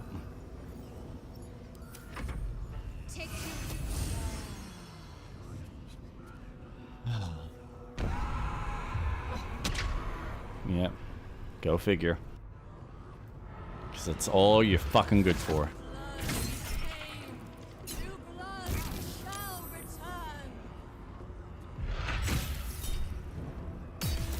Ooh. Well, that's kind of a waste. Oh my god, it worked.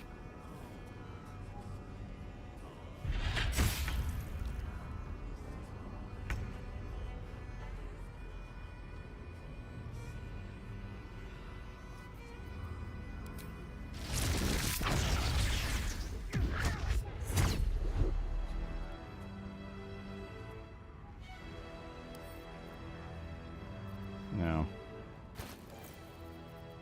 I'm going to...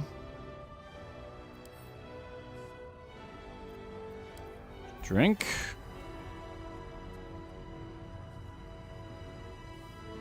I don't know why that works. It always seems to.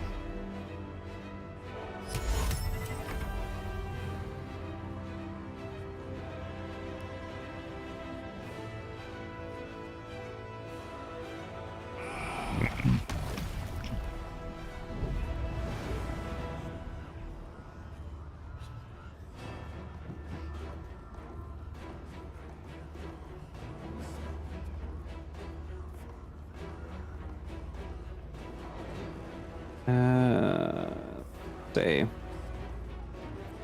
So I'm just going through my scrolls to see if I've got anything. Oops.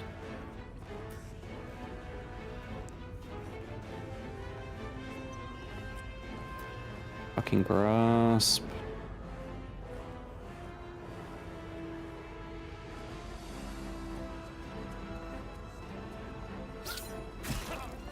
Ow. Bitch tits.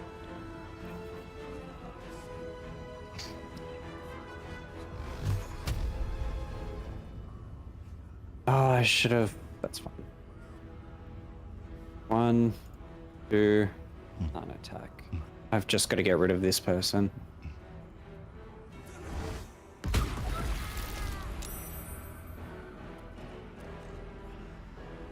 All right, Lazel. Can you finish him off? Oh yeah.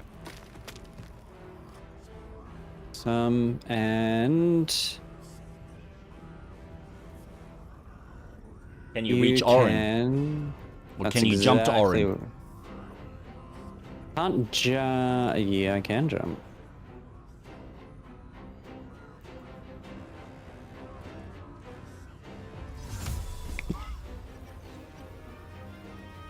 I can do this. Once you have unstoppable.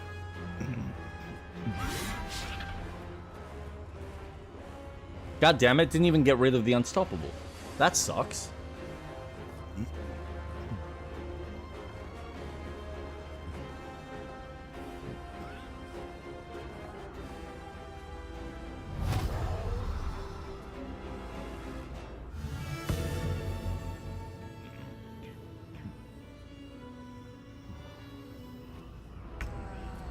All right.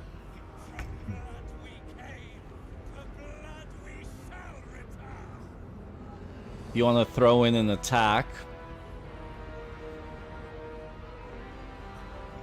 I can. I was gonna try and aim for. I was gonna do a fireball and try and aim. Don't worry about that. Just focus on Orin because we've got 23 HP. If you get her unstoppable down to 1 or 0, then Karlak can just finish Orin off.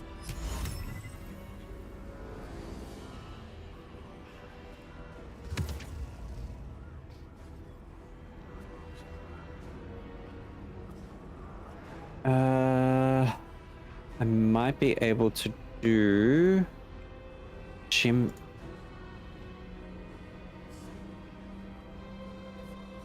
Even a single hit will do.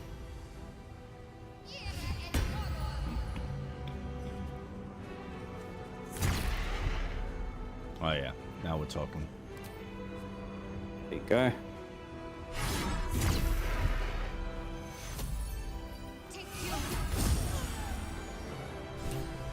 Done.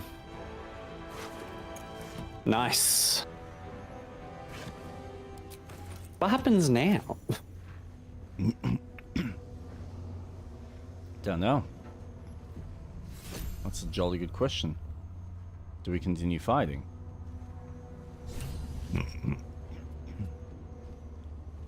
Yeah, maybe. In position. Yeah.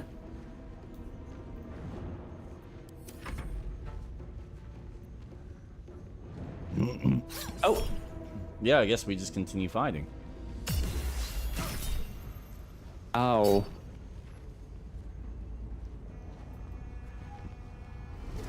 At least they don't have sanctuary anymore. Nope, we can go to town on them. It's kind of weird that Karlak didn't have the ability to fucking do anything to them, though, so... Oh, well.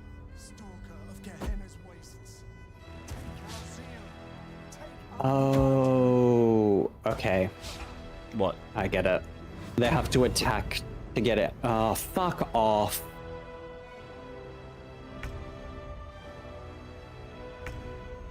Wait, why can't I attack them? Oh, do we have to wait for them to attack?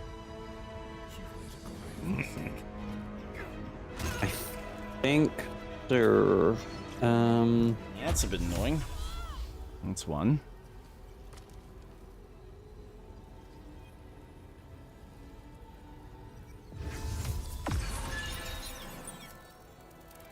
Oh, he's not there.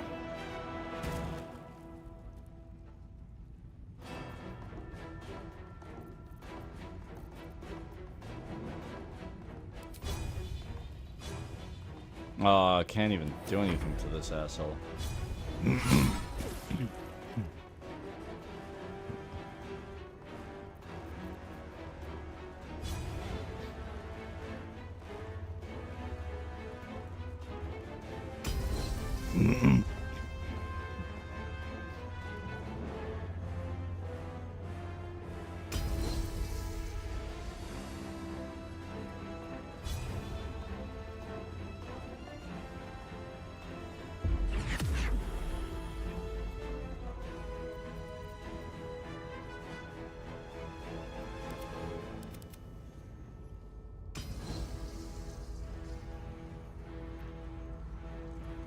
Oh, he's fucking turned invisible. God damn it.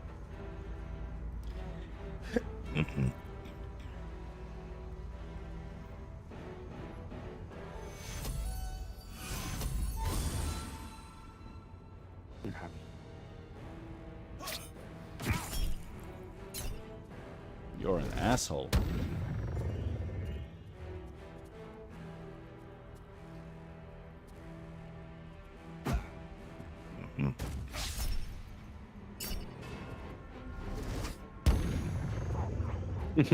Oh, you broke the charm.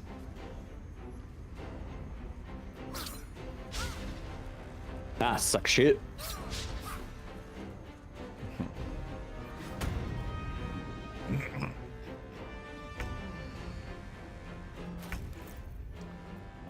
You know, that's cute that you think you can, like, do shit like that. Found you, bitch.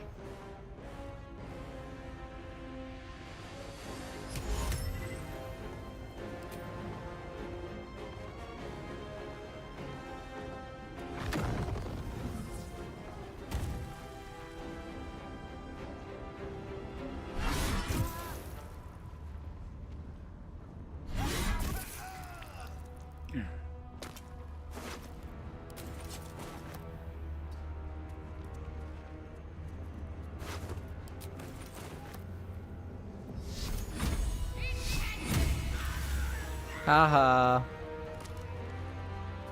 Now, where is this asshole?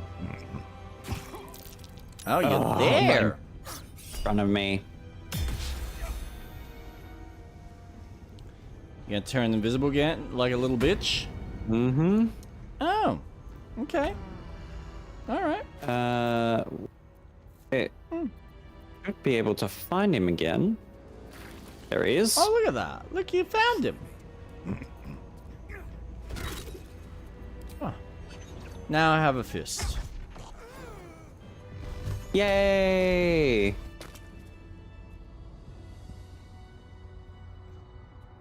Pick it up, Karlak. Yeah. Why is it that I just came in and one of you guys cleared his throat right in my... That... Oh, I'm so sorry. I thought...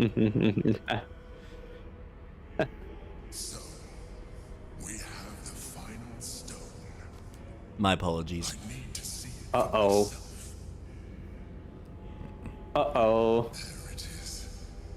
So innocent, but such potential. You have done very well indeed. The netherstones pulse with psionic energy, permeating you, pulling you in line with their rhythm. The thrum quickens, rising, cresting on a single feeling. A location. A moving pool beneath the city itself. So that's where the chosen imprison the brain. Well, we know where we need to go now.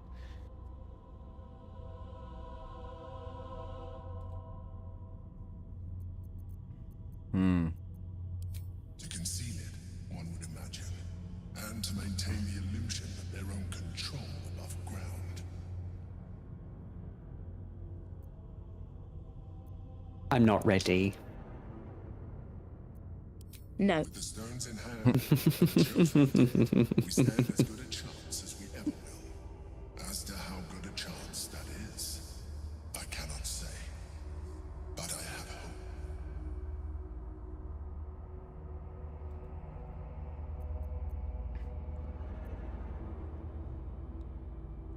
You are right to be cautious. A fight with the most powerful being in all the realms is not to be entered into ill-prepared. I have some news for you guys. I got the job! Hey, nice! We will Good going. embrace one Whoa! That's awesome! thraldom or freedom. Congratulations! Is here before you proceed. The brain will be waiting for us. Any celebrations?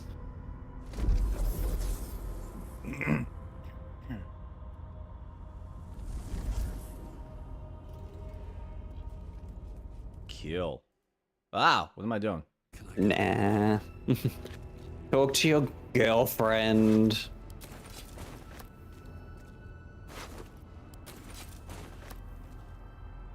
Open up. Lae'zel wants to Why chat, do they but have... No, she can fucking wait. I can't. I just simply can't. Alright, let's talk to the bitch.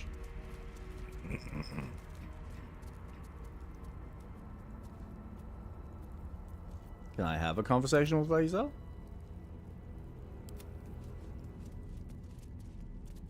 Apparently not.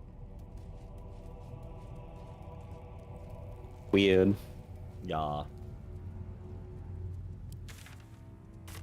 Hello? I wonder if we're gonna have to fight the cultists as we go upstairs. No, none of these guys want to fight. Oh, there's people here. Oh. Yeah. We were to kill. Kill Chokemane Burn. For the chosen. For him. Well, look, you don't have to now, so you can chill.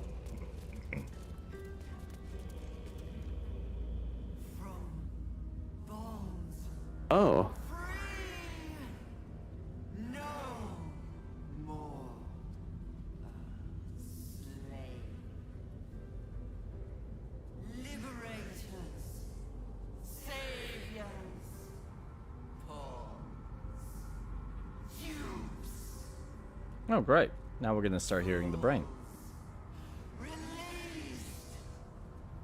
Usefulness ended.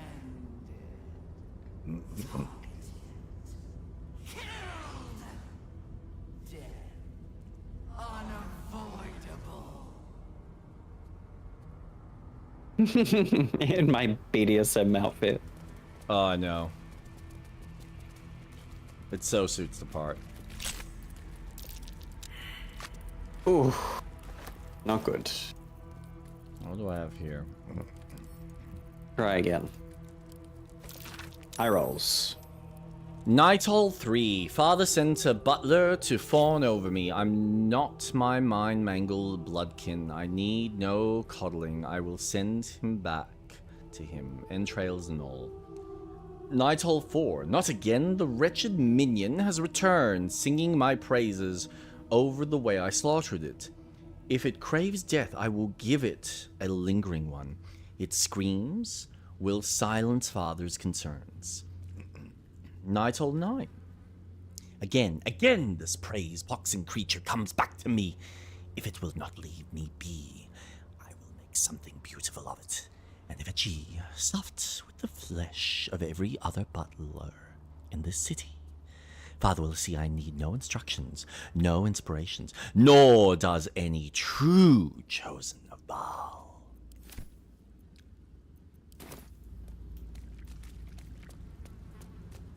Oh, my stupid slaughterkin, how many thousands will you mutilate before you learn to make their blood spill worthy of Father's altar?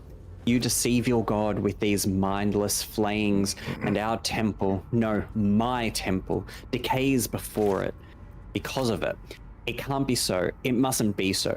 The favorite of Baal must be one worthy of his name, one who serves him and only him. If you insist on shouldering the yoke of these other so-called chosen, then I will craft you a better one, a worm, and make you mindless as the altar meat you butcher, and I will restore this temple in Baal's true image, a glorious vision built atop your festering core.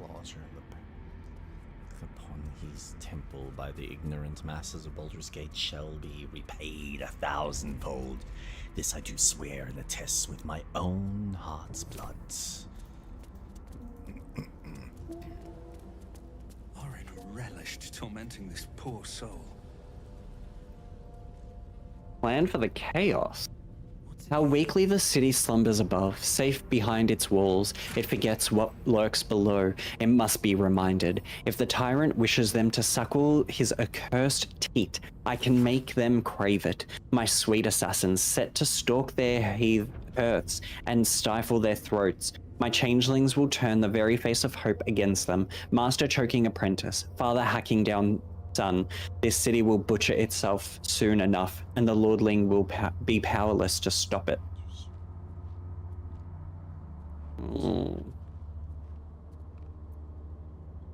Oh, fuck. Ah. What? What the fuck? Oren's mum. Oh yeah. How cool is it? Just hanging out. It's like, hey, sup, bitch?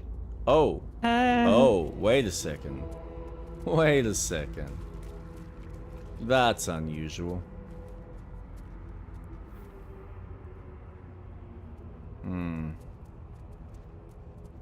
How do we get this sucker rolling?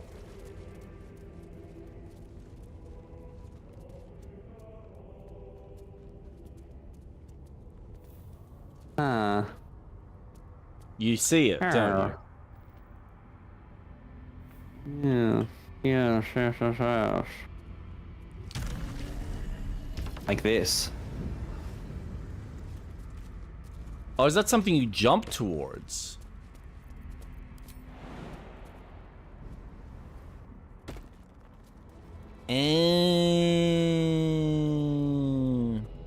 Oh.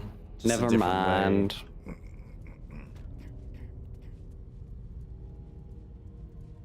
Just a different way around the temple.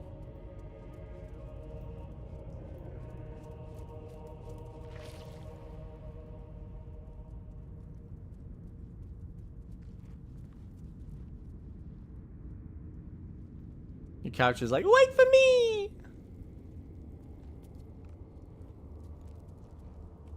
Oh.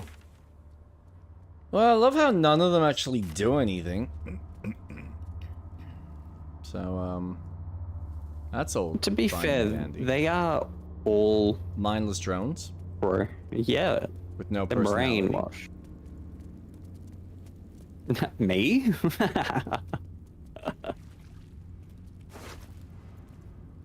Okay.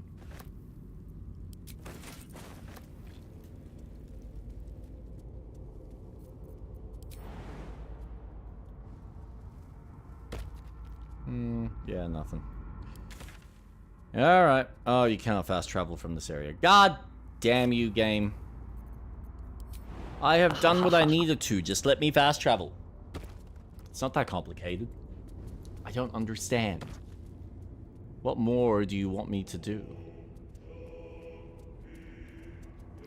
Kalima. Kalima. Emotep.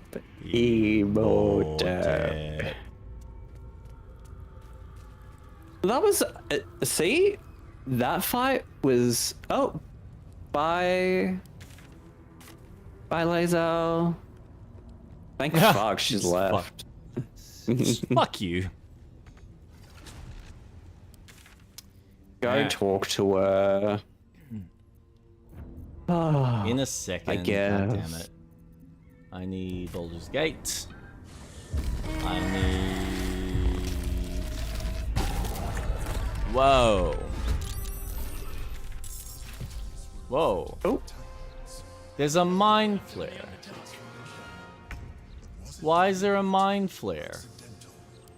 Where are you? I'm at Baldur's Gate. The Baldur's Gate, portal bit.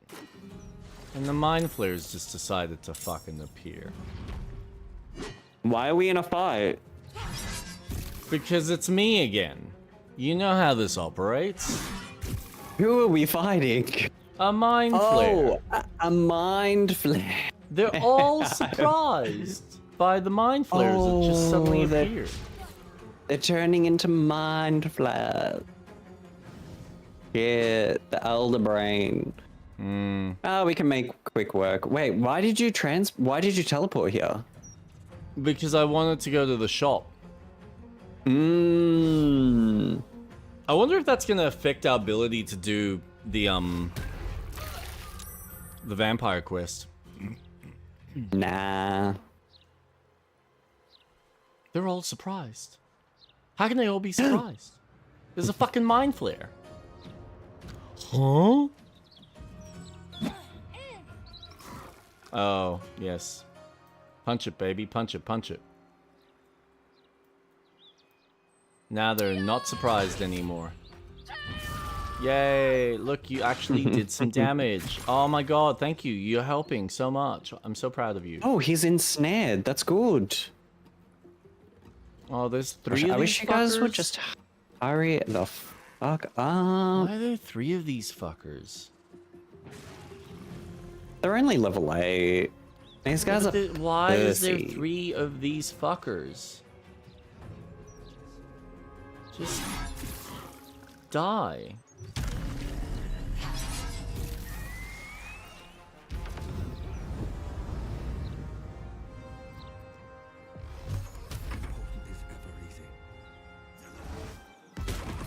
Bam. Nyah! Yeah, save right now. Thanks, game. Yep. And then break. No! Please don't.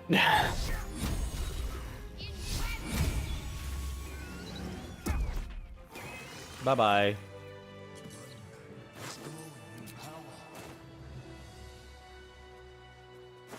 Yeah, we'll get to that later.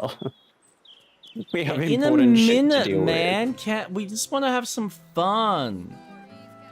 I'm not done drinking and doing all the fun things that I've been wanting to do with my life. God, so needy. Alright, I wonder if there's gonna be another brain here.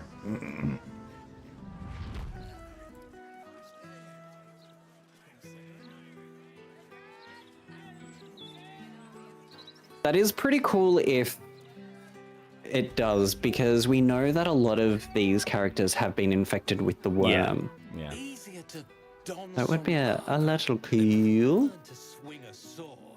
Face the If elder you can manage the brain. extra weight, Oh. that is.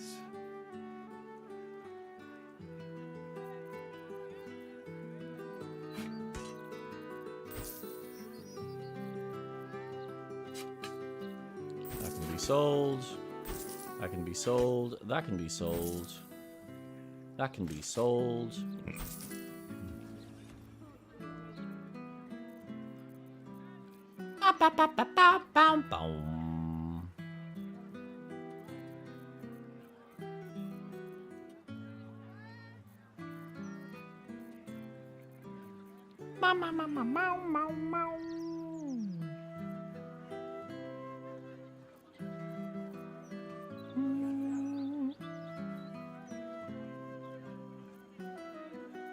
Hello, kitty.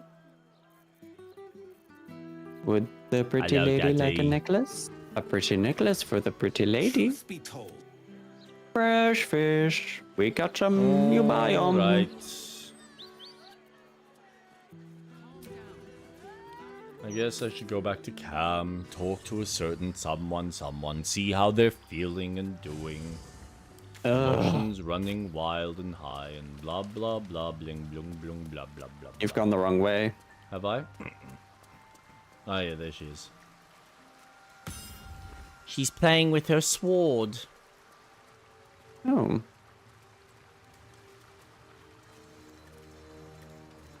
Dog is unable to speak through the small bag he holds in his mouth. Because you're a dumb cunt. Yeah, okay. I'm having a very important conversation. It is not in a Hey. good nature to say thank you. Oh, Our language doesn't even have a phrase for it. Kraith Khan You deserve a Shah is pet. the closest equivalent I know. May your He's a enemies good know boy. agony. But after releasing me from Orin's grip, there is only one proper response. Thank you. Sincerely.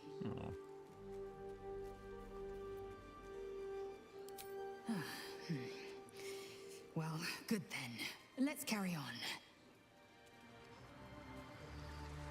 ugh. Oh, that was it. Alright, cool. We can move on with our lives. Should have left her. Shut up.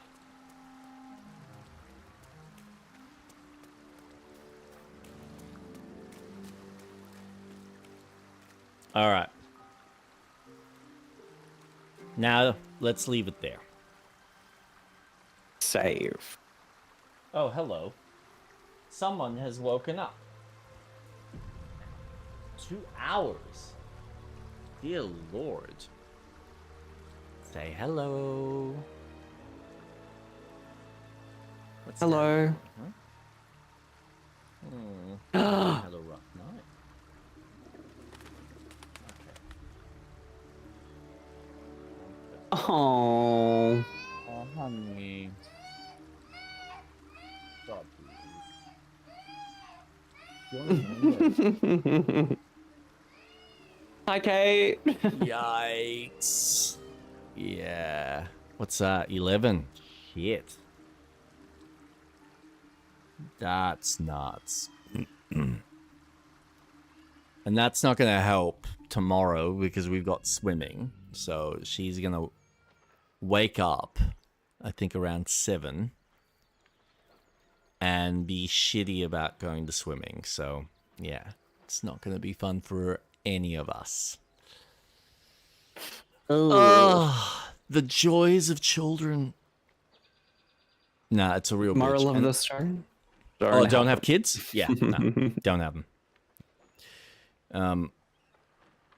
No, look, it is very rewarding, but it's unfortunate that she's just a bit of a difficult sleeper, which is why she's got sleep training in, I think it's next month, unless it's this month.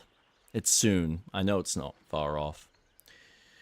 So that will be a bit of fun and education, I think, for both Kate and the little bubby to figure out what is the best kind of course of action with her going forward.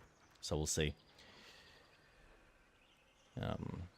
But again, she could just be going through God knows what phases and changes in her life, and she's just being a little turd at the moment, so. Fun stuff. Fun stuff, being a parent. Sounds joyous. Oh, yes. Now, I'm just going to go to the restroom very quickly, and then we can have a bit of a chat before we call it. Oh, server shut down. Shocker. I'll be back.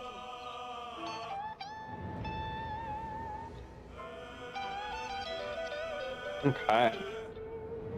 Outcast.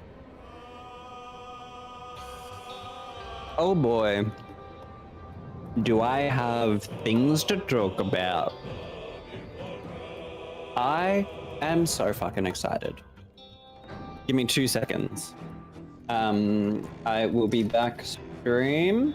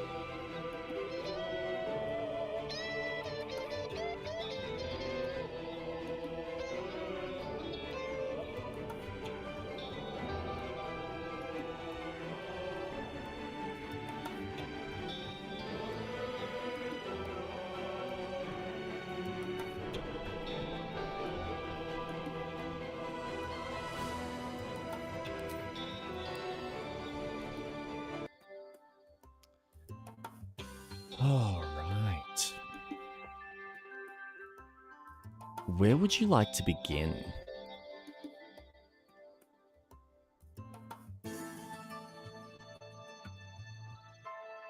Are you there?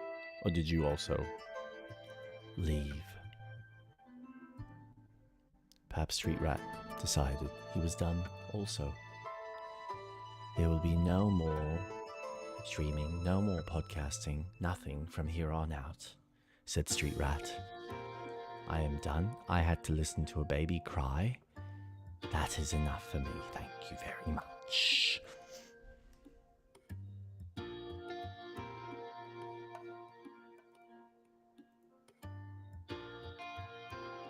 Can I close that?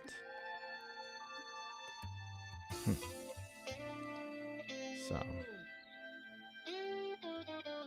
got a couple of people.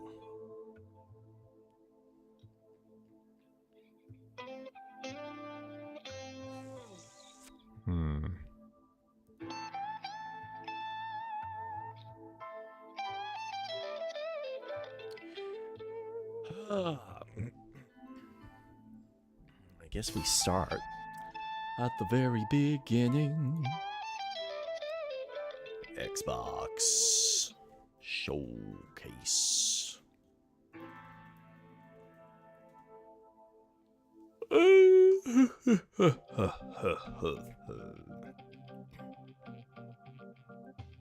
my notes. I got my notes. I'm just trying to think. Is there anything else I want to add? Like, I gotta admit, there's not a whole lot I want to talk about from the showcase. Oh, I have so much to talk about. Oh, do you? No, you've got nothing. There's absolutely nothing. Shut the fuck up. Nothing about Tomb Raider, nothing about Xbox, nothing about Nintendo, just nothing, nada, niet, zit. No, do we want to start with the Xbox stuff? Since that was probably the oldest and we can kind of work our way forward. Okay. I'll bring up these ones, but like I don't really have much to say. Persona 4 is coming on Xbox. I think there's some sort of remake or remaster or something. Yes, it's the next one in the series to be remastered, and it's I think out of all of them, I think it is the most favorable one out of all of them. Yeah, I've heard a lot of love for it. Yes, I tried when I had the PS Vita. And I'm like, I can't. My brain cannot comprehend. But Persona 6 got officially confirmed after it was leaked. Yes. So it's nice that it's official, but fuck all. Yeah, and like I don't really have much of a affinity for this series. I know a lot of people love it. I know there's a lot of appreciation. Jason's spoken about it on countless occasions, and he's a big fan of the series. Yeah, I really enjoyed Persona 5 Strikers. Yep. Because it was real-time combat. Yeah, yeah. And I really enjoyed that style more than what the... That's done by the guys that do the Dynasty Warrior games, isn't it? I'm trying to remember the name of the Yeah, that's it.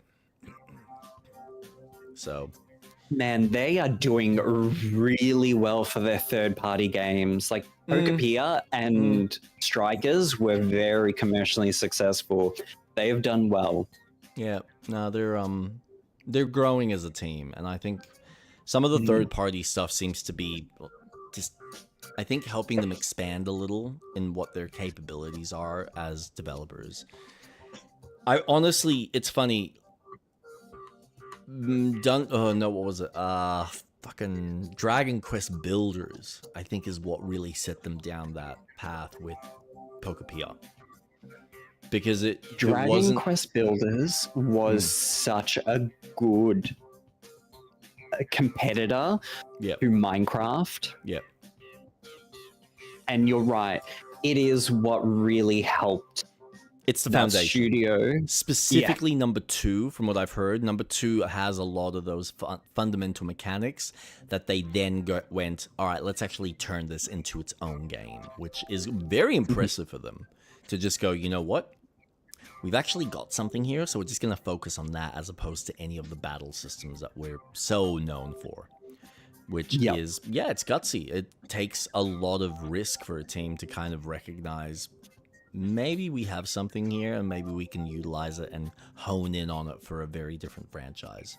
And then they achieve that flawlessly, I think, honestly. But yeah, like I said, I don't really have much else to say about Persona unless you've got any other thoughts that you want to share. No, not really. Cool. They had another trailer for the new Castlevania game. Looks cool. I gotta admit, this trailer is selling me a bit more on it, but I'm still very skeptical. Are you excited? I know you. I wish that. I know that the team behind it did Dead Cells, and that was a really good game. Awesome. I think their Castlevania DLC really sold them on making a standalone Castlevania game. Yeah. So good on them. That's an awesome effort, but I'm over the 2D Castlevania. Give me the 3D, remaster them, make a new entry. I don't care. But you need to find the right. 3D. I think the thing is with at least with these guys going from Dead Cells, you can tell that Konami looked at them and went, you know what, you can be trusted with our IP, and we feel that you would have a lot of respect when you're making it. So here you go. Absolutely. Make it in this style that you are good at and you are known for. And I think a lot of people like myself are wanting a 2D because it's so much. It is safer, but it's also easier to potentially do and do it right and in an enjoyable state. Yeah. It's never gonna have the same feeling like the originals. That's kind of the unfortunate reality, that it looks okay, it looks good, it looks promising, but It's very vibrant. Yeah, but there's something. I feel like there's something missing in some of the level design of it, but we'll see. The game, I haven't played it, we haven't seen it. I was never a big fan of some of the level design aspect of Dead Cells. Like, the movement system was pretty cool, but the general layout of the levels and how you traverse through it was never really, like, the main focus point. They always seem to nail the combat aspect. So, we'll see how that goes. We'll see how it all comes together. There was some extra DLC with Where Winds Meet. There was some extra DLC with Flight Sim, focusing around the Americas. Sea of Thieves is getting a custom mode.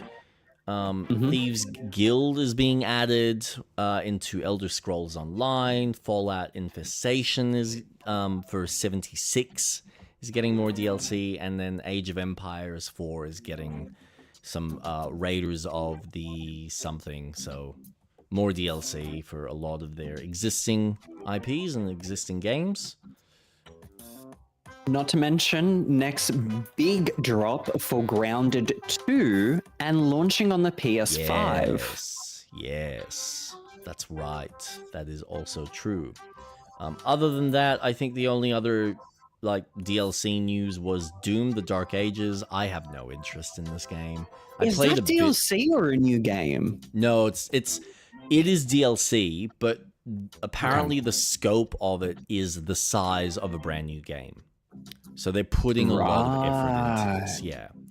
But I wasn't a big fan of how they set up Dark Ages anyway. It feels very big and bland and overly flashy with like an easy kind of system with I don't know, it lost some of the edge that the first two kind of have in order to make it more these bigger levels, which I know is supposed to be more indicative of, I think it's like Doom 2, when you get into some of the later stages and you've got like a lot of monsters on screen in these like big flat plains, but those levels were never as interesting as, you know, your general exploration of the map. Yeah. So, yeah. All right. Gears of War E-Day. What are your thoughts on this? I watched it. Yeah. Cool. What's interesting is it's an Xbox exclusive. Yeah, apparently the PlayStation very version. Last minute. Yeah, because they have a PlayStation version. Which, God, that's gotta suck for the team. Because I'm sure if they were to release this day and like the same day, they would probably get a decent amount of interested parties wanting to play it.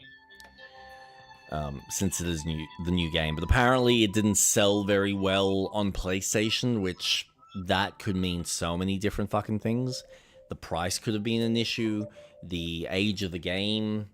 The fact that it's just the first in the series, not the first three, so, you know, there isn't as much of the let's bring it all together and give you a complete package.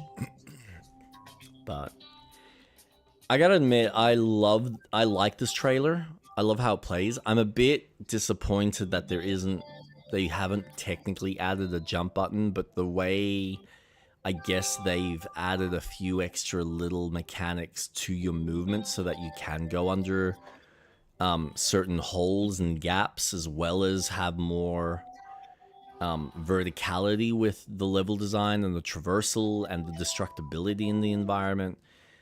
I think those are nice touches. So it still feels like Gears, but with a few little gameplay modifiers just to give it a little bit more strategy when you're running around.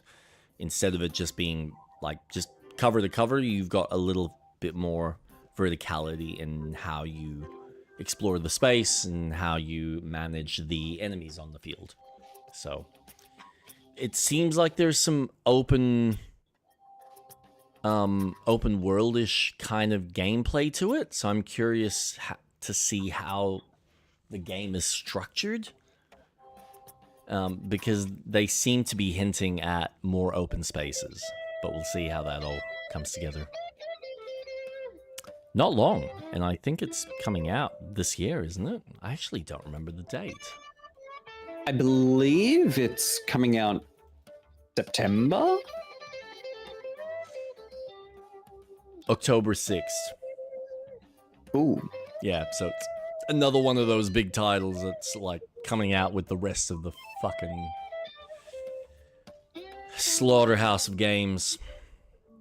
So many. Yeah, just way too many. But yeah, nothing else you want to add? Not too much on Gears of War. I was never really interested in it. It's, for me, it plays too tanky, and I hate a tanky game. So, awesome that there is a resurgence for it, but moving on. Yeah, no, that's fair enough. Okay. All right, well, this one's probably going to be a quick one for us. More Call of Duty. There's some... It's set in... What was it? Korea? It was an interesting trailer. I'm not going to dispute the way it was shot was pretty clever, but I just... It's Call of Duty. I don't really get much excitement for it. I'll leave that to the hardcore fan base to talk about that, unless you've got some important things to say about it. Highly doubt it, though.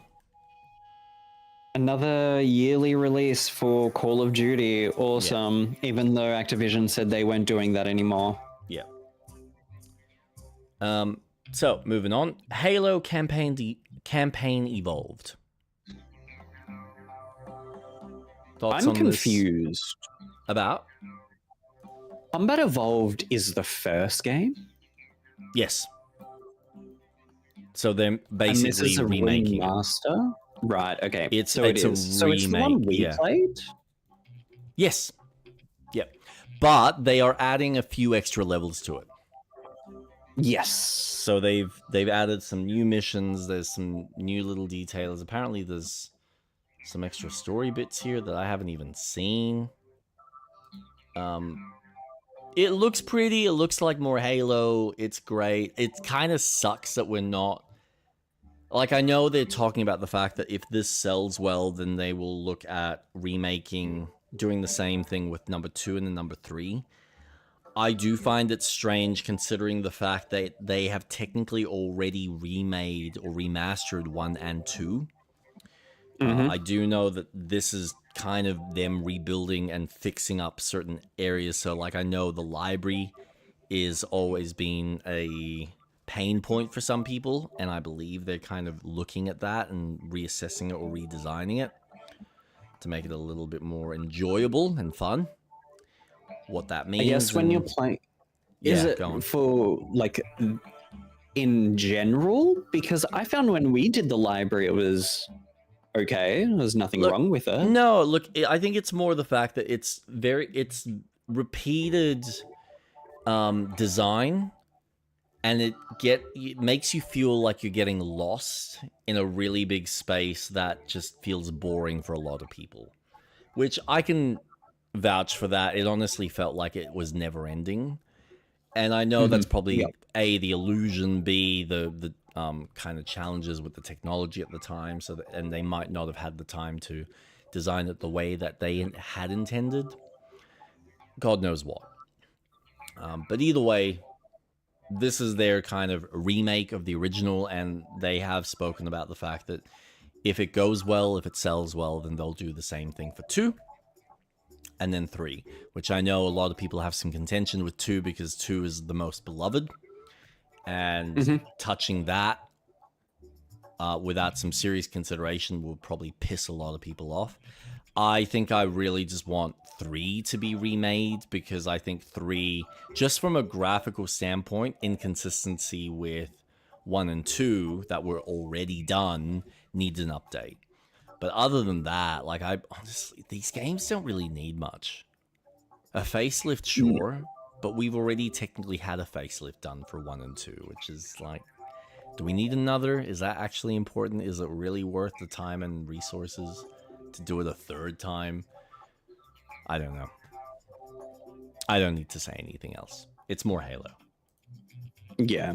It's a series that, for whatever reason, they cannot seem to make a, make a decision on a sequel and a direction for this character, even though I honestly think it's fucking batshit easy. But they seem to be struggling with it, and instead they just kind of revert back to, all right, let's just remake it again. Okay. Sure. Whatever.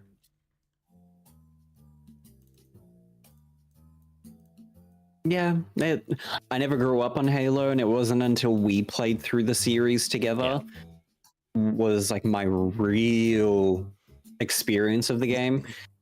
You're right. It doesn't seem that hard to really do. It's just a space marine fighting against an alien race that are trying to take over the world. I've always, every time I've played, like, looked at the character, you've got obviously your religious symbology, warfare, military, all of that plays into a lot of the themes. But at the core of it, it's like a typical 90s action hero that's just going in gung-ho and saving the day. Yeah. Like, there doesn't need to be much more character. There doesn't need to be much more depth. It's just, give me the Arnold Schwarzenegger with a suit going in and just killing shit. Like, that's all. But they seem to want to try and figure out, oh, how do we tell a really complex story? It's like, guys, it doesn't need a complex story. You need an interesting sci-fi aspect with an interesting villain or an interesting enemy that he's dealing with. But at the end of the day, he's just coming in and he just deals with whatever the threat is. That's it. And fucking stomps on them. That's half the fun. So we'll see. Yeah. If this is successful, then sure. And another Xbox exclusive. Yeah. Oh, was it? I don't think this was. I thought Halo and... No. There were 2 games, but it wasn't Halo. The other one was Clockwork Revolution. Clockwork's coming out on PC, though. Not exclusive. Yes, but not on PlayStation. Oh, yep.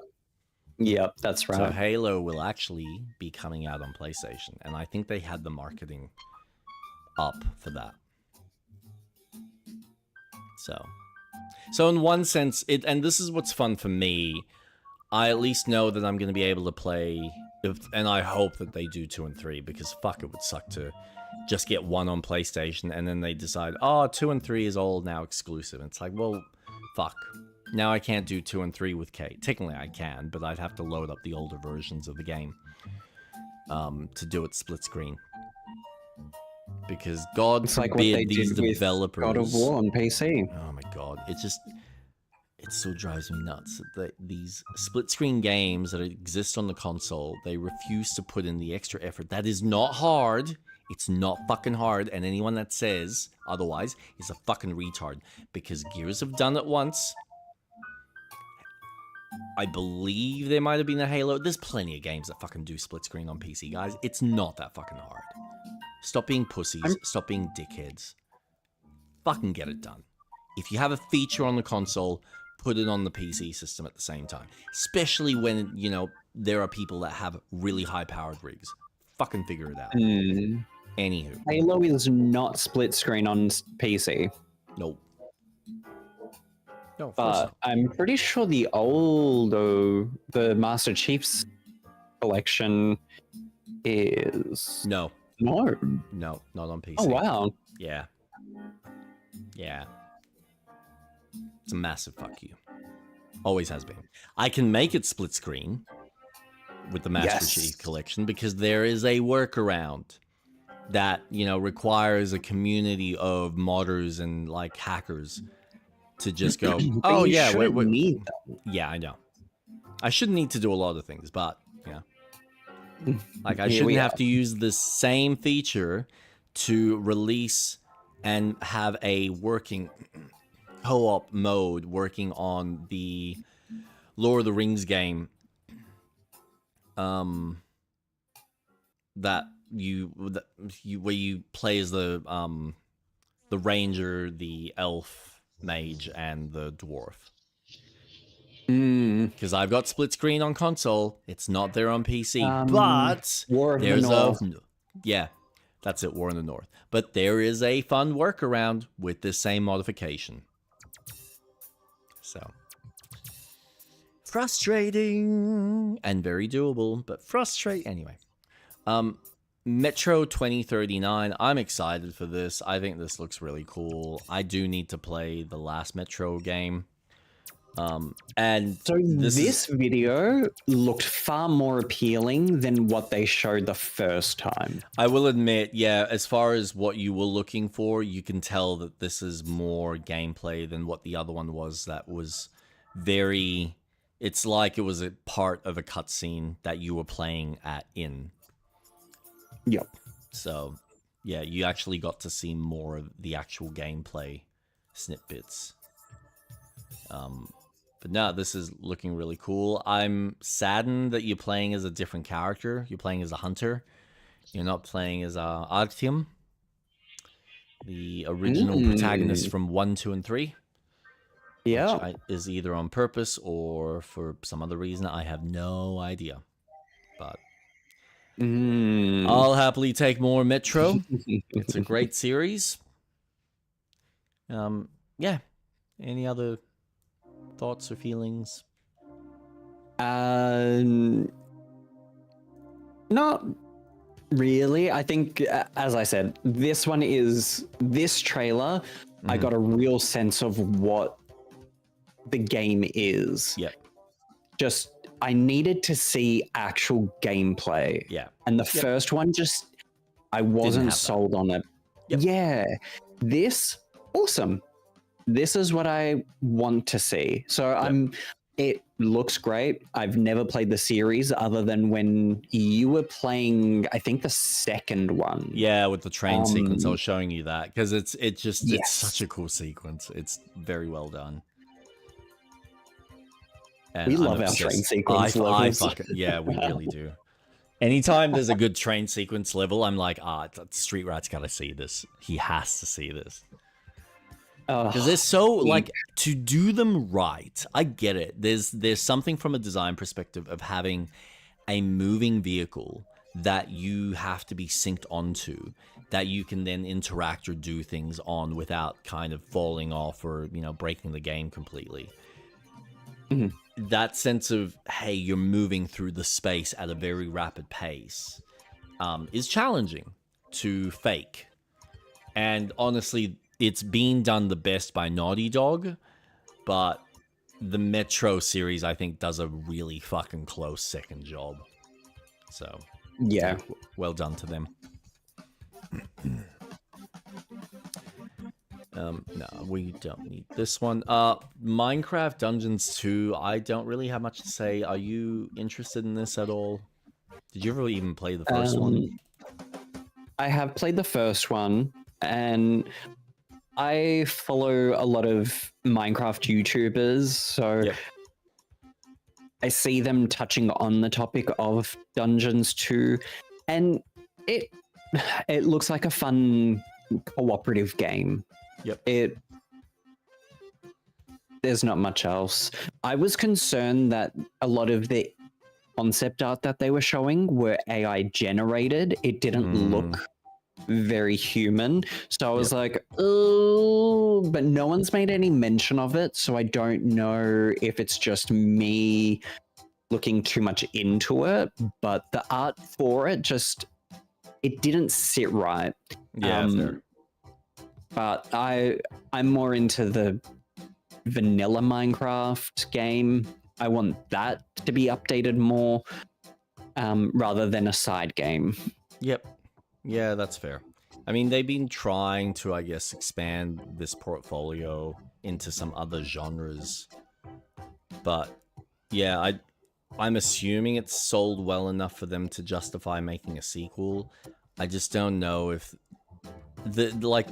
for me, honestly, this aesthetic has never worked for anything other than just build and Lego and explore that Minecraft world in the space.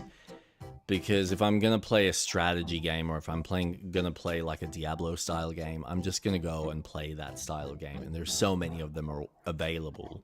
But I understand that, I guess, for a younger audience, this is like I will give Xbox credit in this aspect, because PlayStation does fail a lot on the developing stuff for kids, and at least Xbox has Minecraft as a strong contender to continually offer that type of IP to the younger audience.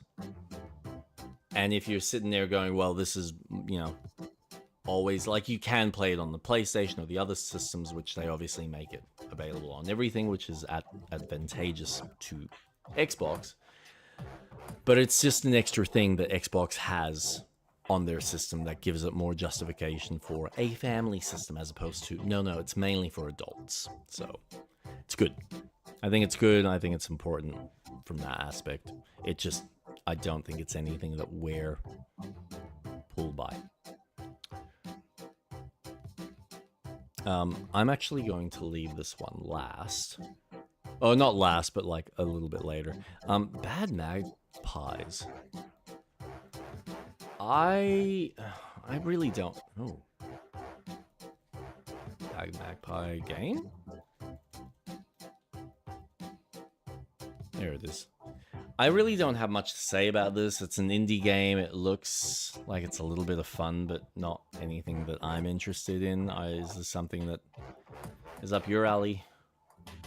This, it's not really, but I do have an appreciation for quirkier indie games. And honestly, the creativity is there. Oh, yeah. It reminds me of Untitled Goose Game. And at first I thought it was from them.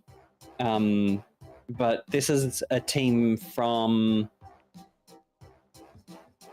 the UK that's doing it. This reminds me of another game that I played. What is it called? The Mountain? There's an old cutesy game where you play as, like, it's very animalistic. You've got a bunch of these animals that you interact as one. You're trying to get up this specific mountain as a bird, I think. But you've got, like, all these other little side objectives and quests or activities you can do on this big island, on this resort. Is that the one where you're the mum? No, I don't think you play as a mom. You play as the daughter. Okay. I can't. Jesus. Ooh. A Bird's Tale? No. Game where you play as a bird going up a hill. A short hike. That's what it's called. Short hike.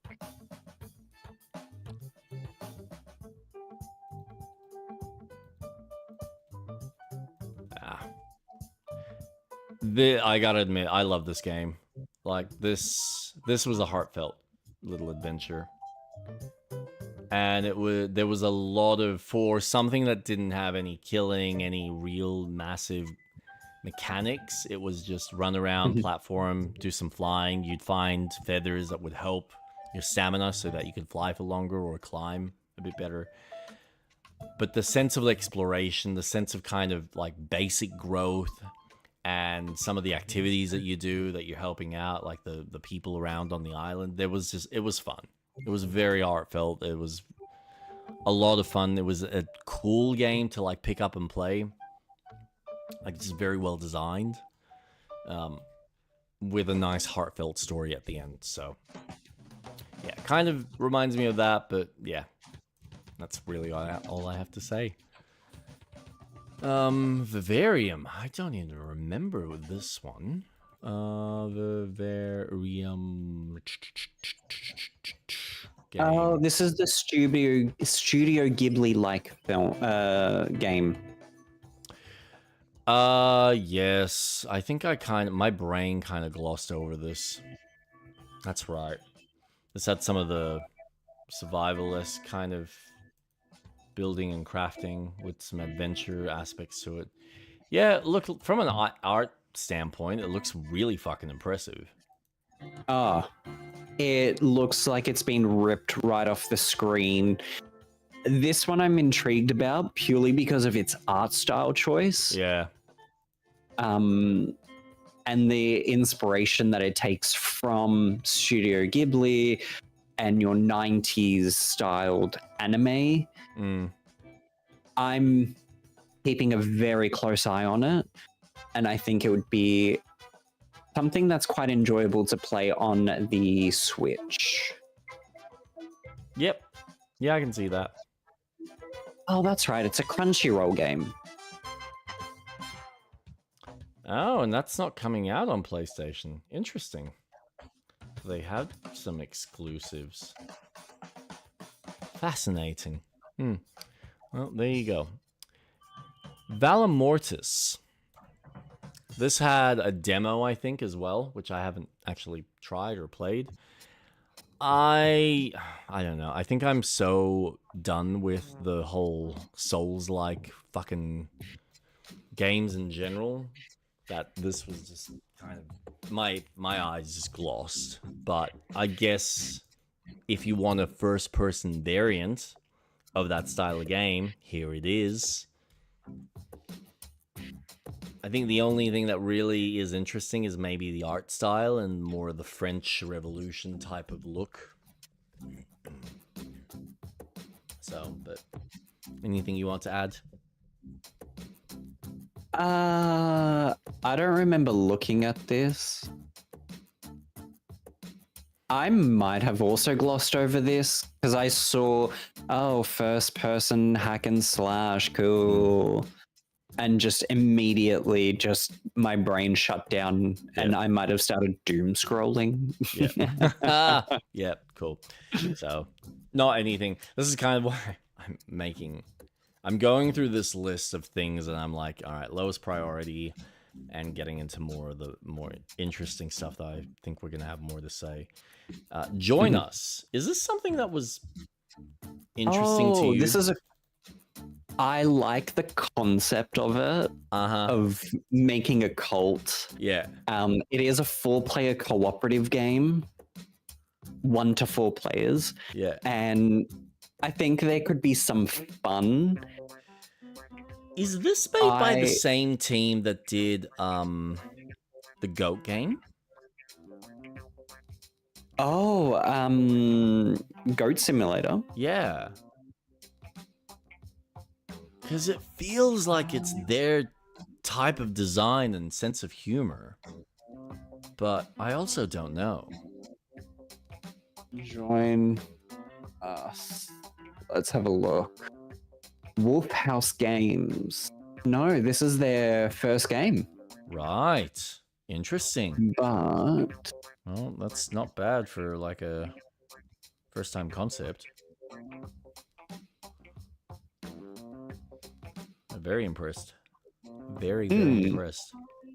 So, yeah, it does very much look like a fun co-op experience. I'm not going to be in a rush to play it or buy it, but... oh god, no. It's still cool that, yeah, it's a thing.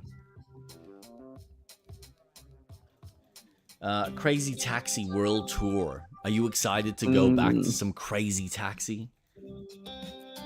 I was, but they're apparently Oh, are you gonna be a little bitch because they're using AI? Oh no. It's so I think taboo. Don't say it. Don't say it. No. I think that kills a little bit of my joy for playing the game again. They're just placeholders. We're gonna replace it all eventually. I mean, we'll forget about like 70% of the items that are in there, and if you guys find it, then we'll just fucking change it. Here you go. Here's a new piece of art that we just use ChatGPT to recreate. But shh. Shh. It's okay. Don't worry about it. Just enjoy the ride. And just let the data center make the game for you. Just spend the $90. Give us your $120 of hard-earned cash for us to sit there and tell a prompt to make a video game for us. Yeah, it's funny because this should be exciting, but I honestly don't think this game's gonna do that well. This is like a concept and a game design that you put as a mini game in a much bigger game, which I think they've done something similar in one of the Yakuzas. And to make this its own thing in a modern day, and they're gonna probably charge like close to full price. Well, I'm pretty sure it was a arcade game, and it works really well as an arcade game. Yeah, exactly. But yeah, it is what it is. We'll get back to this one in a sec. Woo. No, don't get too excited. Woo long. We're not going to talk about it. It's not that interesting. Settle down. What? I'm sure your wife is excited, but yes. Shh.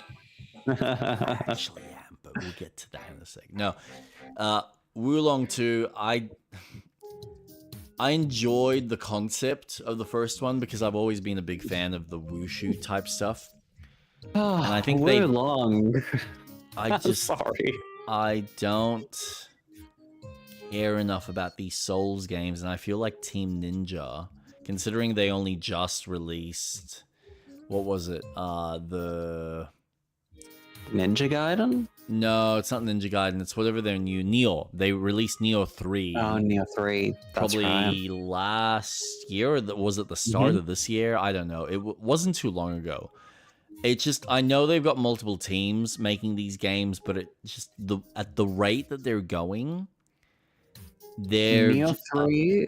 Holy shit! This year, 6th of Feb. Yeah. I just feel like they are stretching themselves too thin, and they're not letting these games actually breathe in development.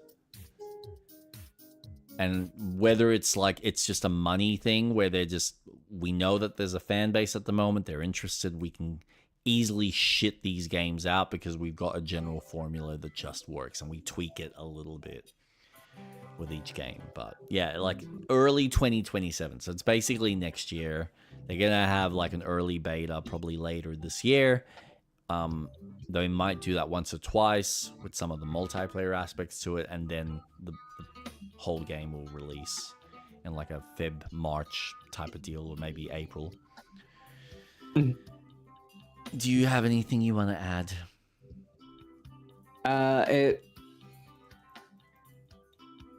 Nah, not really. I haven't played the first one.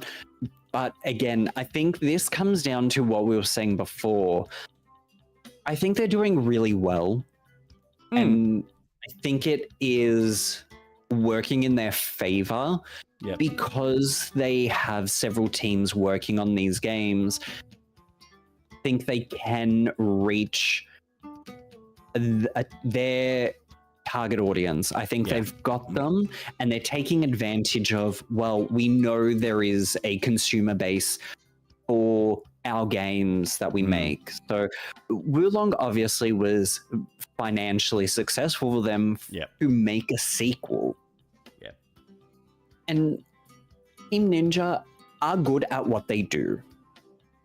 And I think this is a nice continuation for their library. And I think having a staggered release, because when did Wulong 1 come out? That was what, 2024? Yeah, something like that. I don't even know. Wulong. Fallen Dynasty came out 2023. March 3rd, yeah. So 4 years? Yeah. That's a good dev time to release your sequel. It's not a 7-year wait. It's good. I think, yeah, nice. I mean, that depends on how much of the team has actually been working on it in that time frame. Because I honestly don't think it's...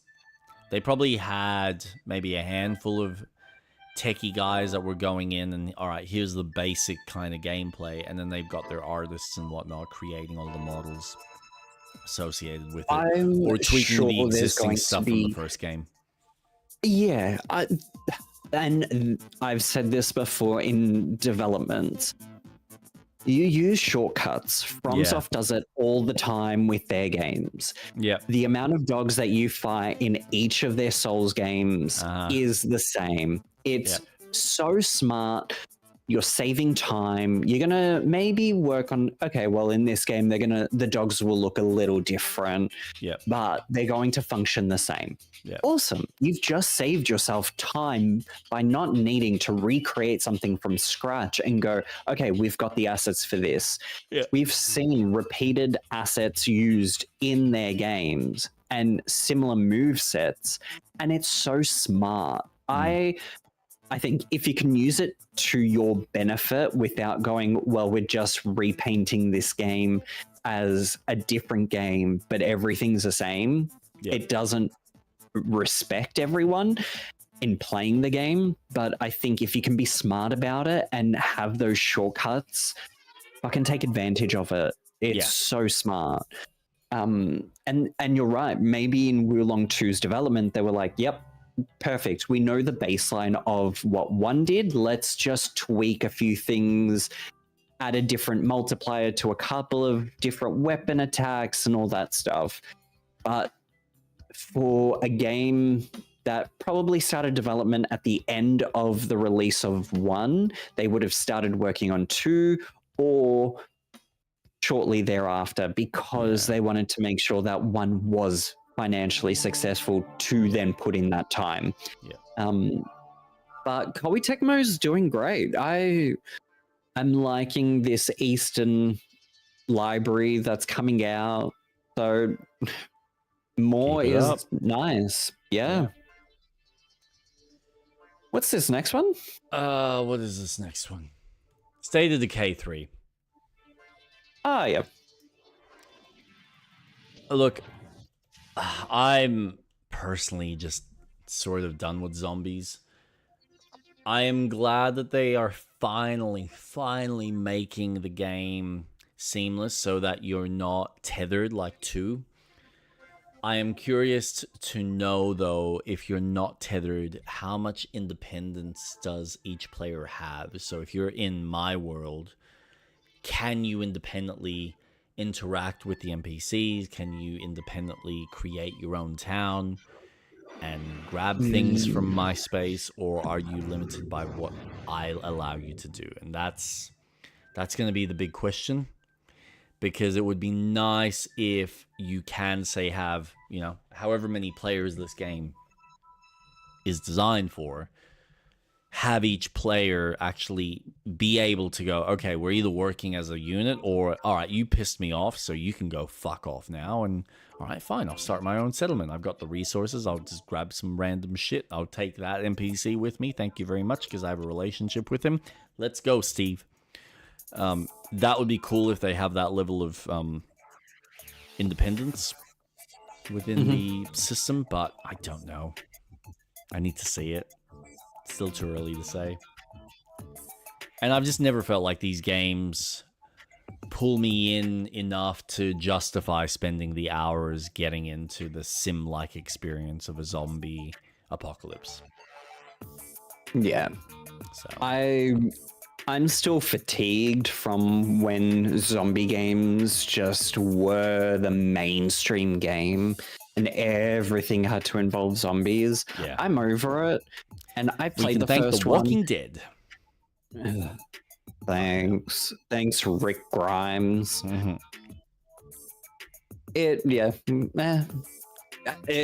There's obviously a market for it, or they found that, hey, if we make this, we know that we'll get some sort of financial success from it. Oh, they're gonna if they nail all the pain points that people had with the first two, this could be a real success, because there are zombie games from the indie scene that do really fucking well. And this has so much potential to do really well, especially with the quality bar that it's set in. But again, it's just making sure that, hey, get all of those multiplayer features right so that each player feels like they have some urgency in the world, as opposed to, well, I gotta wait for Street Rat to be in the be back at base before I can do anything and interact or tell any of the NPCs to do anything, because oh boy, I'm playing his game, not mine. Like, it's just, yeah. Yeah. So we'll see how that all comes together. And I'm not going to shoot down a game that's got co-op. Like, awesome. Yeah. More games with co-op, awesome. I'm happy with that. Yeah. Senua 3. I'm actually excited about this. I gotta admit, I was very impressed that they finally listened to the fucking feedback and have actually gone in and added, whoa, why is there audio? The combat into this game and added a bit more depth to it. I'm curious to know where this story's going, because I must admit the first two game stories were really well told. So to see what direction this game is taking, how it's going to conclude, is it potentially the last game in the sequel? I don't, like in a trilogy, I don't know. But I'm looking forward to this. So nice. It looks really pretty. Mm-hmm. I've never really had any interest in playing these particular games. I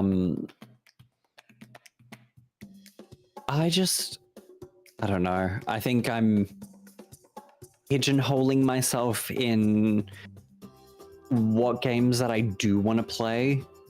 And this just doesn't seem like a very interesting game for me to experience. Yeah, that's fine. Look, and this is the thing. This is what we've talked about. This is very much more the blend of cinematic gameplay, so very movie-esque with simplistic gameplay. It's not like there's deep mechanics. A lot of the systems are designed to be basic fundamental type stuff. The unfortunate thing was that they had spent so much time in the Netherlands and in Iceland doing all the photography and capturing all the data of the landscapes for the sequel that they completely forgot about making a game and just made a really gorgeous tech demo that plays for about 5 hours or so. And along with it, I honestly feel like some of the other aspects that was there in the first game kind of also took a backseat. Because like audio, the first game I think is the best representation. It's a great standalone experience, and with headphones, it's a great way of representing multi-personalities. Because the way they play with the audio and the landscape and the soundscape,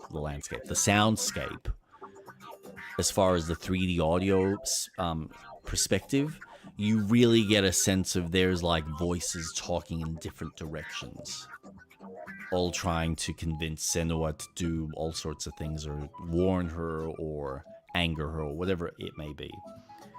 Yeah. So if they can refocus that, as well as add what I'm seeing from this trailer, add that game aspect back into it, give it a little bit more breadth than just being, hey, here's a pretty game, it will have a better chance with the audience. So, but we'll see. Time will tell. But I'm impressed. It's not far. It's around the corner. I think, what was it, 2027 they said? Yep. So, yeah, we're not far from an actual release, which is really impressive because I think the last game only came out like a year ago. You know what's interesting? A lot of the games that they showcased at the Summerfest are either games that are coming out this year or next year. Yeah. Yeah. Nothing I gotta admit, is greater than 2027. they've done and I was thoroughly impressed. Yeah, they've done a great job of really giving it the 6 to 12 month marketing. And that's, I know that's hard to do, and they can't guarantee that because you got to think that maybe one or two of these games, if not more, get delayed and maybe get pushed back to like a 2028, depending on what the scope of how far into 2027 have they given these guys time. But like this, for instance, looks like it's close to complete. Like they have seriously good sections of the game done, and maybe they're just on that final polishing stretch. So yeah, we'll see. Fingers crossed. Yeah. Resonance of Plague Tale Legacy. I cannot wait for this. I am a little bit disappointed that it has to be a prequel, but there was some official gameplay that came out, so there is a bit more of the game that you can kind of witness and experience. It plays more like an action game, so you've actually got proper combat with some like stealth infused into it. There's some very Tomb Raider-esque puzzles, which I'll show you in a bit. But I just found that it was like, ironic that the next Tomb Raider has some mirror puzzles, and this also has mirror light puzzles. I feel like it's a year for mirror light puzzles. So, yeah, coming out next year. Oh, no, sorry, coming out this year. Not long. I was shocked by the, how close the release date is.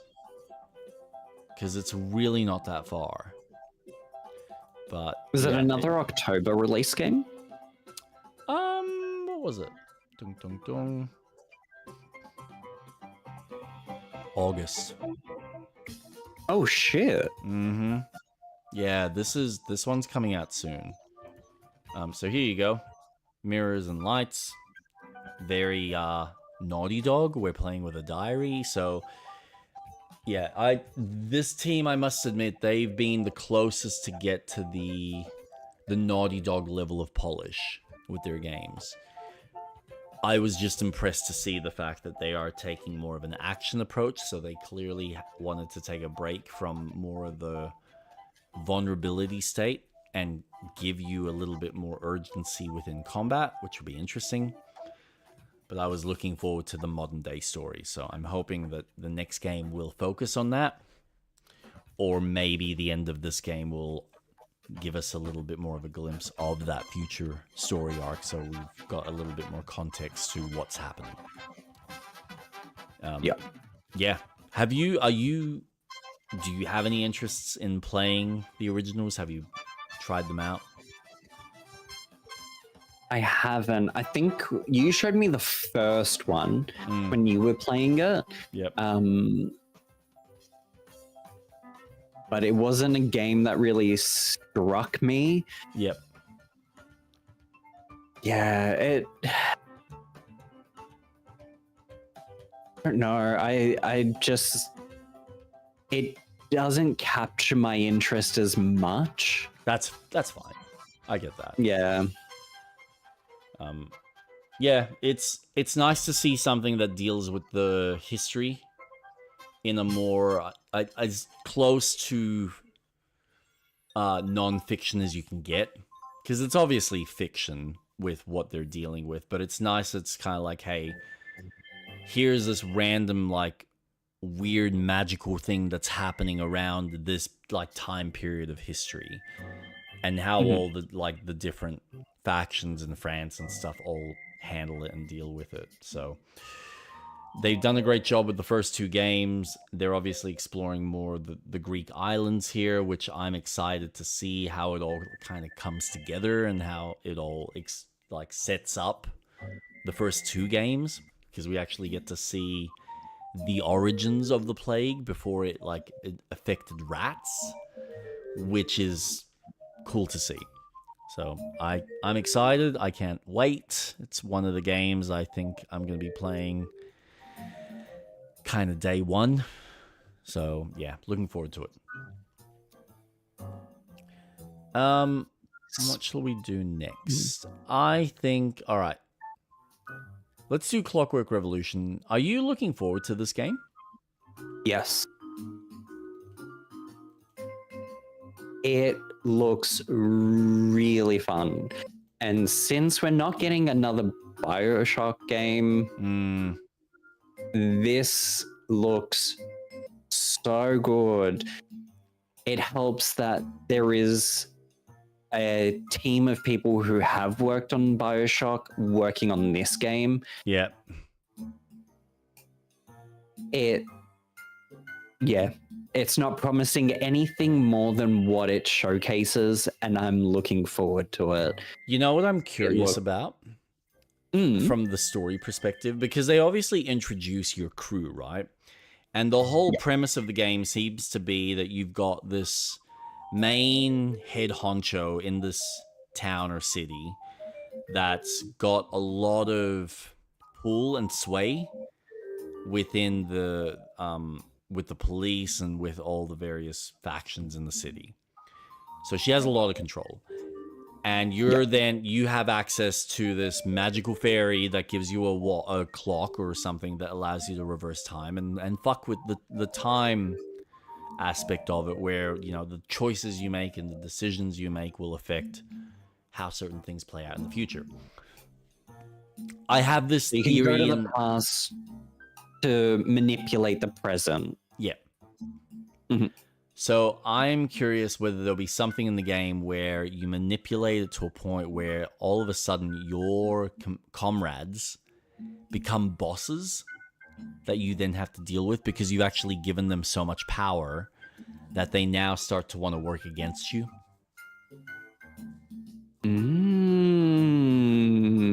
Which will be interesting. Or maybe they turn on you based on some of the choices and some of the things you give them. So then you're kind of having to be mindful of what and how much freedom you're giving them or how much power you're giving them. So yeah, I'm curious to see how this all comes together. Yeah. It was just something crossed my mind where I was like, there's something about this trailer that you're seeing the changes. Alluding. Yeah, well, you're seeing the changes that you're making. And you've got these comrades of yours that they're making an effort in introducing you to them. Who's to say that suddenly your comrades don't turn into your enemies? Because now you're a potential threat at changing their timeline, and God knows, God forbid, they then lose the power that you officially gave them in the first place. That's true. Yeah. This is definitely on my watch list, and it is something that I do plan on playing. Yep. But just a spiritual successor to BioShock is such a welcome to my library. Yeah. You know what's funny? It feels like a better version of the BioShock Infinite that we got in certain aspects, just as far as mechanics and some of the deeper choice and consequences. Yeah. But to be fair, I think Kevin Levine was focused on making Elizabeth a more fleshed out character that would actually engage with the world, and I don't think he was ever able to get the design of her working to the intention. So we got what we got, and it is what it is. Anything else you want to add to Clockwork Revolution? No. Cool. Not until more comes out. Yeah, that's fair. I was blown away by this. I did not I'm expect so this to excited. be what it was, to play how it did. But this was Yeah. such a breath of fresh air. And by Focus Entertainment, like, oh my God, Uppercut Games. This intro trailer really misled me. Yep. I thought it was going to be a very different game. And What did once you think it was the going to be? gameplay, I thought it was going to be more of a cinematic game. Mm-hmm. And once the gameplay started and I saw that this also plays similar to that of BioShock, Yep. I was like, oh, okay. Playing as a magician. Yeah. It Magician, just that's it. it plays on that so well, and having this story of the devil himself playing his tricks because he made a deal with you, and I think this will be a very fun game to play. I almost wish, though, that they never presented the devil as in his like his devil red form. There was just something that it went a little bit too in the campy side, but that's the kind of story that they want to tell. That's how they want to present it, and that's fine. But it would have been nice if it was more of the human-esque. You know, I've got the twirly mustache and, you know, helping you make really bad decisions based on your wants and needs. So yeah, sure, give me your soul and I'll give you magic powers. Here you go. I imagine that we will see the devil have a different form when we get to that fight, where his real form will showcase. You know what I was really impressed by? Because like you watch this trailer and you go, okay, this is all it's gonna be. Here's a concept art for and a concept video for here's what type of a game this is going to be. And so, you know, you go through this 2-minute video and it's like, yep, cool, this is kind of where we're going to end it. And all of a sudden it gets into actual gameplay and I'm like, wait, oh, sick, you can flip the environment and like do all this crazy shit. I'm like, what the fuck? This is now where I'm actually seeing the game. Where did the fuck did this come from? So this was such a breath of fresh air. This was such a great surprise. I cannot wait to play this. It's just right up my alley. And again, like he said, 2027, so not far off. I'm so happy that these games don't have a 2 to 3 year wait time anymore. And yeah, you're right, there could be that whole delay, but for face value, I think 2027 is a nice wait time because we're already halfway through the year. Yeah, it's fucking gone quick. Now this was a very nice surprise. Yeah. So Spyro's coming back, Realm Reborn.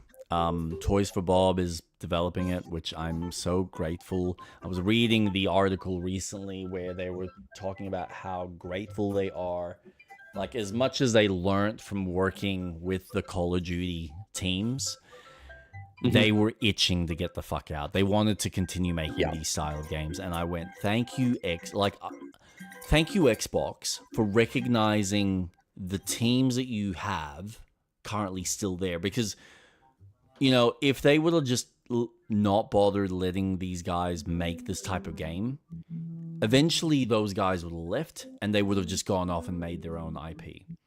As opposed to, well, you've got an IP that you can utilize. You can utilize another game that's kind of more on the kidsy spectrum and make a new game. And you have a team that wants to and is dedicated to doing it. And here you go. Like, we're actually getting a flying Spyro in a platformer, which is just fucking They're playing exciting. to the strengths of their team. Yeah.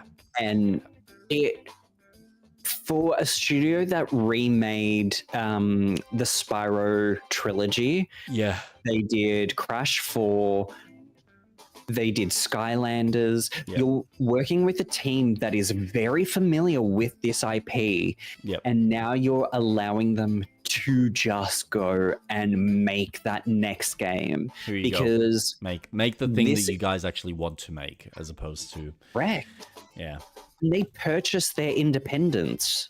Yeah. They approached Xbox or Microsoft and they were like, let us just, we want to make this. And Microsoft's like, okay.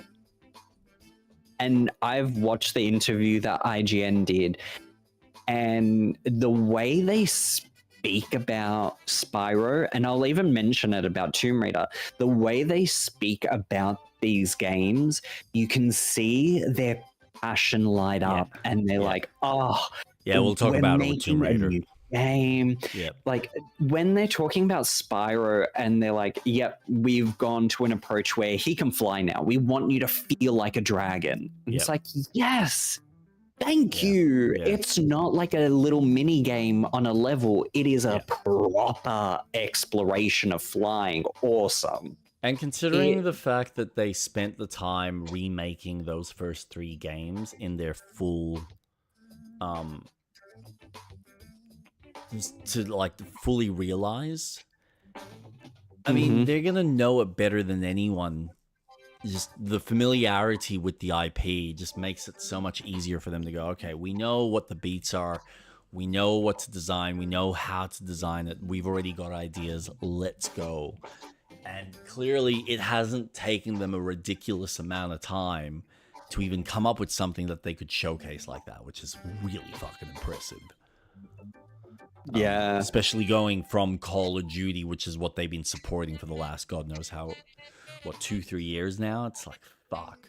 So, yeah, I, like, in a lot of ways, Microsoft is lucky that these guys didn't just pack their bags and go, fuck it, we're done. We're going off, we're going to make our own platformers because that's what we love, that's what we enjoy, that's what we're passionate about. We don't want to keep making fucking shooters. But I wouldn't be given surprised if they a were chance. close to that. Yeah. They would have been. There would have been something.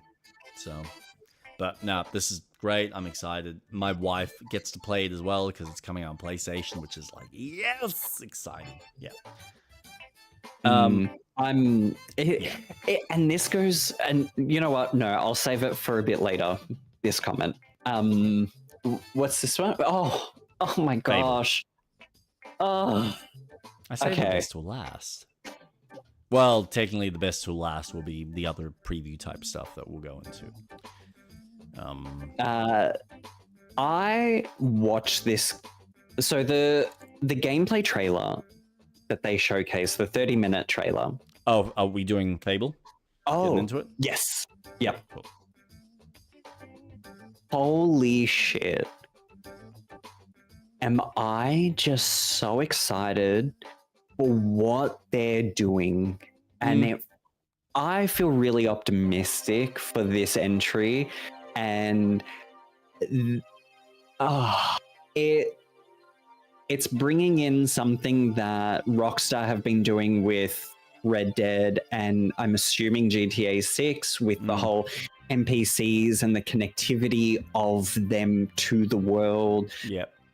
The morality system being a lot more about your actions and how you come across to people feels so interesting, because it gets touched on in this where, you know, you could be an entrepreneur, you could have all of this stuff, but there could be an NPC that fucking hates that trait. Yeah. And hates the rich. And then, like, suddenly charges you more because of their opinion of you, which I thought that was a nice, like, you know, there's a push and pull to this game, which is quite impressive.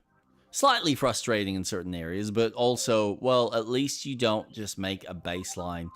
Here's how you make the game completely easy, or here's how you make the game hard. Like, there feels like there's a nice even, hey, yes, you're going to make a lot of money, but it also means that some of these merchants who do not like what you're doing are also not going to capitalize off of you. So you're going to be paying more.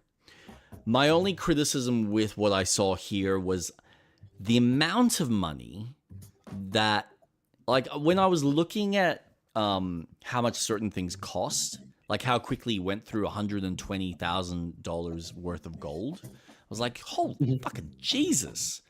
How long does it take you to earn that? And then when you see how much you earn from, like, blacksmithing, I was like, oh, okay, well, that makes sense. It means that it would take me maybe 15 minutes to get that money in by doing menial jobs. So it's weird how the currency and the way the economy works. Yes, but I would have dropped a digit. In this trailer, they said that they have changed the timing and how much you get for the purpose of the showcase. So it's not the final product. Yeah, they were just doing it so that you could see what you can do. Yeah. So blacksmithing, you'll have more time, but you earn less. Yes. So you can get more money because you have more time.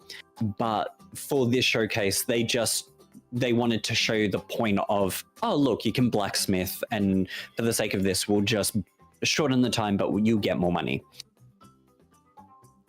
I think it gives you a good understanding that if you do earn or purchase a lot of properties, like having the bar, having a tailor shop, and having properties, being a boomer essentially, in the housing market, you can collect rent and all of that. So you will get a good steady stream of an income once you get to that stage. Yeah. And this leads me to this challenge that this game is going to create with this system of morality, where it is not just good and evil, but this varied persona you can have depending with, I think they called it the cloud, something cloud. When you look at your stats, you have certain things above your stats to show you if you're like an entrepreneur, or you're skewed, or shrewd, or you're something a thief, like that. or you're a murderer, or you're heroic, you're courageous, But it's almost what I think is a game that could be similar to Stardew Valley in a very in-depth way, where maybe you can shelve the main storyline and just focus on, what did they say, over 1,000 handcrafted NPCs. You can marry everyone, I think excluding the children, so thank God for that. Yeah. So you can set that challenge to yourself of, well, do I just want to marry every single person that I can? Can I fuck every person that I can? How many kids can I pop out and deal with? So I essentially walk through a town. It's like, my children, yes. Now you will all sleep with each other, and you will have cousins of cousins. My seed has You all spread. share half blood of me. Yep.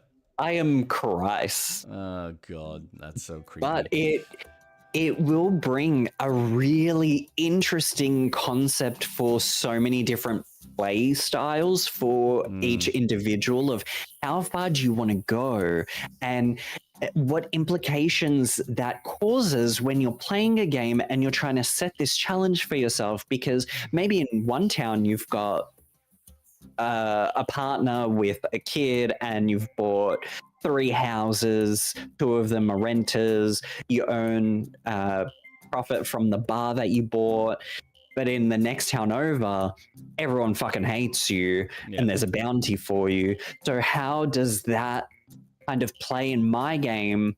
And there's something really fucking interesting where I'm tempted when I play this game. How much of the side stuff do I want to play, the life sim style, where maybe I just want to focus on building the town and building relationships with people, but in doing so, how will that then affect the other NPCs that might not appreciate the traits that I have and how they view me. It's real. I'm loving this. This gameplay video got me really excited to see, and it doesn't feel like they're overselling it like the previous Fable games. It is very much something that is Oh, they're delivering. very much delivering. Yeah. Like what they And it's say, a what they state, they fantasy are delivering. setting. Yeah. And the combat looks quite enjoyable when they go, okay, well, let's see what trouble we can make. And Okay, so this is kind of, it's slightly my criticism, but it's like okay, I understand what the focus of this direct was, or what the focus of this demo was, but I need to see another one that's purely focused on, all right, here's what it's like going through a mission, here's your combat, here's how you level up. So I'll point out two things that were lacking for me. The facial capture, like I know they put a lot of effort into their cinematics, and all the cinematic stuff apparently has like this high quality animation rigging and whatnot to it, which is fantastic and great. But I do find it strange in a modern era where the face in this game looks as stiff as something from like the PlayStation 3 era. And it's driving me bonkers when I'm watching the NPC talk, but the lips just don't even match, and then there's no real expression in the eyebrows or nothing. I'm like, okay, is this like early dev type stuff, or is this actually what the game is going to look like? And your auto rigging system is just fucking shit and poop and old. Well, it is a pre-release build, so it is a work in progress. So yeah. I would be optimistic in saying that because the game is coming out in February next year, there is still a lot of time for them to work on that stuff. You'd hope so, because if I compared this to something like Hogwarts, I feel like Hogwarts does it slightly better. But we'll see. But no, the other major thing for me, because yeah, like all the sim stuff presented well, they got across what they needed to as far as the effects that your decisions have on the town people, the way you gain the affection of certain people so that you've got like very specific objectives you need to complete in order to get their favor and attention. All of those systems look fucking awesome. It feels like a Fable game. It plays like a Fable game. That's all exciting. But now it's a question of, okay, you haven't really gone into the combat. You've shown it off, and it does, you're right, it looks very kinetic, it looks fun. But now I want to see, all right, show us what a mission looks like. What is our, like the inventory? Can I change the type of weapons? How do I level up? Like, do the weapons level up? Do I level up? Do we both level up? What's the inventory look like? Like all of the other systems that go into a hack and slash fantasy game, where is all of that? So that's, I'm hoping they showcase that aspect of it. I think they will. Yeah. My interpretation of how they're marketing this game is this is a pretty big aspect of the game because of what the previous Fables were like, with the good and evil sort of morality. They wanted to showcase a lot more. Okay, well, this is how we're enhancing it for this entry of Fable. Yeah. We're adding a few extra layers to throughout the year, they will show a lot more. Yep. Especially leading up to it. I think they would be stupid if they didn't. Because combat is one of the big things in this game, and it always has been. It's more the fact that, look, combat's never really been the big focal point with these games, but you hope that it will be a slightly better and a more improved version of what the originals were, because the originals were just, you did some hack and slash, you had your archery, and then you had your various magic spells. That's it. There was nothing else to it. Whereas there may be potential for this to, you know, do a little bit more, to give it a little bit more of its own nuance. And add a few more flares so that there's more things that a player can experiment with and play around with from a character progression standpoint, other than just, hey, interact and buy properties or, you know, have children. Fuck with the townspeople. It's like, yeah, that's fine, but I also has the game play from moment to moment after you've walked away from the town. So overall, it's looking good. I'm excited. I can't wait to play this. Some part of me almost wants this over GTA, but it's fine. We're gonna get GTA first, and this will come out in Feb. Oh, Yeah. other thing I will say, Haley Atwell as a fucking bad guy. Oh, Dude, such a good choice. I am so grateful she said yes. Like, that's the bit that gets me. So good. I love that trailer, and how they're doing the trailers for the characters are so good. Yeah. I love this whole office-like conversation that they're having with the camera. Yeah. And her portrayal of her version of being a hero and not being seen as the villain, I love. It feels so interesting. It helps build this whole morality system even more because it's not evil. But I view myself as being the hero by doing these sort of actions. Yeah. And it's like, but in day to day, that would be good or evil. But no, you're looking at the complexities of psychology of someone's point of view.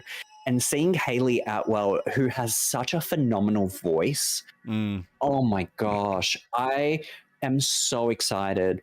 This game already has quite a few famous people in it. And I just have to say, the main character that they've designed for this looks like Peter Parker. I'm just going to say that. No, yeah. Look, I will say, knowing that Haley's in this, now I don't know how much of a role she actually plays or whether she's like one of the other side characters that you interact with. Is the antagonist. Yeah. So my curiosity or my interest to play as a female, like the way that they've kind of demoed initially, is more enticing now because of Haley. Because now it feels like it's this fun, you know, female versus female, who's the real hero type of deal. Yeah. At least in my head canon, which is already I'm already. I like it. Yeah. So that's probably the direction I'm going to go. And that's another thing. I think that also helps with the interactions you have. I don't know if being a male or female is going to have any impact. Well, it should, because, I mean, who's having, like, if you're starting a family, who's popping out the kids? Because what do you just pop, like, are you just popping out the kid and then going, okay, so that was good, like, I did the labor, all right, you have fun, Timmy, you look after the little rascal, and I'll come back once I'm done with my journey. Like, that would be fun.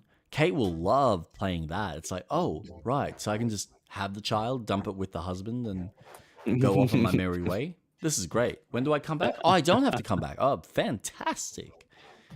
Awesome. Oh, but he leaves me. Oh, that's not nice. I need to have him stay there so he can make me the hot chocolate when I come back. That's the point of the husband. You know, he looks after the child. He looks after the house. Everything's clean. Why haven't you cleaned this house? And you're pointing the sword at his face. Like, clean. Where's my fucking...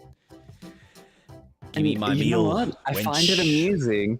You are focusing on a side piece of content of that sim, and it moves away from this whole main storyline, and you're focusing on just, well, maybe I do just want to play a life sim for a few hours where let's focus on building a relationship with someone. That to me makes me more excited.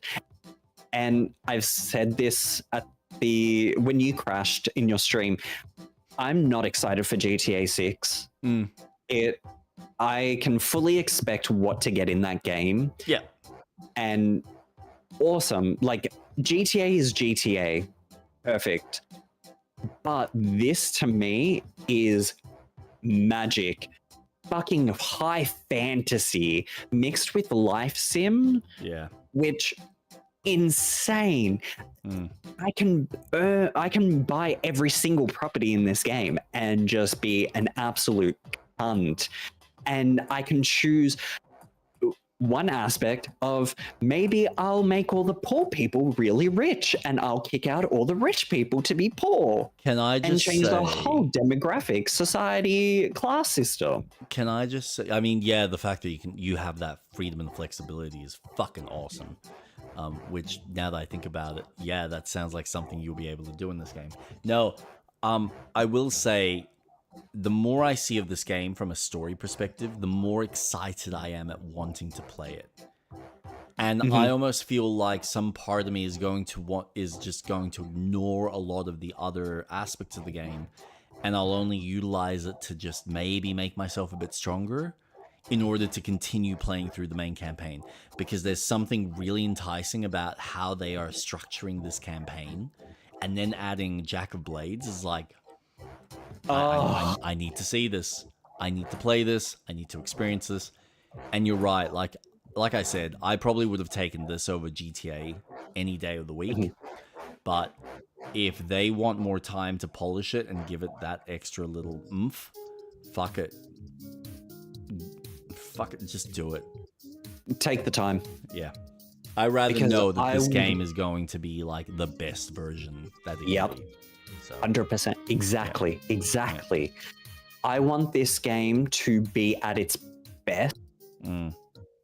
And seeing how this team has been making racing sim games, yeah, this is such a I big want change. them to do the best so that we can see a studio evolve. Yeah. And so far, I am thoroughly enjoying what I'm seeing. I will say, I was very impressed. I don't know what this is running on. You would assume on a high-end PC.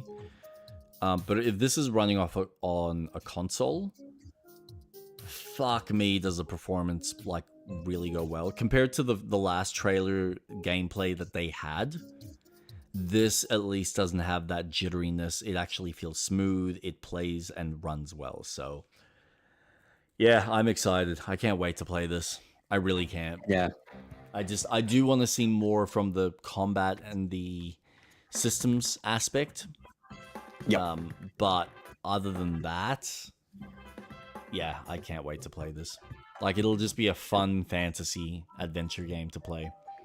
So I think that's one big thing as well, is seeing the fantasy elements, like going up the beanstalk to see the giant, exploring more of the map, because the map looks huge. I'm really excited. It's definitely going to be something that I have to upgrade my PC for. unfortunately, yes. Unless it gets released on the Switch. So, which is a possibility. Fingers crossed. All right. I'll leave the best till last because I feel like we're gonna have a lot to say. Exodus gameplay trailer reveal finally fucking came out for this thing. Yep. I cannot wait. This feels like the original Mass Effect in all its improved glory. I am curious to see how the story goes. I think I was telling you on Wednesday night that my only concern is I need to see the more dialogue choice conversation type stuff, like the actual role-playing aspect of the game. But from a gameplay standpoint, from a world building, from an exploration standpoint, I'm sold. I can't wait to play this. I want this in my hands, and I want to start exploring the world itself and the space. So yeah, I do like that they showed some of the conversation when you're going on that pirate ship. Yes. And they did mention, like, you know, the ways that the encounter can take place. I agree. I would like to see more of that because it is one of the biggest aspects of the game. Because I'm going through Mass Effect, Mm, and it is such a important aspect of the game because that is what sets your encounters and the story to come. yeah. This gameplay just feels like such what I expect Mass Effect for. Mm. And I'm really looking forward to this as well. I will say, I'm Mm. impressed by the stylish nature of the game. There's something. It's not. It's like what they did with like Uncharted, where they are trying to do realistic characters, but not, and they kind of give them this animated look about them, which I'm very glad. It gives it a very unique look and feel. Yeah. While still looking very beautiful and fucking detailed, so. It's a really nice style. Mm. It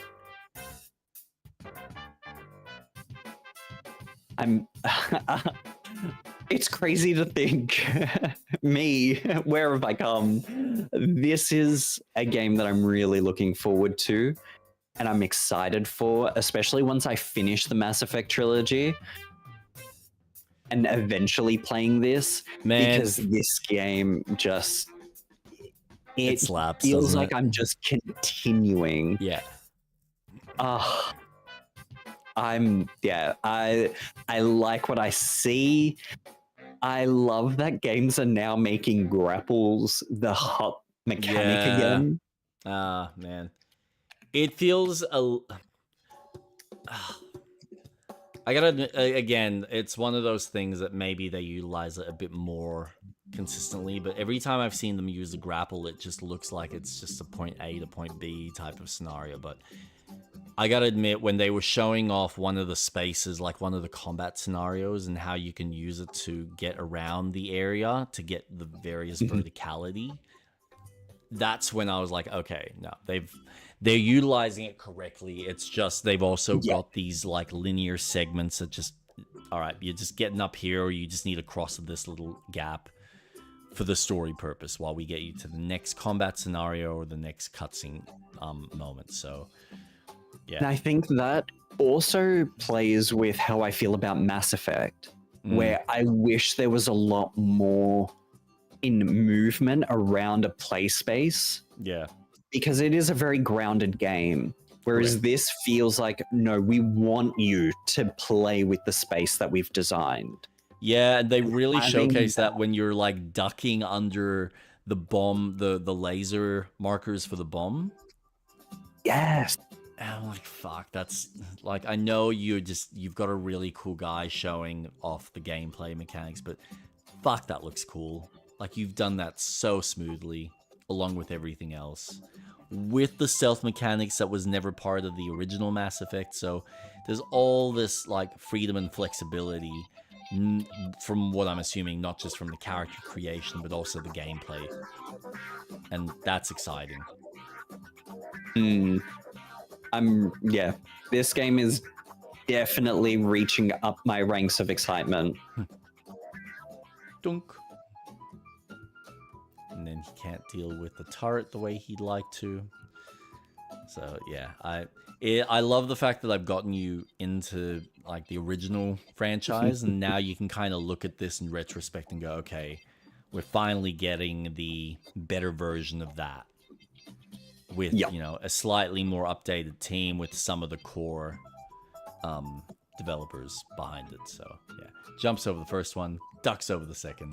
It's just so smooth, just beautiful. Loved it. Just the freedom to do that, the ability to do that, all of that's fucking just really exciting.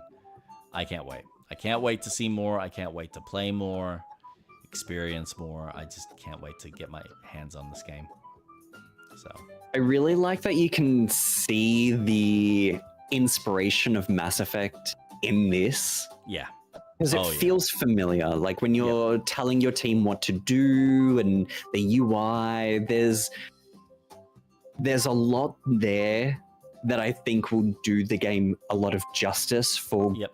people who have played Mass Effect. I Yep. think this game is going to be such a warm welcome. Yeah. Yeah, I'm looking Agreed. forward. Yeah. Not long. Not long. This was another it this year? 2027. No, it's another 2027. But it's just, I know that they're very close to completing it, so. And I'm sure Wizards of the Coast is going to want them to get this done. I imagine this will be a game that releases in Q2. Early, so I reckon it might be Maybe Q1. Q1?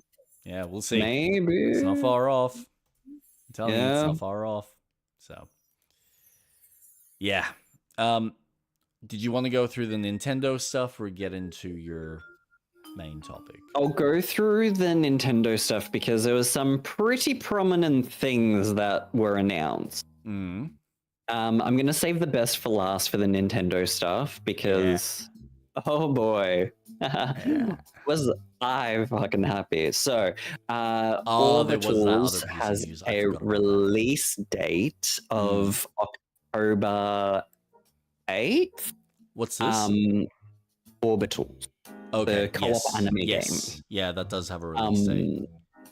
Which, fuck me. Gosh, Yeah. I am so excited, and we need to talk about how we're gonna fucking play that game. Yeah, we'll have to figure it out. We'll find a way. Pokepia has officially been announced to have 3 new DLCs coming out in the course of a year. Mhm. First one dropping in August. Nice. New mechanic in the game for diving, so now we can explore the underwater areas, Mhm. which I'm very excited for. Okay. I was really excited when this happened. One Piece is getting a new game, and it is a restaurant simulator game. Oh god. Yep. Fair enough. And I am very excited. It is going to be super chill, super enjoyable. Can't wait. It will probably be a day one purchase for me. That's coming at the end of the year. Mhm. All right. I mentioned this before the stream. I think it was last stream. And I said it. The Legend of Zelda Ocarina of Time has been officially announced for a remake. Now, this game is apparently coming out this year. Is that correct? That is correct. So why? Can you guess what month? Is it November? I Is that believe actually- it is a November release. Are they actually putting it in November? I said this in last stream or the stream before, where I mean, there is I was only joking one about it, thing but that could fucking hell. compete with GTA, and Nintendo doesn't give a fuck. Yeah, I know. Nintendo is I'm like, impressed. okay, cool. And it's probably the one studio that can get away with releasing a game and compete with GTA. Yeah. Ocarina of Time is one of the biggest Zelda games, apart from Breath of the Wild and Tears of the Kingdom. If this is releasing in November, because it is 2026, and usually they do release it then, I think they would be stupid to release it in October with all Well, the other games. I will admit that theoretically, they're at least considering their fans who actually own a Switch for the people that don't have anything other than a Switch 2. So in one Yep. sense, if they do release in November, they're like, look, we know you guys aren't getting GTA on this system. Here's something else you can play. If you want something different, or for the people that aren't obsessed about GTA the same way, you've got another option or something else you can kind of play in tandem. And the game that everyone's kind of fallen in love with and experienced. My biggest concern / issue was the fact that we saw no actual gameplay. We saw a weird looking Link, very small and pudgy, but no actual like combat, no exploration, nothing. It was just like, here's just this intro. Go fuck yourself. This- We'll like show you some gameplay in about a month. Correct. Fuck you, Nintendo. We will get a Zelda Direct probably in either I August or know, but September. come on, you could have given us something with a little bit more excitement, and then you could have gone into the detail and the depth of, all right, here are all the things that we've improved. Here are all the new changes. Like, let people have something more to sink their teeth into from a talk discussion point of view, as Correct. opposed to just. But the issue is, how many of their first party games are coming out in the immediate future? You've got Star Fox, you have Splatoon, Pokepia. There is a lot of other things that are coming out sooner that they can't detract your interest away from them until it's closer to the date. You know, It's- I get that, but also go fuck yourself. It's all excuses. But no, like you are right. I will give you that from a purely marketing standpoint, they are looking at the logistics standpoint of, if we show you this now, you're not going to want to think about anything else. Whereas if we kind of go, okay, you're getting excited, we'll show it to you as we get closer to launch. That way you can go, hey, at least you're focused on this new title or that new title. So yeah, you're probably right. And I agree with you. I would have loved to see Epona. I would have loved to see what the world would look like. No, you should have seen Epona. You should have seen the gameplay. You should have seen him actually using an ocarina. But no, we got none of that. But this is going to be a very interesting release, because I don't think... Oh no, there is one other game that's coming out in November, and that's the Godzilla game. Yeah, whatever. Which everyone is memeing about. Fun.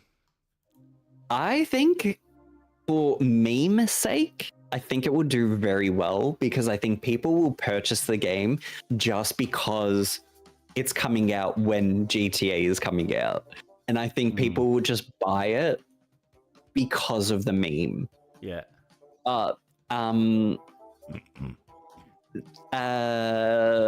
Another game that's coming out on the Switch too, which is crazy.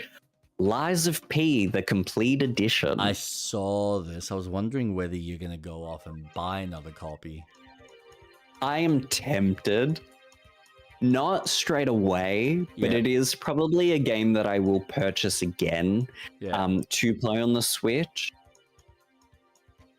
Devil May Cry 5 is getting released on the Switch. Oh, that's an interesting one. Yeah, that is an interesting one. You've got... what else?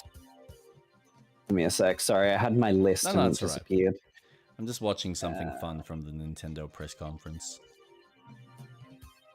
A bit more Star Fox. Really fun. Onimusha has been confirmed to be releasing on the Switch. Yep. You have the 3 Xenoblade Chronicles game coming out on the Switch 2 version. Yep. So if you've got the previous version on the Switch, you can purchase an upgrade. Microsoft's Minecraft Bedrock Edition is getting a Switch 2 version. Xenoblade Genesis has been announced. Nintendo Switch Sports Resort is coming out on the Switch too. No, and this is what I'm watching. I gotta admit, this resort game looks like the classic with a few extra little mini games and stuff, and this looks fucking cool. It does. I would almost just. This is one of those games that I am probably gonna turn around to you and say, all right, so you bought a copy, right? All right, so you go buy a copy, so when I come over in an hour, we can play it. Yes. And I'll bring the beer, or I'll bring, you know, the chocolate, or whatever it is. I'll bring my wife. We're all gonna have fun. The baby can stay home. No, Piper can hang out with Leo. Yeah. You can go sleep with the dog. Here you go. Have fun. It is a No, game that this- I this looks will be getting because I enjoy the sports games. And Wii U Sports Resort was really fucking fun. I had so much fun playing that. And this one has an exploration mode, so you can skateboard around the island, Yeah. free roaming. Yeah, I I saw love that. Awesome. Yeah. I think that's all really impressive. RuneScape Dragon Wilds is releasing on the Switch too. Final Fantasy Resonance, a new pixel art game, is coming out. Yeah. Dragon Quest Monsters, which is essentially 2, is coming out. Delta Rune Chapter 5 coming out soon. Fuck yes. Metaphor is coming out on the Switch too. Nothing really new, but this is kind of news. Duskbloods. Yeah, you're getting a Test. beta, you fucking lucky cunt. Yeah. So you go have fun with that. You'll You'll have to tell me what your thoughts on it are when you do get the play it, Yes. so. Which means that the game is coming out soon, because if they're doing a beta run, Yeah. I imagine that there's going to be a soon release date. Yep. Now, I'm going to get into one of the most anticipating games other than Tomb Raider. So I just want to say, I fucking told you, I fucking called it. They removed the cloud versions of Kingdom Hearts because the games are being natively released on the Switch too. I Mhm. fucking called it. You I did. fucking knew it. But Fuck here's my next question, because this game's Mhm. been in some development time. It's been developed for quite some time. Oh, we're talking about 4?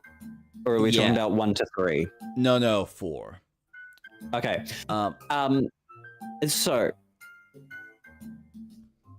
I just want to quickly say, because I do have some notes. I streamed Kingdom Hearts 3 on Wednesday stream. I didn't play Mass Effect. I was like, Yeah. no, I need to play my baby. I downloaded the demo on the Switch too, streamed it. Holy fuck. I was so impressed. I was worried that one part of the game was going to be a bit heavy Mhm. when you're climbing Mount Olympus and you get the rain and all the effects of Sora, Donald, Goofy, and Herc being wet, fighting the Rock Titan. Holy shit. The game was consistent. It did not dip. It ran well. Yep. Sure. Finished the demo for Hercules, and I was like, oh, the toy box. Perfect. I'll play some toy box, which is the Toy Story one. Oh my god. That they've done it. They have done it.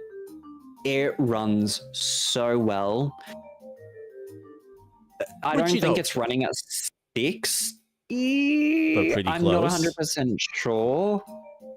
This is number 3? I'm really, yeah, Yep. because I can only play 3 at the moment. Hence why I was Okay. playing Kingdom Hearts 2 on the PC, because I was Yeah. like, now I'm in the mood. Yep. 3, as far as I can tell, is a solid either 60. I don't think it was running at 30, because you can tell.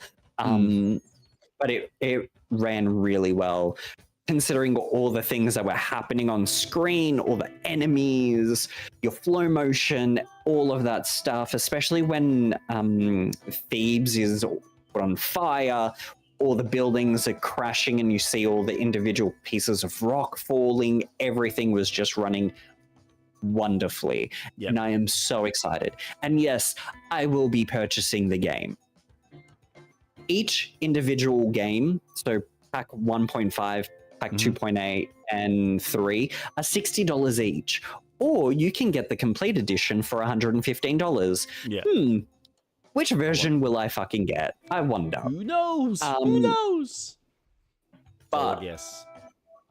oh my god, I did not fucking expect them to showcase 4. Yeah. Oh my god. Oh my god.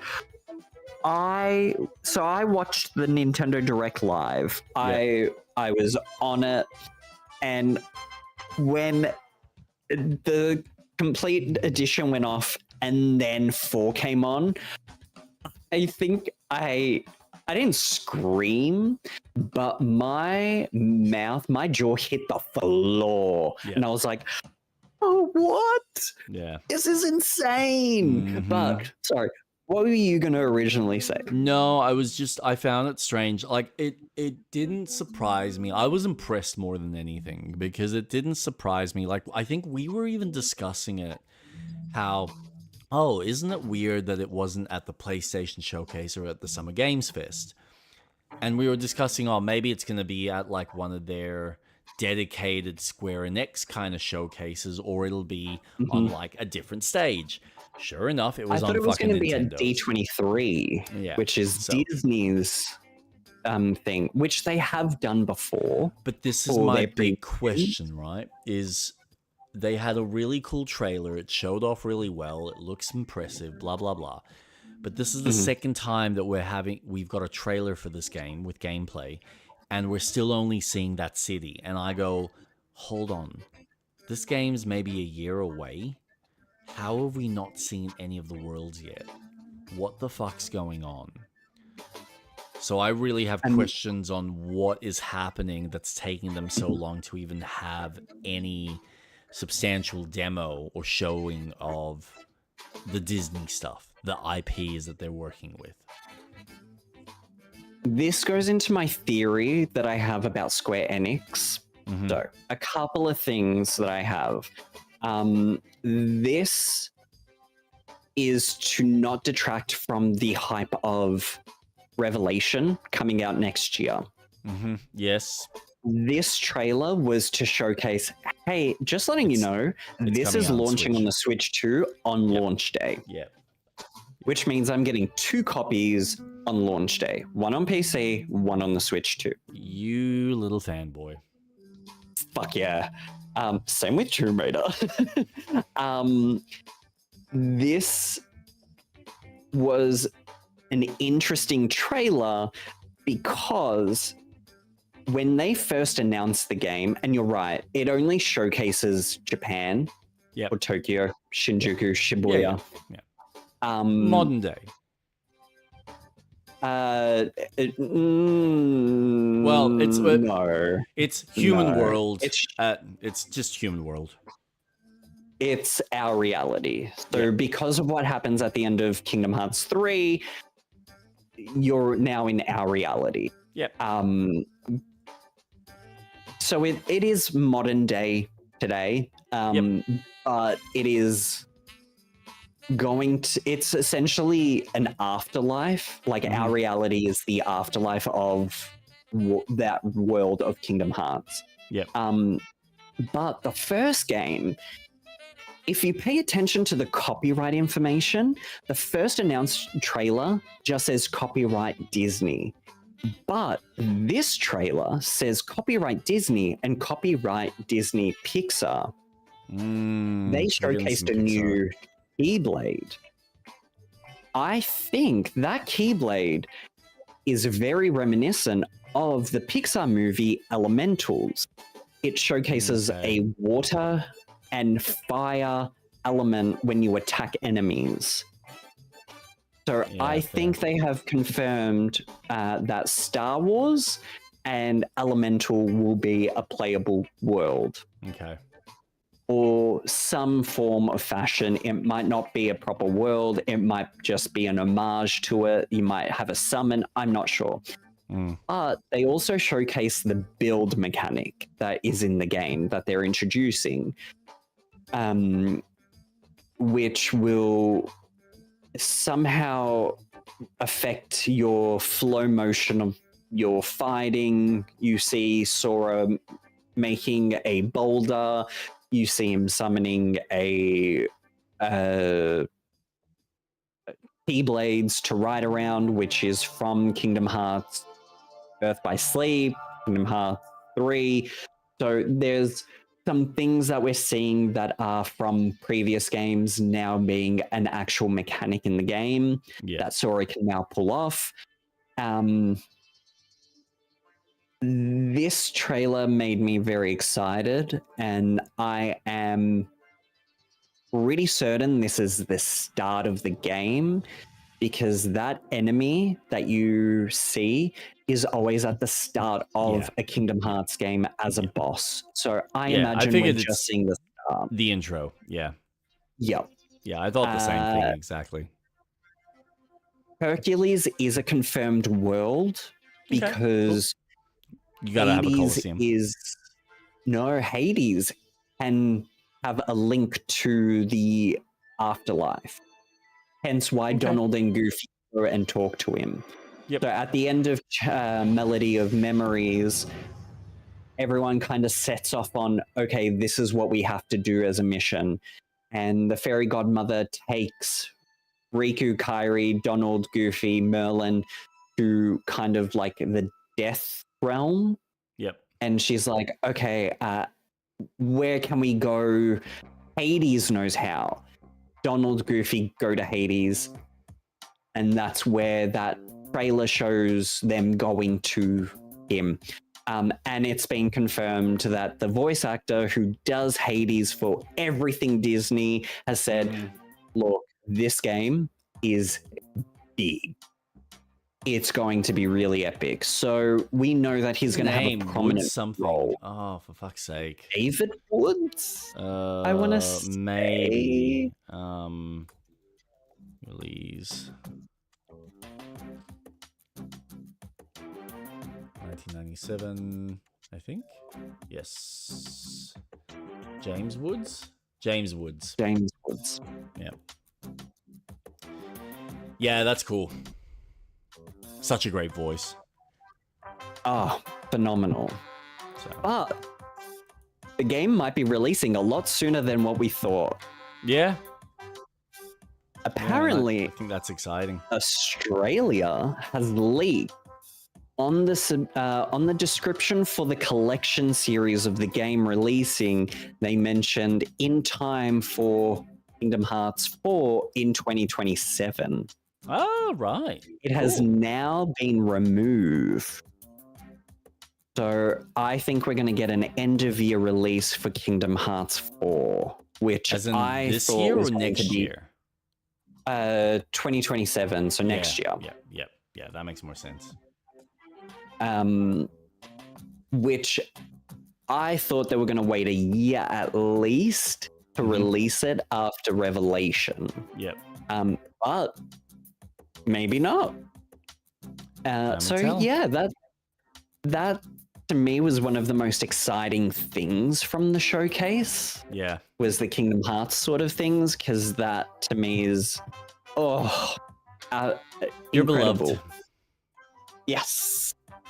But shall we get into Tomb Raider? Yeah, I will just add just a couple of little side bits. I was impressed to find out that Thief is getting a remaster, which I'm so grateful and excited for. So, because I gotta admit, the original I couldn't get running properly on my PC. Like, I can get it running, but there's a couple of issues with it where, it's so the cutscenes didn't work. They would just not play. So I would end up having to go to YouTube to watch a cutscene to then continue the game. But on top of that, there's just weird issues with the control scheme. Because it's such an old game, you then have to go in and reprogram and remap all of the controls because it was an old game that at the time it was popular for fucking first-person games to be movement on the arrow keys as opposed to WASD that became the default. So yeah, I'm excited that this is getting a remaster. Yay, awesome. I think the original Hitman games are also getting remastered. Other than that, I don't really think there was much else that I kind of saw from newsy type information. Oh, Dragon's Dogma 2 is getting its Dark Arisen DLC, which that's cool. And coming out on awesome. Switch too. Yes, yeah. I was actually impressed by how much is coming out on the Switch too. So there's a lot. The support, and we keep mentioning this, the support from third parties for the Switch 2 is astounding. It's really fucking impressive. Oh, and last one. This one really impressed me. This is a team that I thoroughly love, and I thought that this was going to be one of those games that were going to be stuck on the fucking system. But Muramasa the Demon Blade from Vanillaware is actually coming out on PC, on PlayStation 5, on Switch consoles in 2027. That's fucking cool. Because I honestly thought I would only be able to play this game on my fucking Vita. And it's like, nope. Here it is. In all its glory. So, yay. It's a re-release of that game. Yep. So. Because I thought it was a sequel, because... No, they're just bringing it back from the old Revenant Blade, yeah. So it's that original game in all its glory, just being brought over to modern systems so people can experience the beauty of the art style with the action. So, yeah, great game. Awesome. Can't wait to go back and re-experience it on my Steam Deck.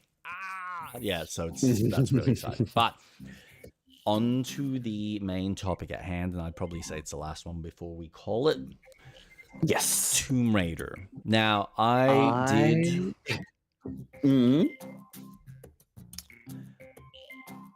I'll let you kind of take the lead on this, but I did watch the interview, like the behind the scenes, talking with Wild Hog, talking with Crystal, talking with the actress who's playing the character, and what you said before, early tonight, I think rings true. Passion, yeah. The passion. You should see the other dedication. interviews. Oh, you're right. I didn't see this with the Survivor trilogy. No. With how they spoke about it. But looking at how they're talking about Legacy of Atlantis, you can see this excitement and this love. And the voice actress, Alex, the way she talks about Lara and doesn't disregard the previous actresses who've done the work, she compliments everyone. She's like, fulfilling the shoes of this character is a huge ordeal. Yeah. And it was so much fun. Huge. Because Lara is one of the most iconic characters. And to step into that role and hearing how, I think it was an IGN interview she did where she was saying, I speak fluent French and there is a character called Pierre Dupont. And she's like, you don't say Pierre Dupont, you would say it properly. And I told the developers and the producers, I speak French. Let Lara, she speaks other languages. Let me. And they're like, do it. And just hearing that, where they're playing to the strengths, because in Tomb Raider Legend, you hear Lara speak Russian. And it's like, yes, Lara is well-versed in speaking other languages. She is a well-educated character. She is meant to be someone... and this is a character that would have so much time on her hands that why would she not go out of her way to learn a little bit of all these different languages, because she's going to these places and then she's asking the locals for help to get her to these deep, dark areas. So of course she's gonna speak. Like, you know, she goes to Mexico, she's gonna learn some Mexican. She goes to fucking Brazil for any reason. Well, yeah, she's fucking learning Brazilian. Portuguese. Yeah, Portuguese. Thank you. That's all right. But it's just... and that's what I was saying before. Lara uses the tools to her advantage, and language is one of the most important tools to communicate because that's how we talk. And it's also a big part of history as well, is knowing all of that. Oh so, my gosh. like, could you imagine her not learning Latin for all of the stuff that she fucking does? Like, fucking Indy knows Latin, so it's just like, yeah, and he's a fucking useless language. But if you're an archaeologist and going into the past, okay, you will need to learn it because that's what they used to speak. Yep. It's not used in modern day, but back then they did. So having that tool set under your belt, use advantage of it. Absolutely. And hearing that excitement from the team and it just, I get excited because I can hear the passion. And one of the reasons why I went back to playing Anniversary and Underworld was because of the gameplay preview that people had and showcased. It just,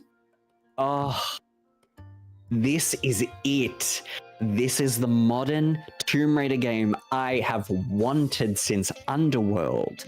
Not the Survivor trilogy where she fucking, you jump and you can make her float to the left. Yeah. None of that. It feels so good. No yellow paint, no obvious signs that this is a climbable wall. It is all integrated within the world. And there's aspects, so in my notes, I wrote a lot because fuck me, am I excited. Yep. So there's a lot of callbacks to the previous games because it's all interconnected now. It's all unified or whatever. I tried to talk to my partner about it and he's like, it doesn't make sense. And I'm like, it doesn't. No. Regardless of the point. But we're just going to pretend and shoehorn it in because square peg and round hole. Exactly. It's in there. Lara has full acrobatics. So one small thing is she can swan dive from the ground. And to me, you could do that in all the previous ones. Fucking A.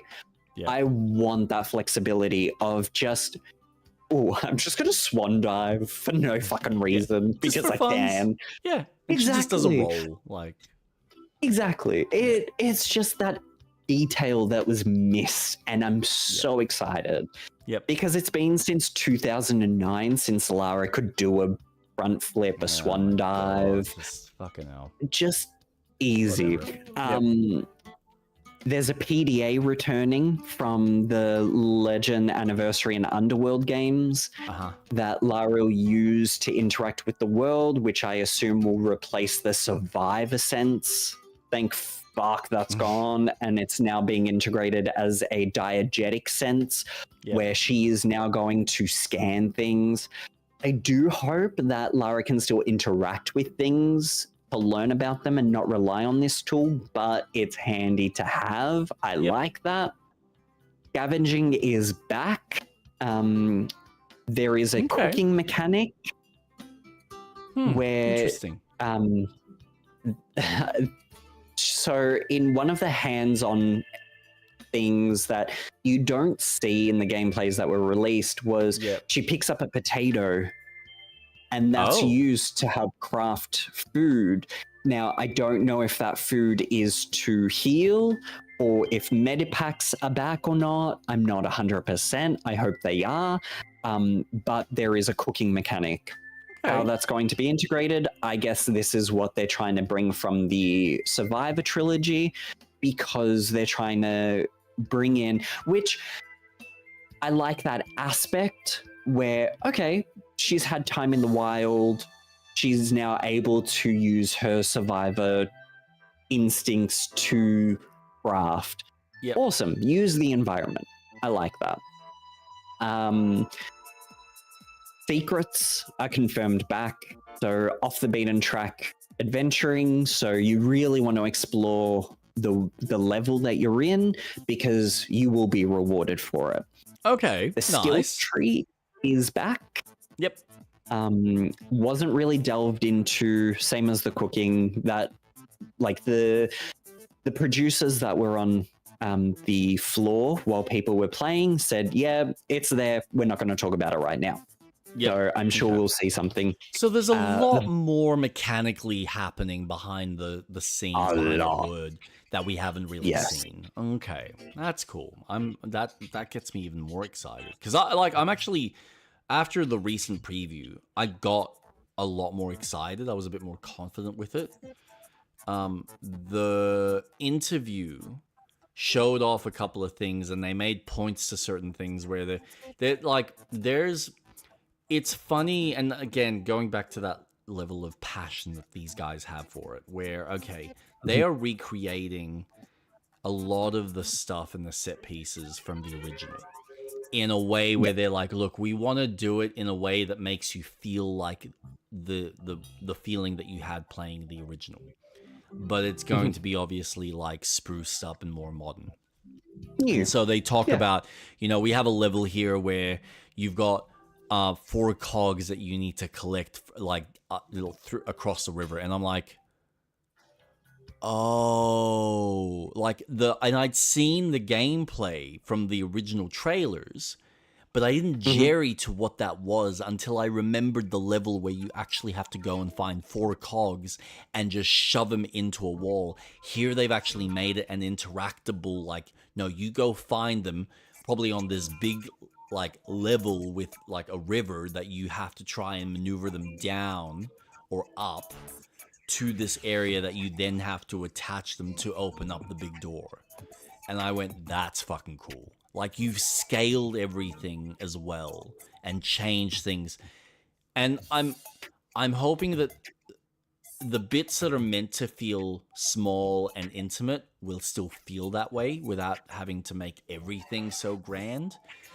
But I thought like that was a nice representation of what was technically just a simple mechanic of just climb up here, platform, and collect this one. Climb up here and into this little section to grab another one, and then rinse and repeat 4 times. I think one of their points that they made was, you've collected the cogs so many times already. Let's change it up.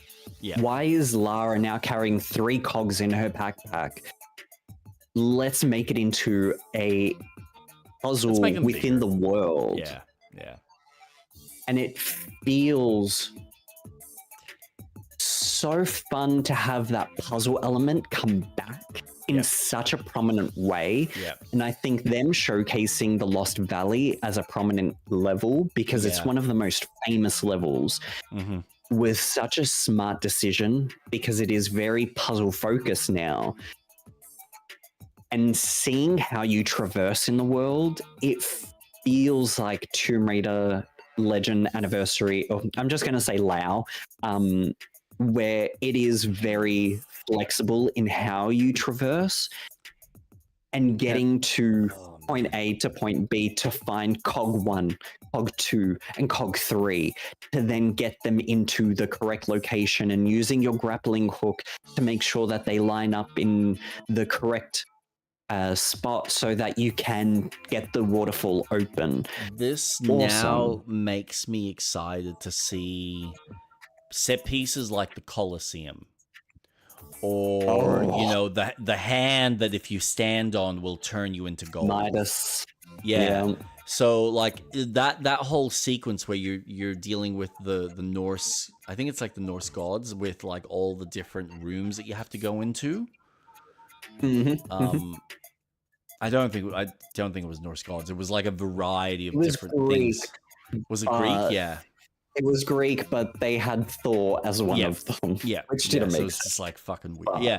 But just seeing how they recreate that. I think there's that level with all the water, with all the different cistern?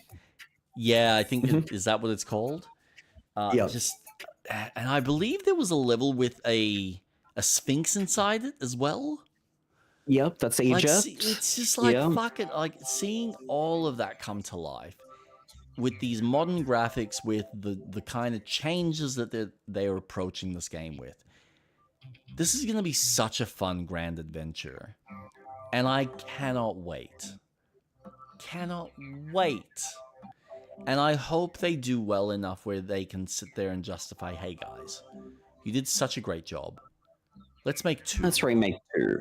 Yeah. I fucking hope so. And now we're giving you boats to fucking drive, and I don't know if there would like any other vehicles other than boats, but I won't spoil it. The minecart. No, that's 3. Oh, okay.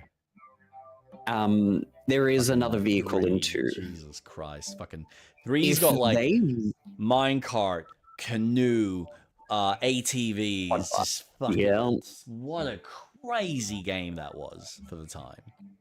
One thing I'm really intrigued about is if they are going to do Croft Manor in this one, because they've made no mention of it. Oh my god, I'm glad you brought that up, because I hope, right, that it's a little bit more than what the original was, and that we get some fun little secrets and fun little things to do in it.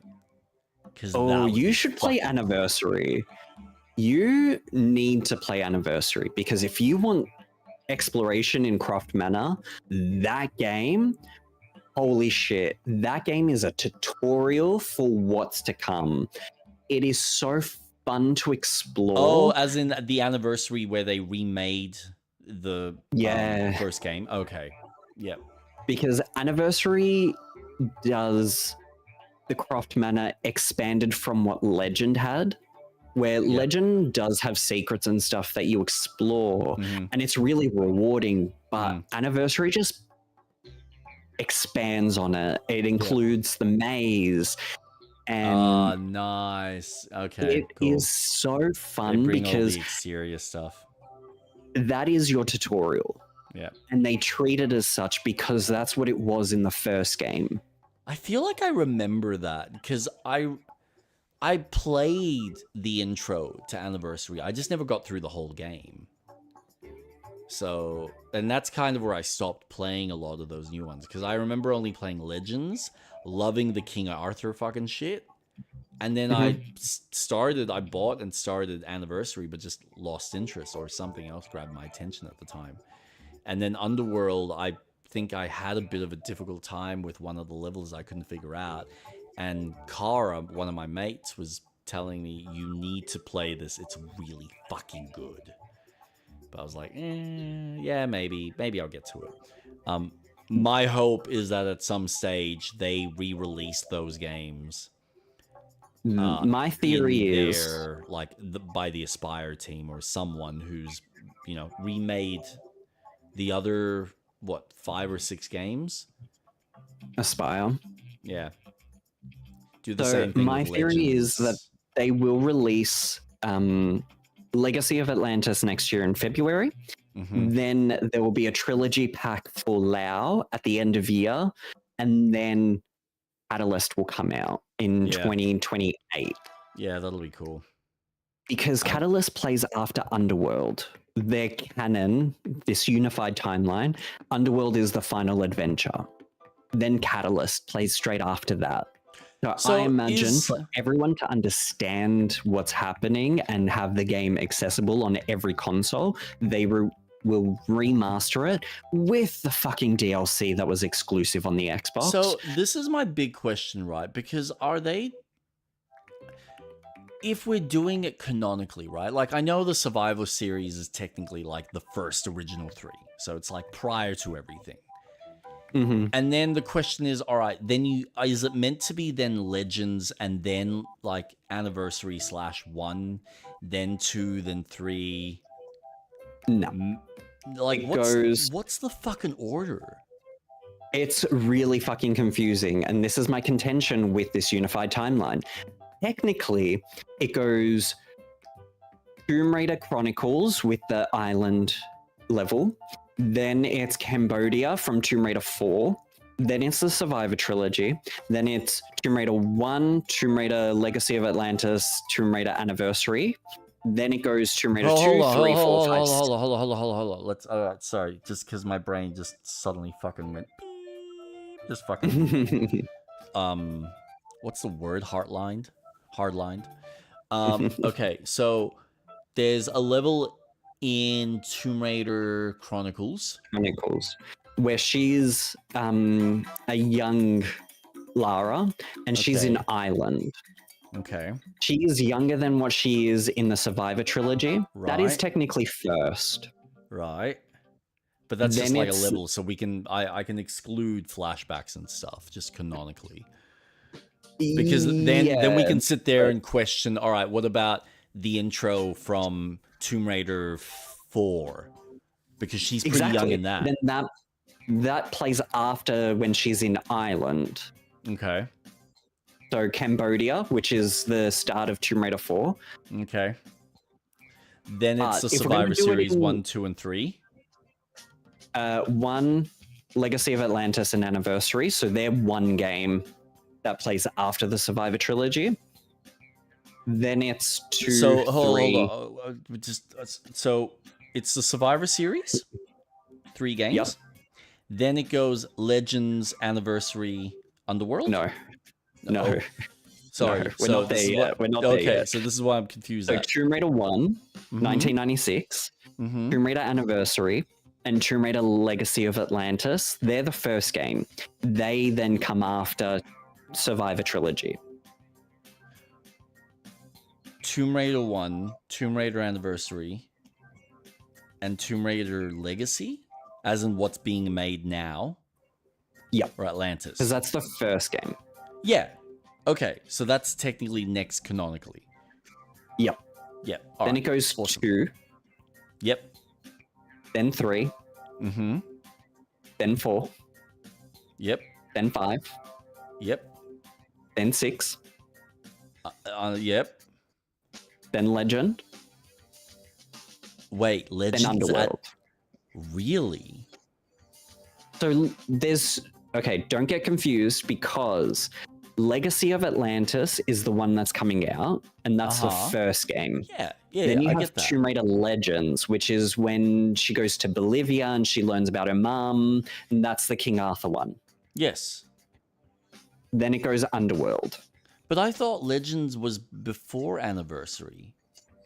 No, that's just their release. So Legend tells the story of Amanda, then Anniversary is the story of Natla, and then Underworld is the culmination of those 2 games. Right. So Anniversary is a prequel to Legends.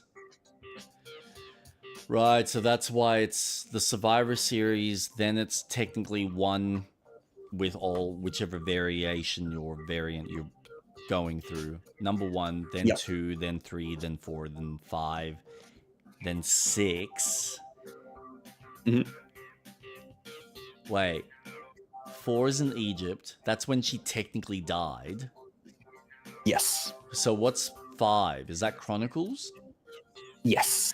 So that's when her friends and mentor reflect on her previous adventures.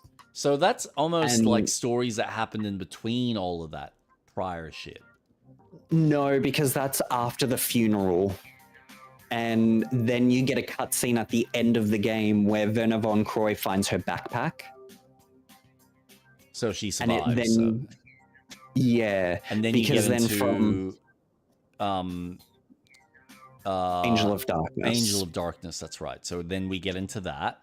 So we know she's alive and she's dealing with a new threat, which is kind of the weird game, Bastard Child, that never quite made it what it could have been. But anyway. And then it goes into Legends. Yes. And then Underworld. Yes. To then follow into Catalysts. Correct. Holy fucking shit. One of my biggest contention. Yeah, how are people supposed to like fit all of that weird canon? It's just what? Get What's fucked. weird, I get like they're trying to unify it, fine, and whatnot, but your trilogy of Tomb Raider, Legend, Anniversary, and Underworld told a cohesive story of her parents, Yep. because Amelia was the story of Legend, Richard was the story of Anniversary and Underworld, and Amelia's brought back from Legend. Like, there's this cohesive storyline over the trilogy of Lara's parents, Natla, Amanda, her feelings towards what lengths she would need to go to. But then you get introduced to Tomb Raider 1, where her parents actually kicked her out of the family because they didn't like her being a archaeologist.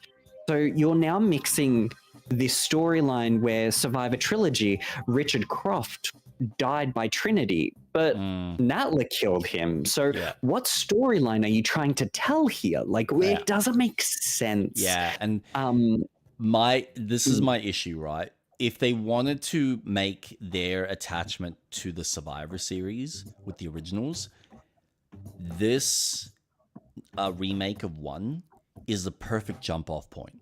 This is what I don't understand. You do not have to go to all the lengths and effort, because I always looked at the originals up to 4, or like if you want to include Chronicles and Angel of Darkness, as like, this was one saga. And honestly, it kind of feels like it should have ended at like maybe 4 or Chronicles. Okay, you bring up something that I have in my mind, and I've always treated it like this. Yep. The Tomb Raider games are trilogy games, all of them. So 1 through to 3 is its own trilogy. 4 to 6 is its own trilogy, because 4, 5, and 6 are a continuation of that arc of Werner von Croy. Yes, Then but I you've got also feel, but just to add to this, I also feel that they work, like, yes, they are 2 trilogies, but they work back to get back in tandem. Like, they feel like one cohesive arc. It's like, it feels like this is the same Lara through the games. And then it stops, and then we get Legends, Anniversary, Underworld that feels like, all right, this is our next iteration of Lara. This is like our retelling of these events and these stories that we're bouncing off of the original first game. Awesome. No. And now we look at the Survivor series that is like, okay, here's our modern interpretation. And if you then want to bring her to what the originals were, fine, awesome. I have no issues with the fact that you're giving her the fucking icicle hook from the Survivor series, because I can canonically sit there and go, we have the 3 Survivor games, for better or for worse. Then we get this new remake of the original game that then leads into Catalyst. That can be the story. And if you then want to recreate 2 and 3 so it kind of fits in line and kind of sits right before Catalyst, that's fine. I have no issues with that. Like, make your own, retell your story. And I think people will be fine with that. But don't try and shoehorn it with the originals and then the Legend series, because they're so beat for beat different from a storytelling perspective, from some of the events that happen. There's just, it doesn't fit. It doesn't work. Retell it in your own way. People will respect that. I almost think if you want to unify everything, then remake all the games in your version. Yep. It's what Capcom's doing with fucking Resident Evil. Right? And that's what people are thinking are going to happen with Tomb Raider, where they will then remake 2 and 3 and 4 and 5 and 6 and make them into a new canonical game storyline. Fine, do that. Absolutely.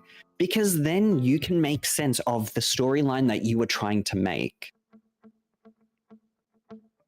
Yeah. just they're forcing something that they don't need to. And I mean, I've made this point even about Star Wars, where it's like, guys, we've had so many other franchises that have just rebooted or like rewritten themselves from like different points in the story arc. I mean, look at what they did with Halloween, where a new director with a new writer went, you know what? We don't want to continue from the last couple of movies. We want to tell our tale, but we do want to bounce it off of the very first movie. So we're going to have the first movie, and then here are our corresponding sequels that follow afterwards. And it works. You can sit there and you can kind of explain to the audience, okay, go watch the original. Here's how we tell our events and how we kind of conclude our arc. People, if you explain it in the right way, and if you frame in various cutscenes or whatever in these newer interstitial games, people will make sense of the canon how you choose to tell it. But if you're trying to shoehorn every single game that ever came out into one cohesive arc, it's like, guys, it's not going to work. I'm sorry, there are too many plot holes. Things were written at very different times by very different people. There were different focuses. There were very different levels of development. Let's just stop. Just stop. Don't be fuckwits. Tell your tale and let it be. And if it doesn't get completed and you're not able to, tell this tale, and you decide that, okay, in 10 years, we're going to restart this franchise again and we're going to tell another version of it, that's what happens. It's fine. I mean, how many times have we retold fucking James Bond stories? And we can sit here and shoehorn that it's all the same canon. It's, this all makes sense. Or it's like, all right, they're different human beings from like different eras playing under this one code name. But it's like, well, realistically, it's just, this is Bond during this period of history. Now we're looking at James Bond, the actual name of the character and the actual character himself, not some code name. This is what he's doing now. Now this is this version of James Bond. Like, it's just, okay.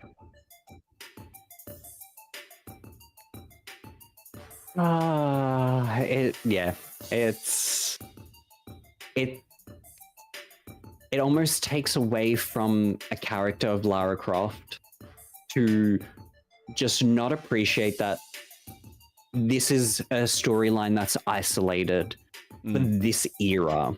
So the PlayStation 2 era can be just isolated as its own thing, and we can just appreciate it. Yeah.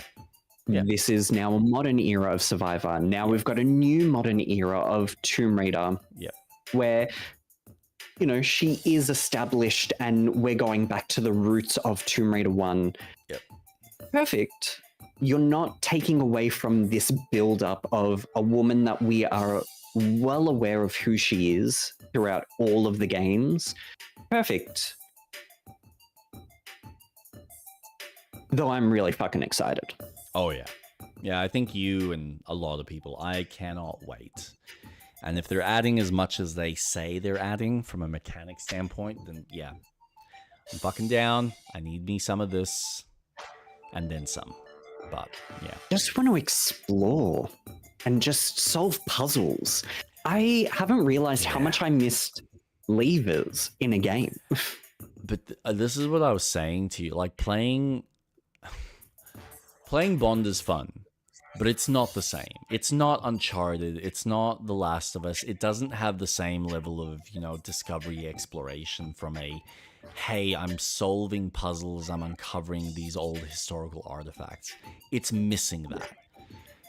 And, for all of the faults with the Survivor series, I gotta admit, especially in the later games, some of the level designs were really fucking cool. It's just unfortunate that I don't think they ever really... They went too hard into the gritty groundedness that they forgot that it's meant to be pulpy adventure. It's meant to be bombastic and fictionalized. That's what makes it fun. I mean, we were talking about this earlier, that it's like, you forget that this is a character that's not meant to be real. It's fictional. It's no different than Wonder Woman or fucking Iron Man or any of these Marvel characters. People love them because they are unrealistic. They are superhuman. And because of that, we are inspired to want to be that level of like capable.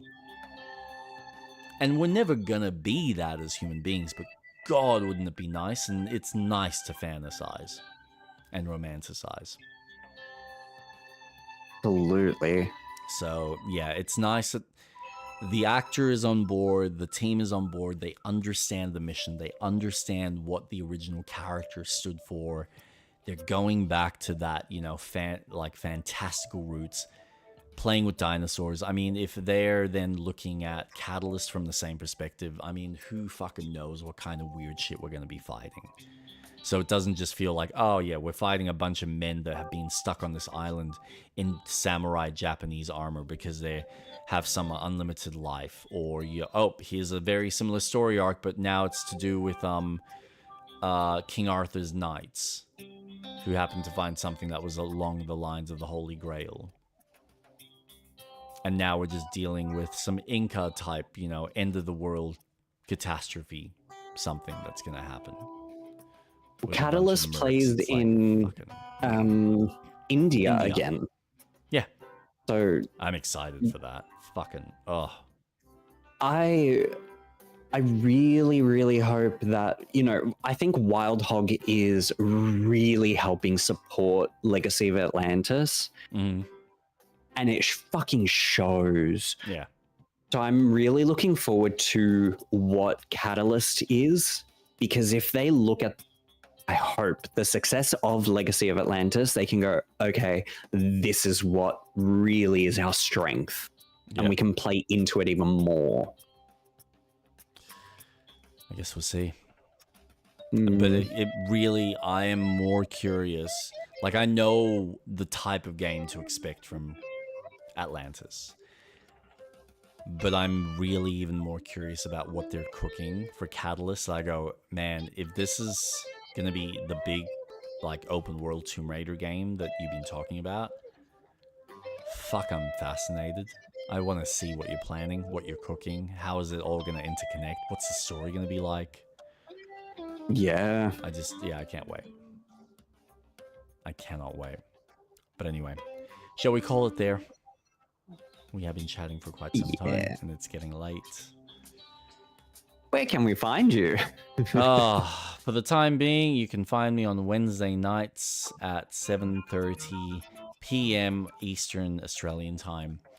I'm still I'm still doing Bond 007 First Light. I seem to be getting close to the end. I reckon I've probably got a stream or a stream and a half left before I'm done.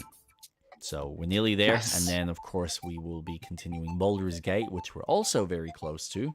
I reckon a stream or a stream and a half, depending on how the last portion of the game goes. But we still got to figure out where Astarian's quest is and get that done.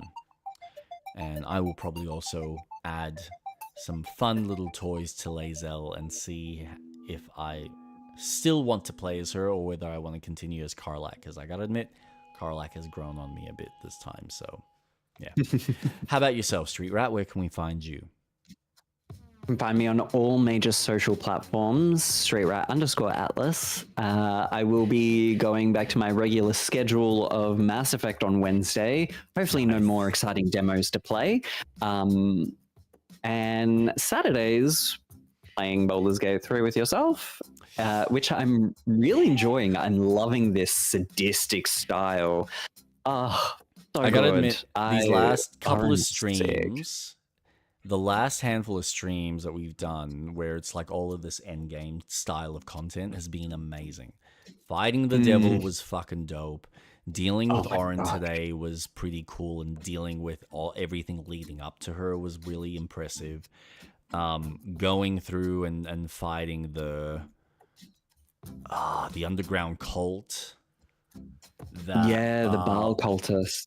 No, not even the Baal but the ones around Shadowheart and completing her arc. Oh my god! Like we Her did all of quest that. was fucking awesome. Yeah, that was. I still really can't impressive. believe we did that without her dying. That was impressive. But no, we've had some really fun streams around that. Obviously, going into the factory and sorting all of that out, killing Gortesh and getting his runestone. So yeah, it's been lots of fun. It's nice that we're getting close to the end of the game. I feel like we need to, because like it's kind of weird that we're getting all of this experience and it's not going anywhere. It's a weird, I gotta admit, it's a weirdly balanced game. I guess if you're someone who's not going through and doing a lot of the content in Act 2 or missing some of the stuff in Act 1, I get why there is so much of that in Act 3.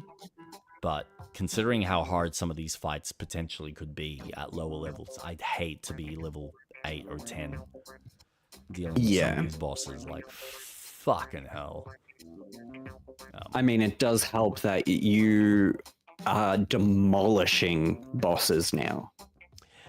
Yeah, and I can thank Impulsive for the suggestion. As much as I miss my long range monk, it is nice to be able to go, you know what, I can use up one of my fucking little monk abilities and just boom, boom, boom, and just watch the damage meter just fly through the roof. So yeah, my only concern that's probably going to be interesting, so we'll see how I can balance that, where I might have to leave the last potion for the last bit of the game, is that fucking strength potion that I need to really get the most out of my character. So, but we'll see how we go.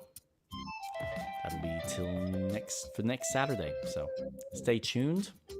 Everyone look after yourselves, and we'll see